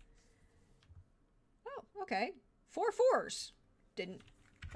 Those are interesting odds. 4, 4. Land and reputation. 4, 4. 4. Okay, maybe those are witches or whatever magicals that deal with extra-dimensional beings that keep making good deals. I mean, it sounds like they come from extremely humble origins. I mean, they don't have money. Like, they got no money. No monies. No monies. American Civil War. Let's see how the Civil War treats them, because, you know, we know that that's not always a good thing. 10! More glory. Apparently they do well in this war. Glory.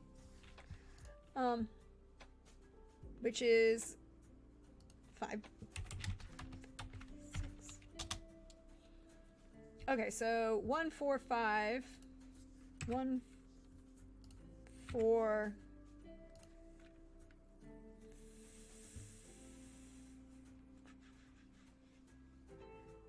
5, 3, 5. Okay. And Sherman. How do they make out with Sherman? What do you mean they have no money? That windfall got them 12.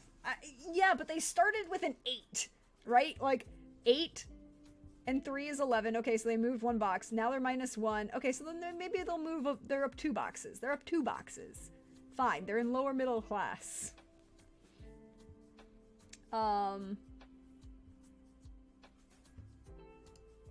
What? And how did they do with that march to the sea?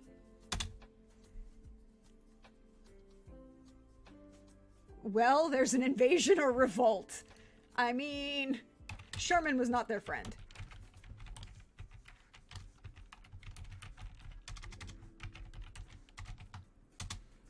Alright, so that's -1d6 to HOA, wealth, and people, and then -2d6 to reputation.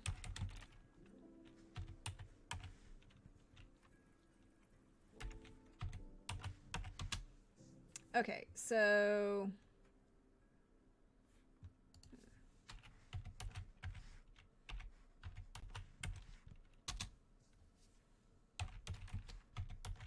I can't type now. There we go.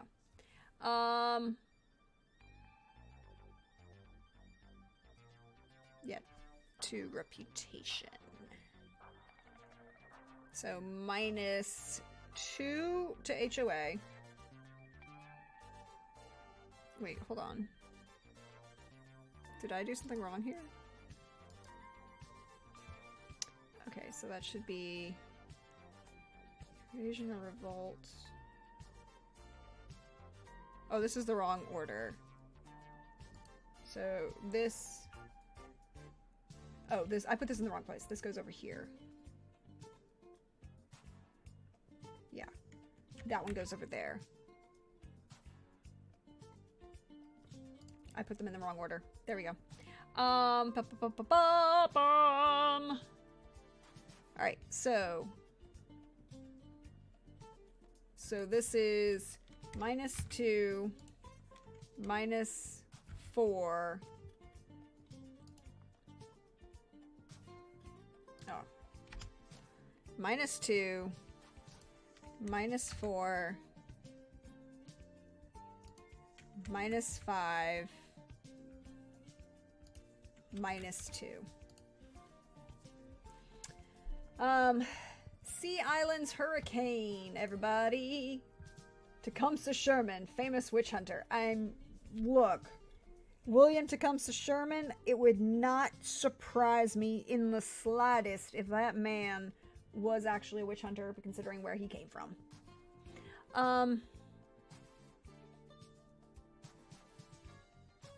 Alright, so, how did they do during the hurricane? 7. They suffer a decline, which is -1d6 to HOA, influence, wealth, and land.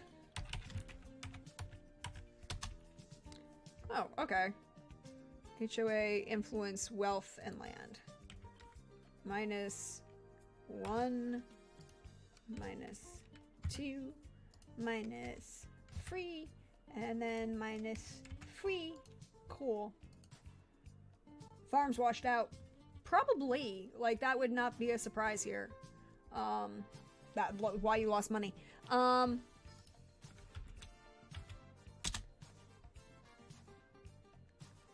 Treachery. Treachery.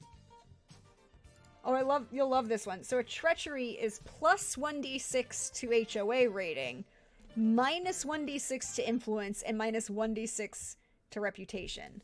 So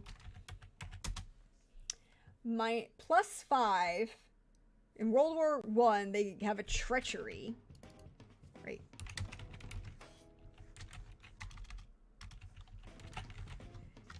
Wait, what did we just say? The Sea Islands Hurricane was a decline.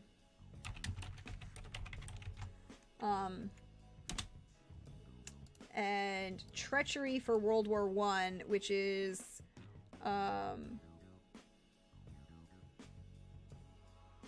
-5, -5, and then reputation is a -2. Black Tuesday! Here we go. The devil takes his due. I mean, Black Tuesday is... We'll see how they do.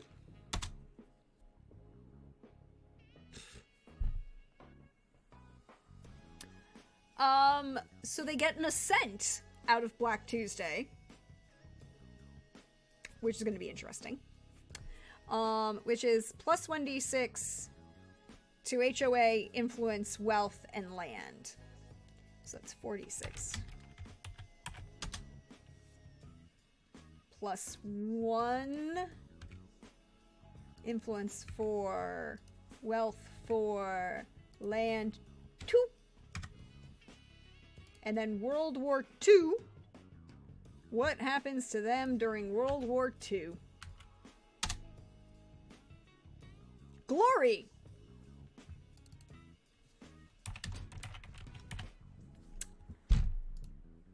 They're, well, when you don't have any money in the bank, you fail. They fail. When you don't have any money in the bank, when they fail, you're doing okay. I mean, you're not wrong. So they get glory out of World War II, which is 5d6.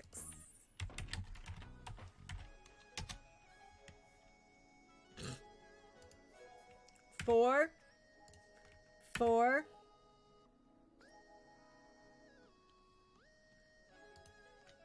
6, 6, 6.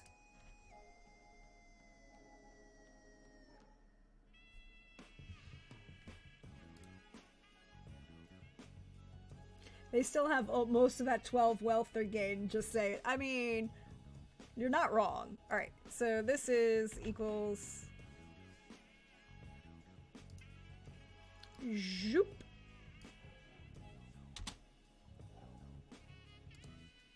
Equals... Yep. Equals... Yep. Equals...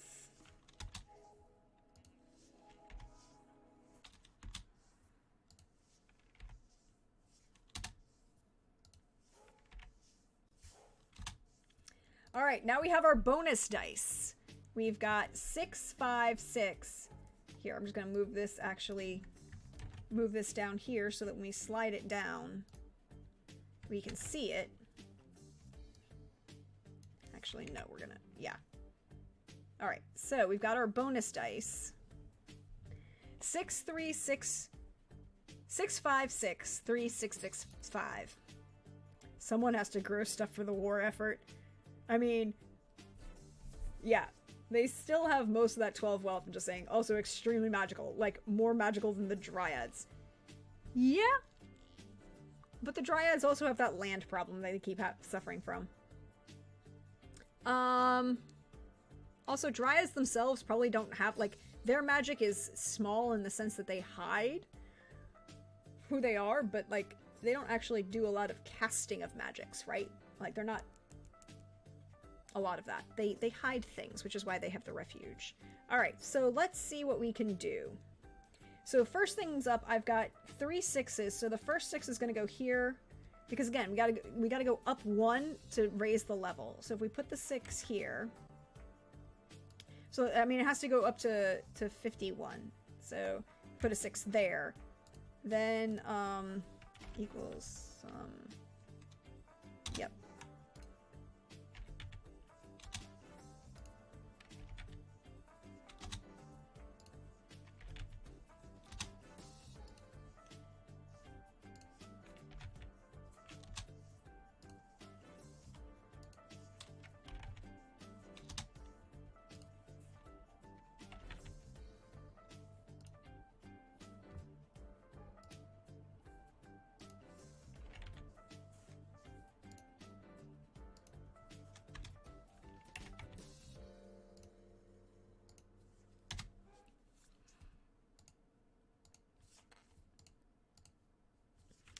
Equals,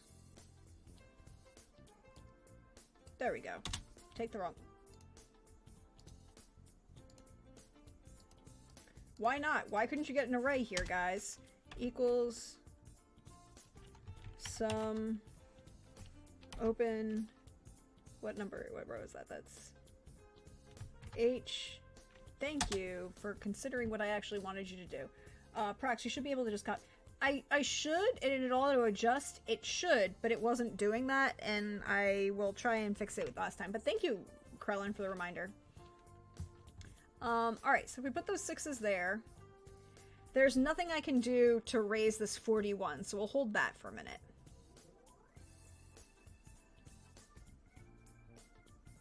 And, like, all I need to do is get to 20, like, if I put the 23 here...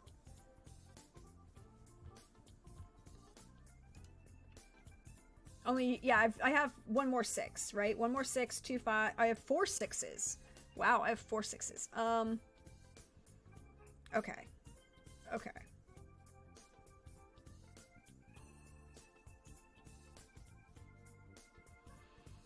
So, if I use... and 2 5s. So it really doesn't matter. I can do, like, this is the one we can just use a...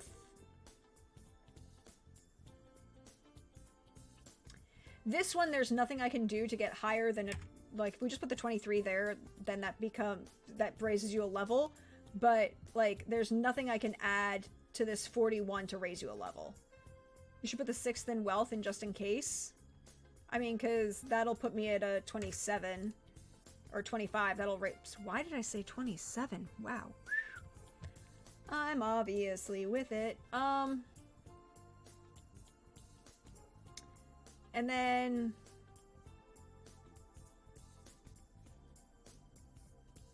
I've got another 6. And 2 5s.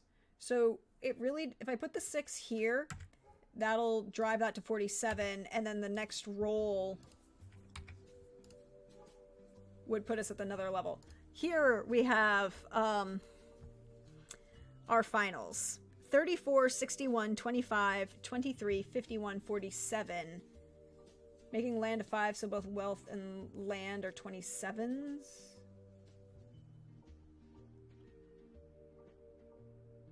Why? Because land is now 51.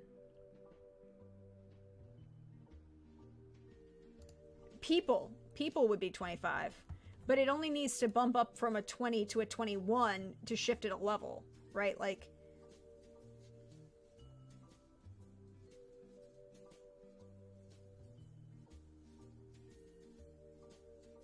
Yeah, because what I can do is I can shift this 5 here, and then put that 3 there. And it still bumps me up a level. You just like being 25s. I mean, you're not wrong. 61 magic is fine. 63 is just showing off. I mean, we could go up to 70. Plus we might, because there'll be fortune rolls. So 34 in HOA is you've decided to enter the garden club this year. Enter garden club.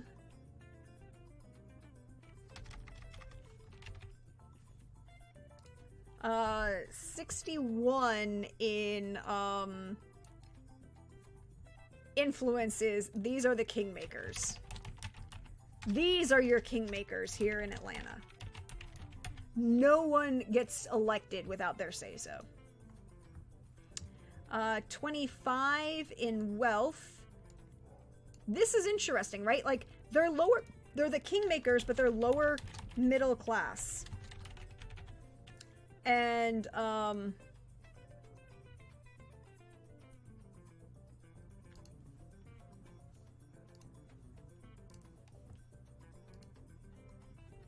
definitely witches. Vampires is an option. Now we've got people. with a 25 is,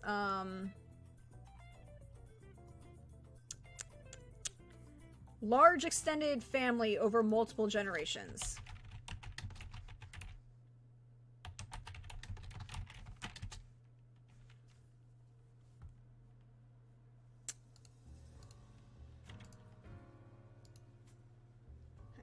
They run the cotillions. Who needs pretension when you have real power? I mean, I don't know. Vampires seem like they'd be that... don't seem like they'd be that magical. Look, the other option we will see when we roll, because that's what I love doing. Is like rolling for the species to see what happens. So 51 in land. You own your house, farm property in the country, a small office building. Yeah.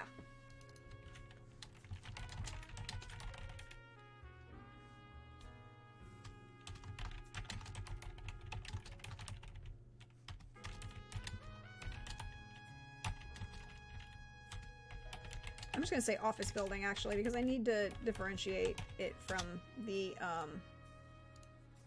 other option that's one above. Or one below. So it's not a small office building, it is an office building.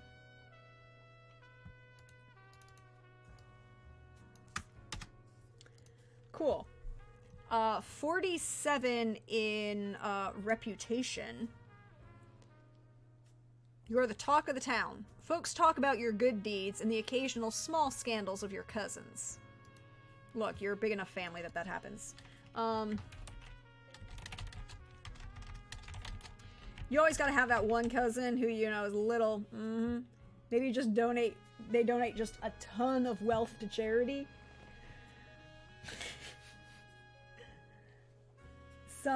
Somehow, while you may not be the wealthiest, you run the DAR. Look, if you show up consistently and you become reliable, you can become a pillar of the community. You don't have to have the money to necessarily invest in it if you know what you're doing.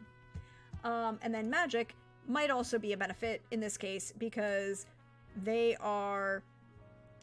family is one of the largest well springs of magic in the county, in the country, maybe even the continent.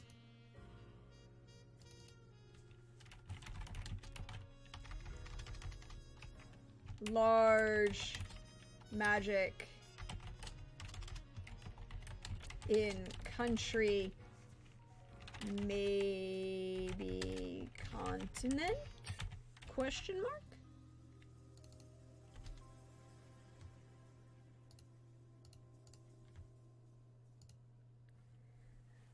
It's not that they aren't wealthy. It's that there's so many of them that the wealth only goes so far.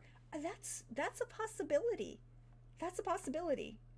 Everybody's voting for witches. Let us see what the dice tell us. Remembering, of course, that we have 4 main species that they could be.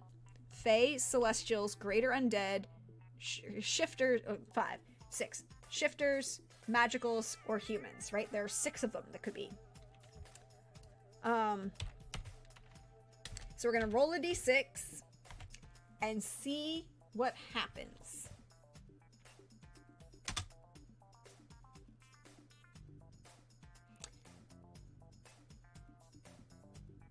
So, what are your final votes, everybody, before I reveal the results of this dice roll? Final votes. Final votes.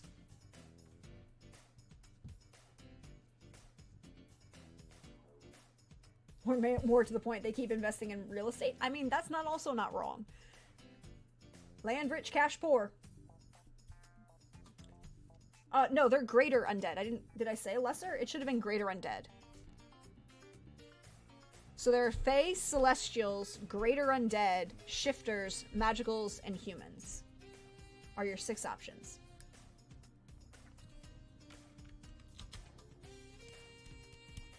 So what is the final votes? Here we go, everybody. Humans, let's go humans. Malk wants humans. Krellin is gonna say witches. Pope would laugh if they were human. Annie Geeks wants a vampire. Fae Faye is going Faye or witch, and the answer is Faye. They went Faye. Yeah, humans with 61 magic is just impossible because in this world, humans can't cast magic. So they are Fae. Now we need to figure out what kind of Fae they are.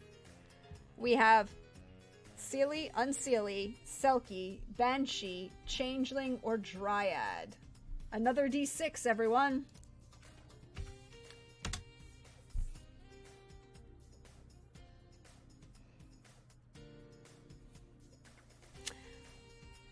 Y'all, no red caps. Y'all, my favorite, here we go, is, Winter Court, Unseelie Fae. I mean, technically red caps are Unseelie, but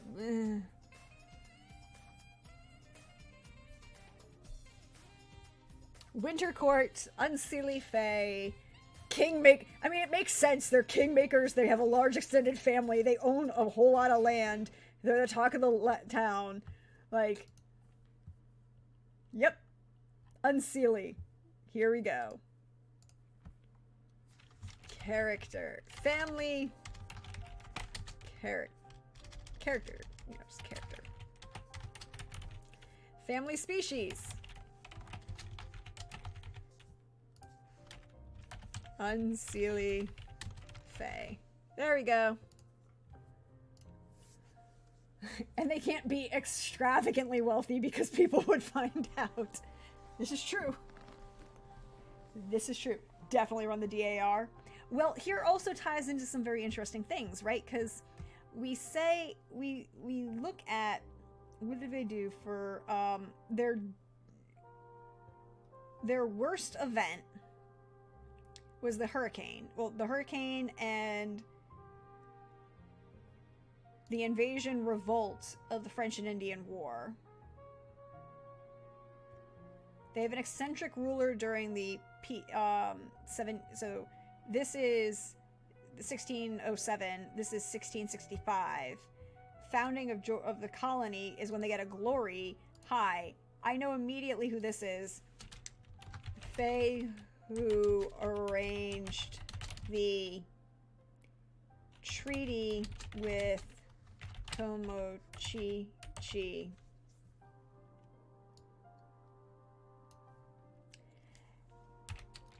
And bound the Dryads to the city. Right? Right? That's who this is. That's who this is, everybody. Because if you don't remember, the Dryads are, you know, it's in the peace treaty between the Creek Indians and James Oglethorpe that that the Dryads have to remain as they protect the land, and who else but the Fae negotiated that treaty? No one crosses them, exactly. Have to use all that glamour to show that they ain't rich, aren't that rich. I mean, maybe. Connect. Old family Georgia, exactly. Eccentric and Unseelie. There you go. There you go. We know a little bit numerically. The French Indian Revolt was the worst event, followed by the Sherman Revolt, and then World War I. Exactly. You're right. You are correct. So, the French and Indian Revolt, there might be reasons why. Plus, they come, like... So here's a question. We know... Okay, so we know that they have to be in Georgia to arrange this treaty. So... We know that they have to be in Georgia to arrange that treaty in 1733. Yeah, and the Independence Windfall was by far the best event. So the Seelie bet on the British, I see. You know that's not wrong. Oh, I see that. Oh, yes. Yes. And because because they're Fae, they bet on everything. So the Unseelie bet on the French, and the Seelie and lost. In Seelie that have a hard time with upheaval. I mean,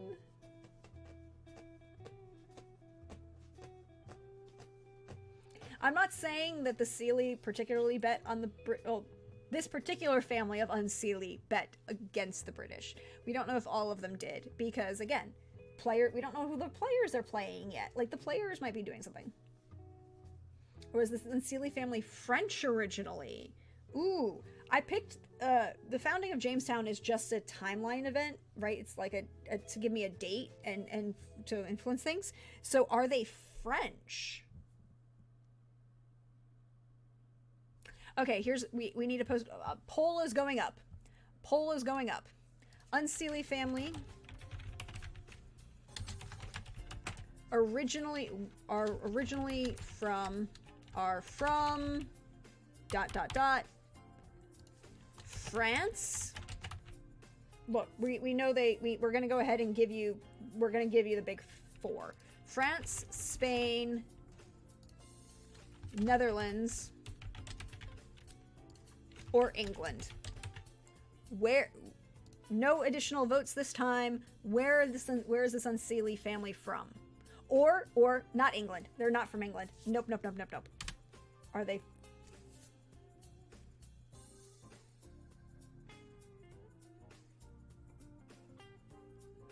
Yeah, that's what it's going to be. I was like, I'm going and replacing that with Ireland. So France, Spain, the Netherlands. I was picking France, Spain, Netherlands, and England because those are the big colonial powers at the time. But,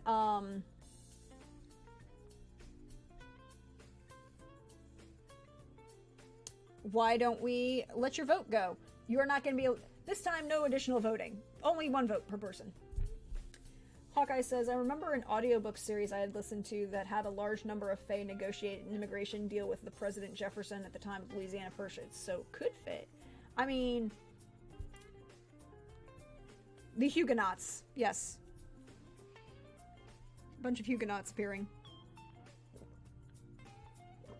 So you should see the poll. Right now, the winner is France. And then the Irish.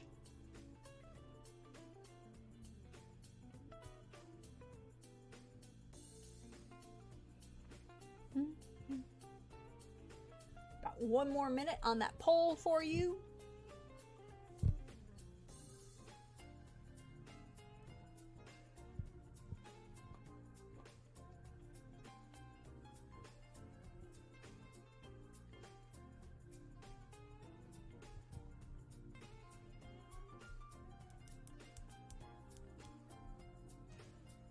Then get later tie-ins to the Acadians. I mean...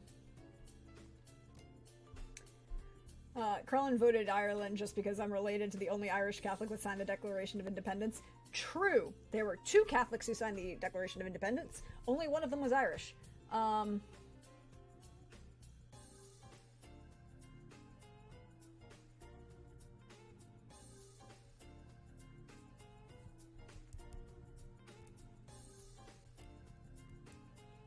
Almost done. I liked that one though.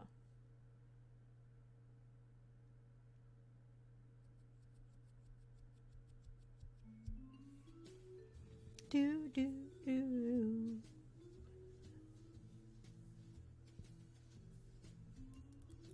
And France wins. They are originally Fae Unseelie family, originally from France.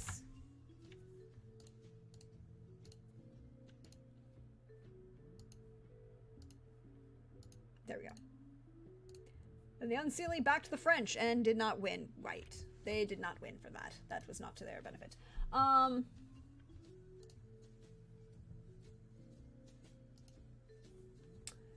Charles Carroll of Carrollton, first citizen of the fledgling of the United States and one of the first senators from the state of Maryland. Yes, he is. He is indeed from Maryland. It also is why we referenced last night New Brunswick, which is one of my favorite lines from 1776, the musical. Why, when Benjamin Franklin turns to John Adams and says, "Why the hell am I going to New Brunswick?" And the answer is, for the whoring and the drinking.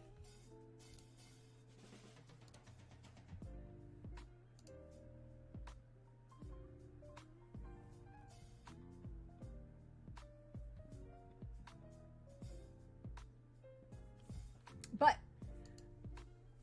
yes, you need to. Everybody needs to watch 1776 at least once a year. All right, so. All right, so we know that they're unseelie. We know that they're originally from France. We know that they have an eccentric look. They have an eccentric ruler for an unseelie. Oh, and we know that the names. I need a name. I need some names. Come here, names. Hi, Europe. I need.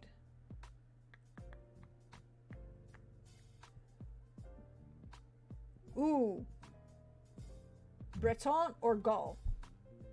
Let's go Breton. I like Breton. We do not have enough names in Breton. I like Breton is one of my favorite sounds.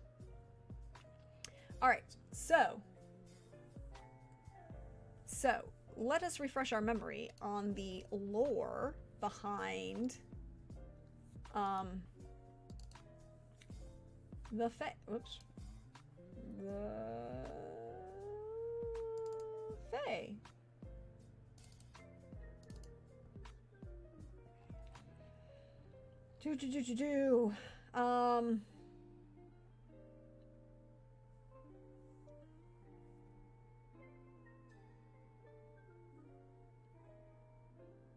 I don't think I put any limitations on Unseelie. Seelie versus, yeah, all I said was Seelie versus Unseelie, or it's not good versus evil, it's Summer Court versus Winter Court, but all are tricksters at heart. No Seelie or Unseelie can lie. You cannot lie if you're a Seelie or Unseelie. That's the important part there. So we have an eccentric ruler from the peace accords that causes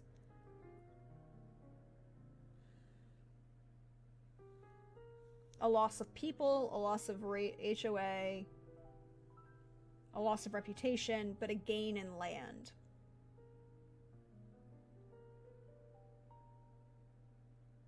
And wealth. I think this is the point where they go south. Like, I think this is the point where they arrive in the colonies, right? Because that's why they lose that rating and people and reputation, is because they leave France. And that's 1665. What is going on in France in 1665? What's happening? There's something.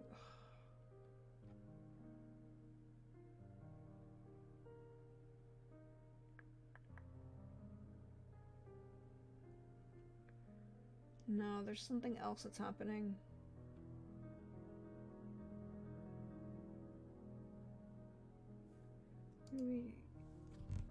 Louise de Lafayette.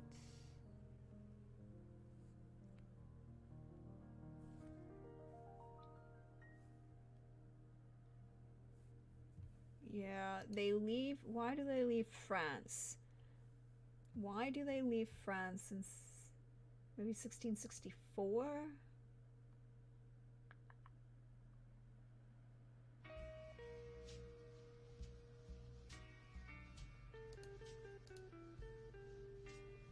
Why do they leave France?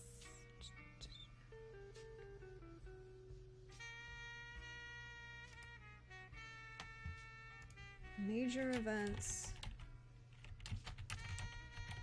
in France during 1660s. Because it's Louis.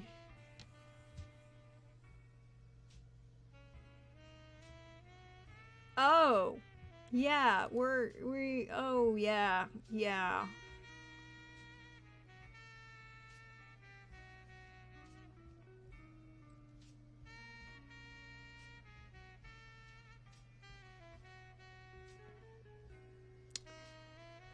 Yeah, so 16...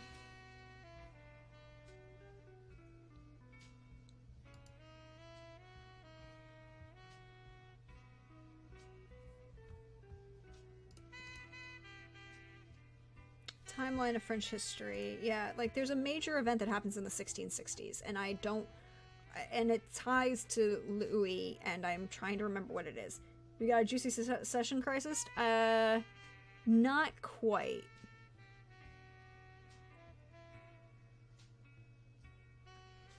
So 1659 is the Franco-Spanish War, which ends in the Pyrenees, and Spain, where France annexes Catalonia and French Flanders. That's 1659.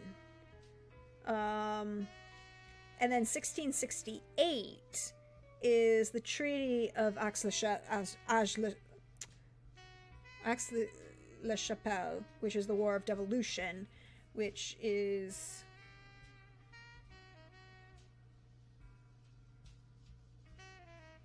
when Louis XIV claims all the territories in the Netherlands.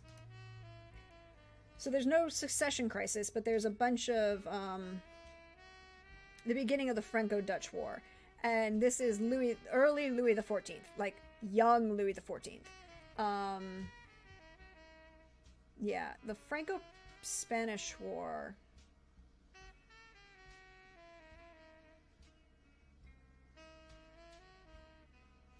And the Treaty of the Pyrenees. Isn't that what causes...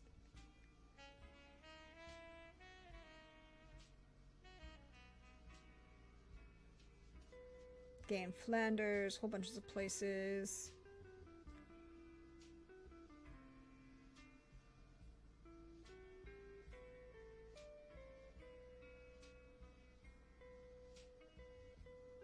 Yeah, so this is when France gains Catalonia.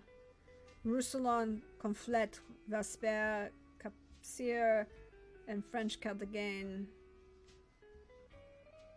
On the west, they get a bunch of Basque areas, but in the north, Artois. Yeah. So in 1659...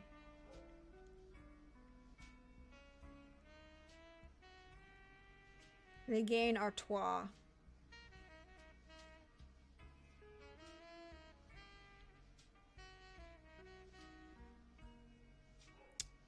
So I think it's the end of the... I think it will move it to...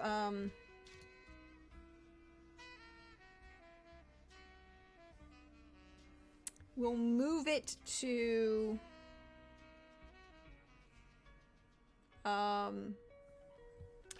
They won't be 1665 for them, but it will be 1660, and it's the they arrive in the colonies after the end of the Franco-Dutch War, and they leave France for some reason. We'll figure out why. Yeah, there were a bunch of imperial wars throughout the 1660s. Louis XIV has a lot of expansionist idea. Hi, welcome to being the Sun King. Welcome to being ruler of all the world. Welcome to doing all of these things that doesn't really help everything he does. They came over early to Louisiana and quickly decided to move east. Or they just came that, you know, like I don't think they went all the way to California. You know, they Because there's a lot of French trappers and things happening along the river here. Exactly. A bunch of soldiers stomping around is prone to reveal... You know, perhaps particularly because they're Breton. We're going with Breton, and or maybe we go with Catalonia, and we change the name. We change the family. We were saying Breton, but let's go instead with Catalonia, right? Because a big chunk of Catalonia now becomes France. No, let's keep them Breton. They're just French, and they just decide to leave at that point. There's probably other reasons that are going on. Louis is, you know, being Louis. They come to the colonies. And they lose out. And lose. Badly. Alright. I don't want to get too wrapped up into this because we know that Trooper is going to go live. And if we get too into this, it will take forever. Alright.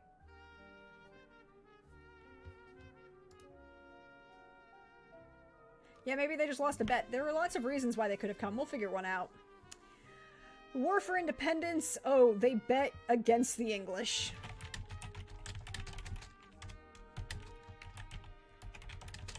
And won big. And I think, I don't think they're Lafayette's. But I think they, members of the family served with Lafayette.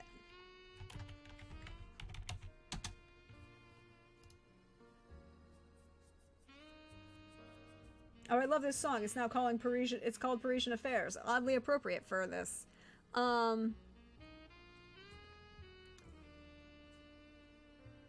They gain a victory out of...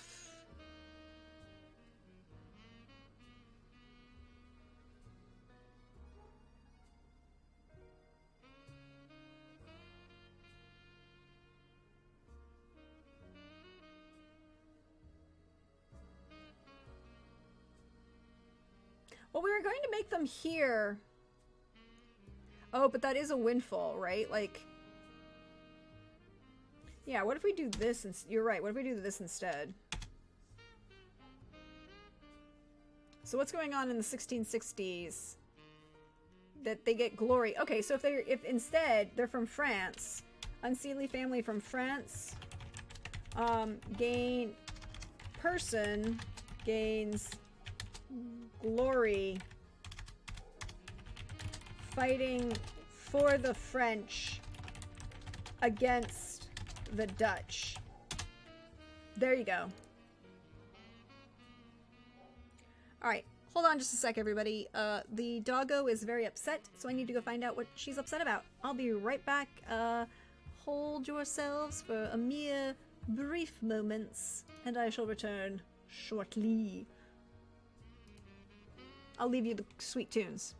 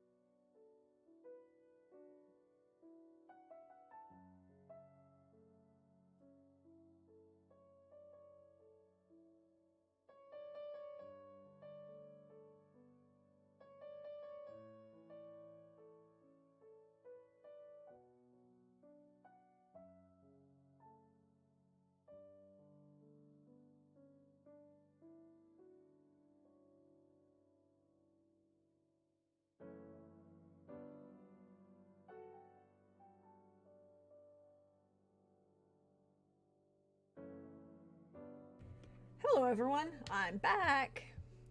So, the wonderful pupper can see out the front window, and there are blooming bushes that are right in front of that window that are eye height for her. So like the bush is like 4 or 5 feet tall, and she can like look out and you can see the bush. And the deer like to eat that bush.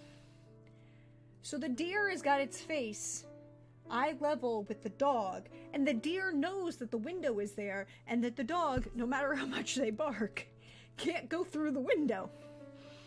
It was a standoff that unfortunately the deer won.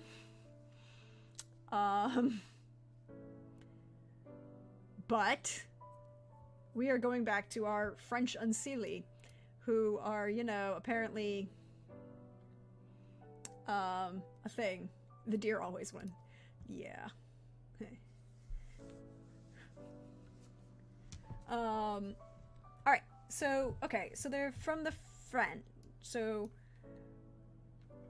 we know that they're French. Hi, welcome back.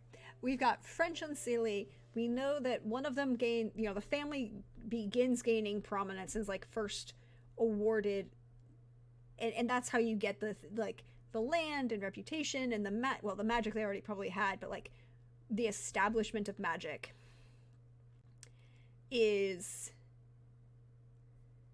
in France at this point. And I think they gain glory for fighting for the French against the Dutch. Then we get an eccentric ruler in the 1660s.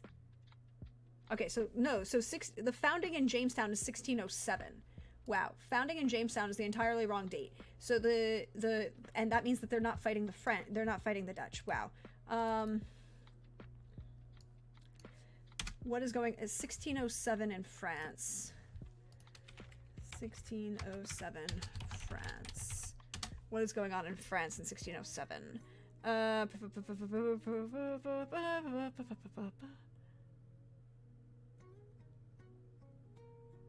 Andorra.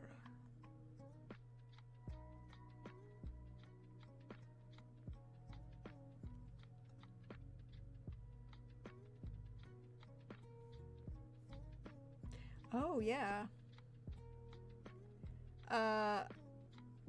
Great Winters, the beginning of the Great Winter. What's going on in 1606?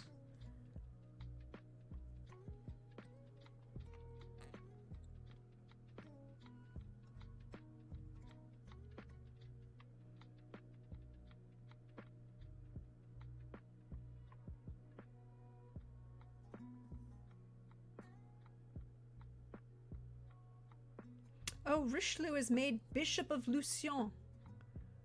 This is when Bishop... Oh, what is... Who is king? Incumbents. So Henry IV is king of France. Henry IV is married to Catherine... not Catherine. Henry IV is king of France. And he is king of Navarre, and then he will to 1572 when he and then he becomes king of France.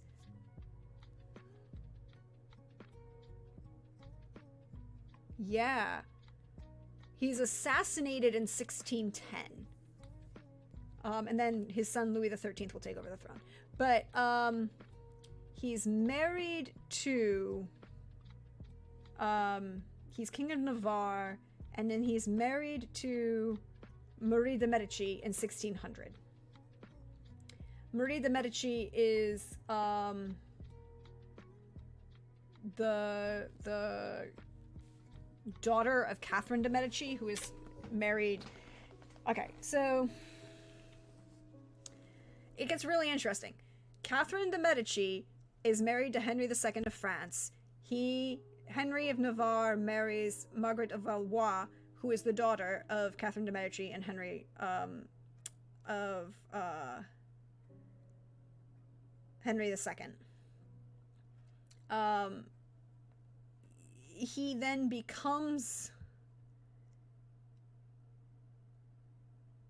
There's a war of succession that happens in the 1580s between the Henrys of France, and then he becomes King of France in 1589. This is where things get really, really, really interesting, because then he marries again Maria de Medici, and then he's assassinated, and his son is... Okay, so he's...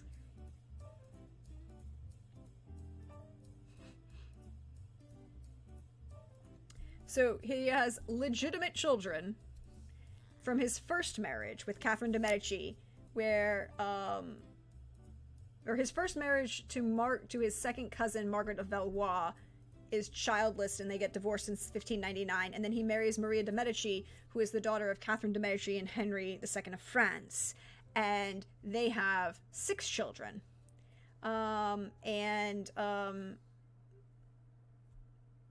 Relatively happy when he becomes King of France. So his oldest son is Louis XIII, then Elizabeth, who marries the King of Spain, then Christina Marie, who becomes the Duchess of Savoy, then Nicolas Henri, who is the Duke of Orleans, Gaston, who is the Duke of Orleans. Oh, that's because his brother, he dies very young. He dies at 4, and then the younger brother becomes the Duke of Orleans.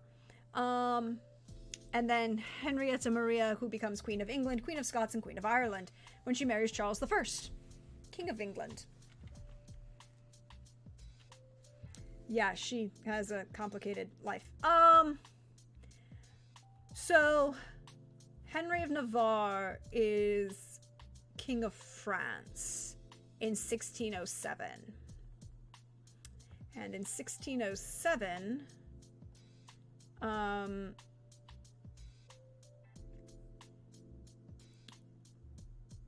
you know, there's not a lot going on, but there's probably...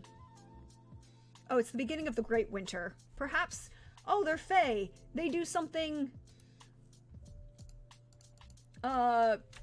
aids the French crown.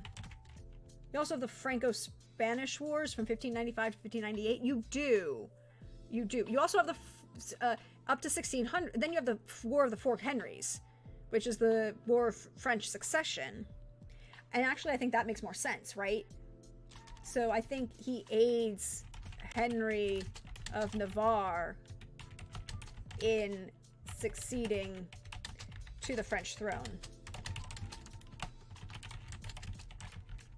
in 1600. So not quite exact, but that's why I made these dates as when they did, because they were going to be dates when people are going to be talking about things on both sides of the Atlantic, and all of these things are going to be happening, but they don't necessarily have to be the exact pinpoint date until you get later. So then the Amity Peace Accord is in 1665. And then this is with the eccentric ruler. What is going on in France in 1665 is what we want to know. France. Come here, France.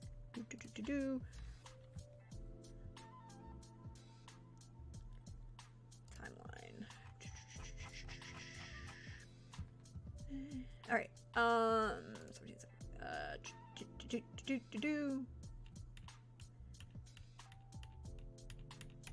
The Franco-Spanish War is in 1659. Or the Treaty of the Pyrenees is signed in 1659, which ends the Franco-Spanish War. Or 1668, which is the War of Devolution, which might be better, actually, right?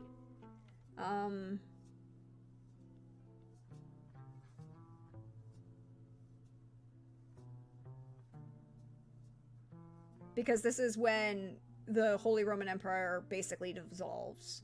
And Louis the 14th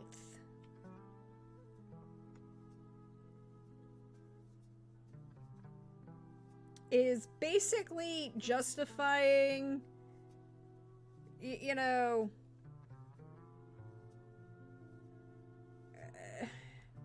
justifying his reason for going to war with the Netherlands because the dowry for Maria Theresa was never paid. It's great.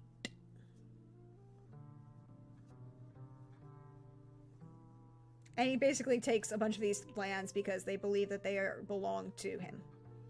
They should have been part of the dowry. Yeah, so part of this is the end of in 1659, there's a peace treaty with the Pyrenees that ended the Franco-Spanish War. And Louis XIV of France married Maria Theresa, the eldest daughter of Philip IV of Spain. But this is... Spain is still a major power at this point, although it's no longer a dominant power. To prevent the acquisition by France of all of Spain, Maria Theresa renounced her inheritance rights because she's the oldest daughter. And then, in return, Louis was promised a dowry of 500,000 gold. A massive number. Like, that's just a huge écus.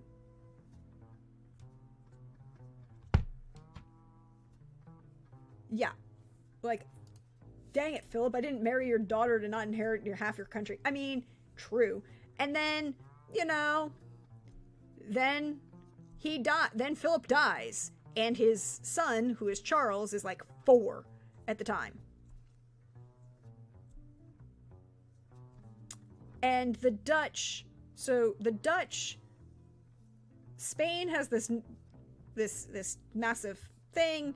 The Dutch claim that they are going to, you know, secede, and the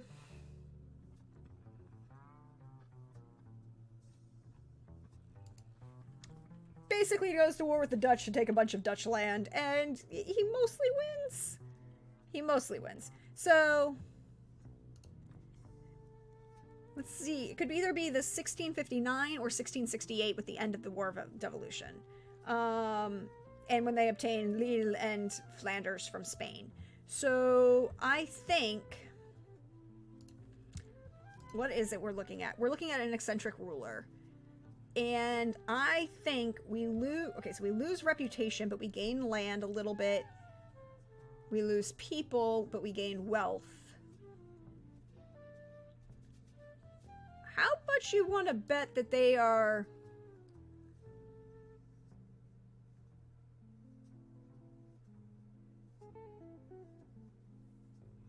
We lose reputation, but we gain land.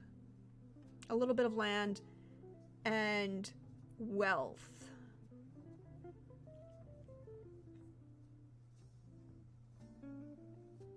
Ooh, are they making...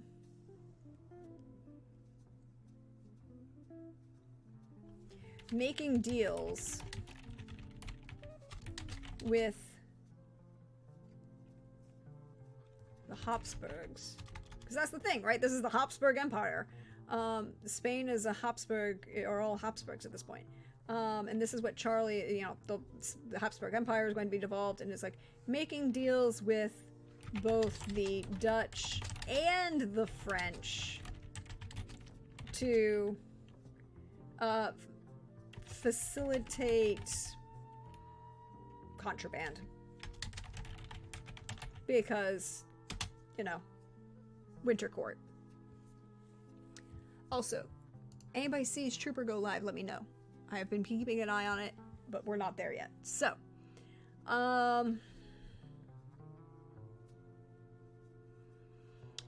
the founding of the Georgia colony is 1733.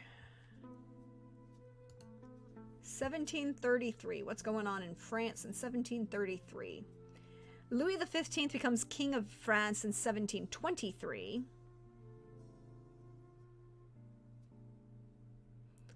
1738, the Treaty of Vienna is signed, ending the War of Polish Succession, and France gains the Duchy of Lorraine and Bar.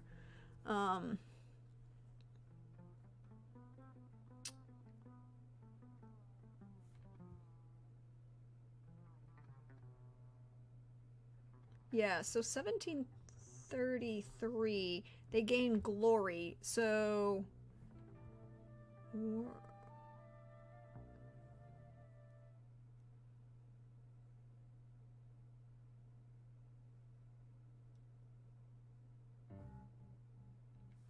So during the war of we gain glory. We gain glory. Wait, what? Why did I? Oh no. We gain glory. Fighting for or gain glory during a battle of the War of Polish Succession. Something happens there. We'll figure that out. So we have another smuggling family? I don't think so. Like, right? I think you are correct. I don't think they should be smuggling things. I think they're eccentric, so we need to have something that's really eccentric here. And you're eccentric for a fae, right? Like, that's the thing. You're eccentric for a winter court fae. So it needs to be something very eccentric. Remembering, of course, that they can't lie.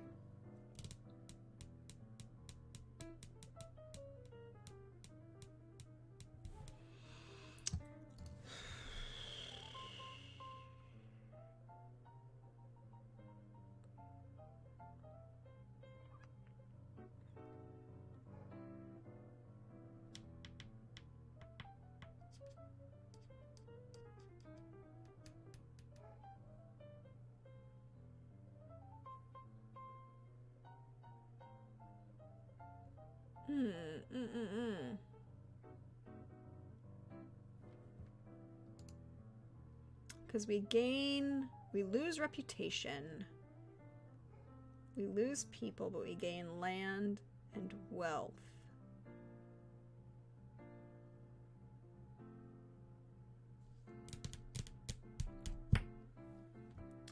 What year is the eccentric? The Amity Peace Accords is 1665. 1660s. Early 1660s. They gain wealth and land under that ruler. Maybe their eccentricity was honest dealing with humans? With, because 1665 is, 1648. When does Louis inherit? 1643 is when Louis the 14th becomes king. But he's a child. And his 5-year-old, so Louis the 14th is 5 in 1643. And then, you know, this is when Cardinal Mazarin becomes, you know, Richelieu isn't here yet.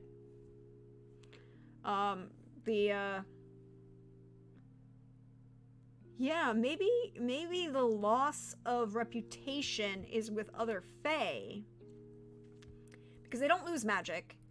And they don't lose influence. So perhaps theater patrons performers with Moliere. $1665 France. Is there something with patent? What's in literature? Don Juan is presented at the Théâtre du Palais Royal.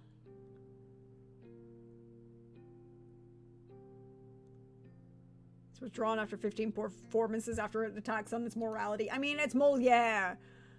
It's also Don Juan, so... Psh.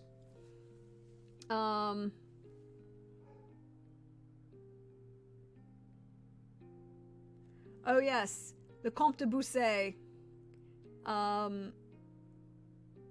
Roger de Reboutin is sentenced to a year in prison. at the Bastille for besmirching the reputation of the ladies of the French court in the Histoire Amoureuse de Gaulle. Yeah, he's talking about every woman he slept with, ever.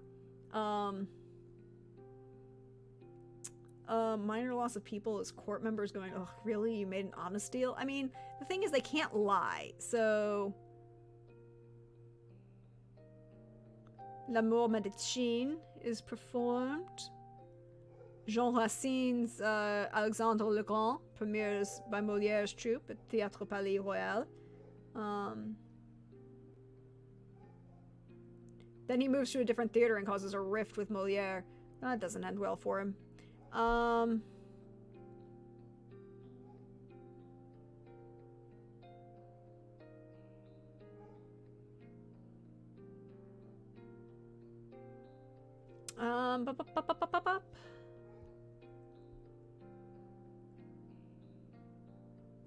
Colonization of Rayon begins.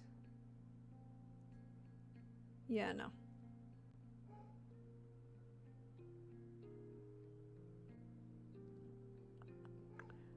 I like the idea of theater, right? But they're unseelie, so... I think Jean Racine.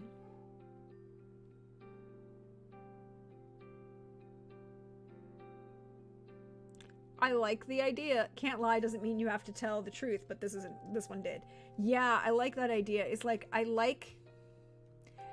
and I like the idea of theater too. So why don't we go with, provides an honest review and,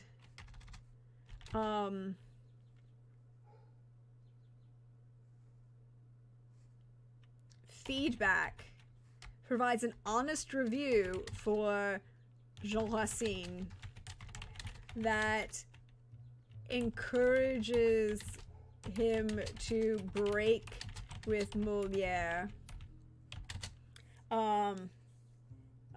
leading and this ruler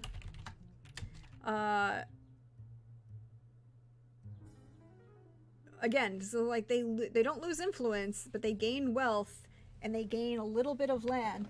This ruler becomes the patron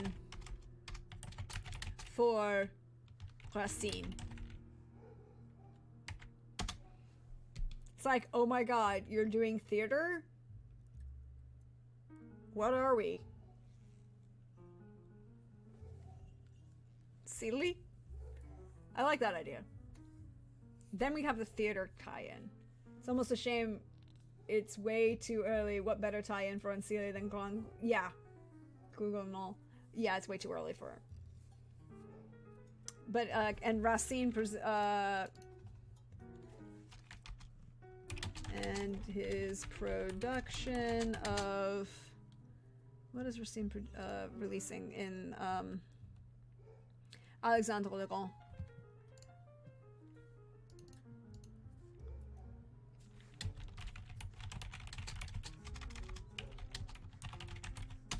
Okay. Cool. I feel like that's a good thing. All right. So we're feeling things out. They gain glory during a battle of the War of Polish Succession, fighting for the French.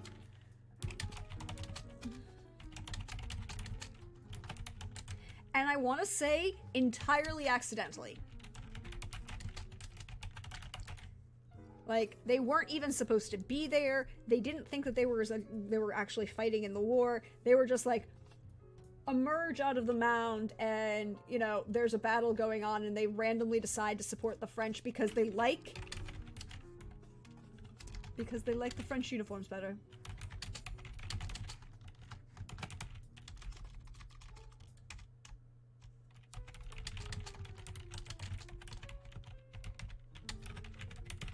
Right? Like, I like that idea. It's like, I'm not even supposed to be here today. I was on my way to a meeting. I was going to have coffee. It's going to be a lovely little afternoon. and now there's a battle going on. I honestly thought this door led to... This door... There was not a battle here the last time I opened this door. It's my day off from under the hill. Pretty much. Alright. So then we come to and members the family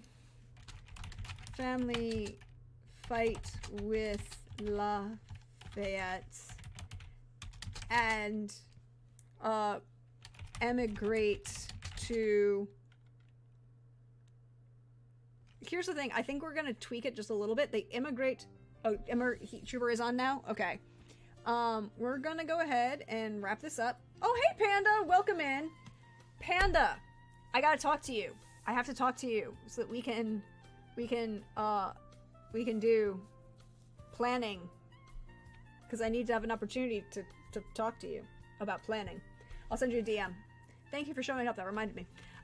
Emigrate. Okay, so this particular house, the Fae bet against the Brute English and win big. I bet because they just didn't like the English after the French and Indian War. They fight with the Lafayettes and emigrate then to the new US.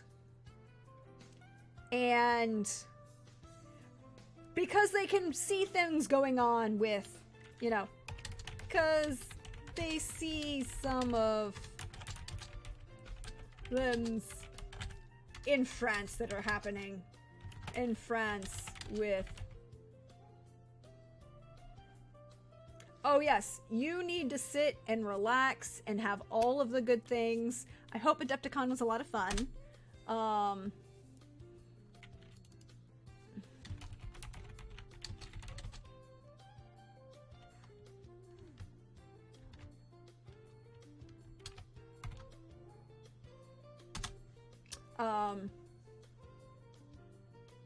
And then, with the...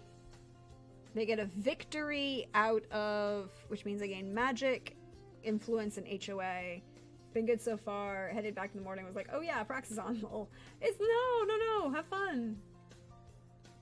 I will send you a DM. I've just started making the NPC houses. We need to chat. Because things are getting interesting at this point.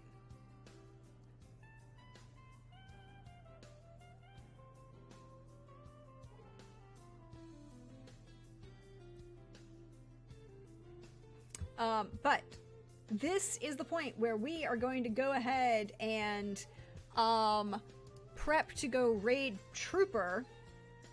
As I make another note about look, we have French Unseelie coming to the United States. Lots of interesting things. Thank you everybody for being here. Thank you everybody for hanging out with me today. Thank you for all of your help and support in talking through these wonderful new houses that we're going to have. Personally, I love me some smuggler were sharks. Smuggler Native American were sharks. There we go. Things are what happens. But we're gonna go raid Trooper because Trooper is in the finale of his Crash Jones and the... I can't do it because I can't do that voice. Drynox Barbarians is his Traveler one-shot solo RPG. We're gonna go give him some love. And if you came in or you come in late or you missed out on anything, hey, there are VODs. They go up on YouTube. I've been putting up all, including the house development streams they did yesterday. This one will also go up tomorrow. So it'll all be there. Nice, neat little organized playlists to make your life easy. We'll be back tomorrow, 8 p.m. Eastern, for A Song of Agapia's Fortune as they attempt to further ascend this mountain and perhaps deal with the Lich. We'll find out. Maybe they'll find more plant friends that just want to hug them and be friendly. And then Sunday at 8 p.m. Eastern, Witcher Road's Home returns, and we are in the final season of that. There are 5 episodes left. There was Sightseeing last week.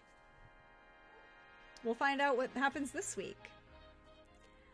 And then Monday over on Wandering DM for some Montreal by Night.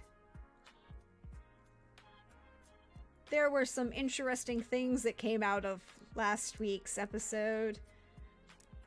Positives and negatives. Complicated things. But we'll find out what happens next. No Volpa. Well, somebody washed out a bowl real good. A bowl got really, really washed. It got real clean. Just saying. But we're gonna go raid Trooper. You can follow me on Twitter at Deirdre Online on Twitter, because I always post where I'm going to be. And fun, wonderful, fabulous people I hang out with. You can also follow me on Hive at Prax the Bard. And I'll see you all next time. But thank you for being here. Thank you for following. Thank you for being so great and wonderful. And we will be... Oh, he's still in pre-roll? Okay. Well, that's actually perfect time. We can go in and raid him into pre-roll and then encourage him to get on early, because I think we should have a raid call. Oh, I know. I know. Oh, where is it? Hi.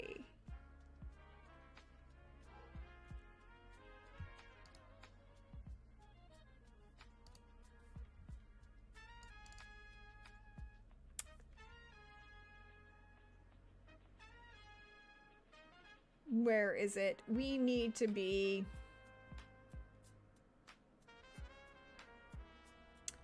yeah. We should just raid into, we should just raid in there. We don't have a raid call I can think of at the moment, because I'm not really good at those at them anyways. So we'll go ahead and give him a raid and some love, and I'll see you tomorrow evening. Bye, everybody.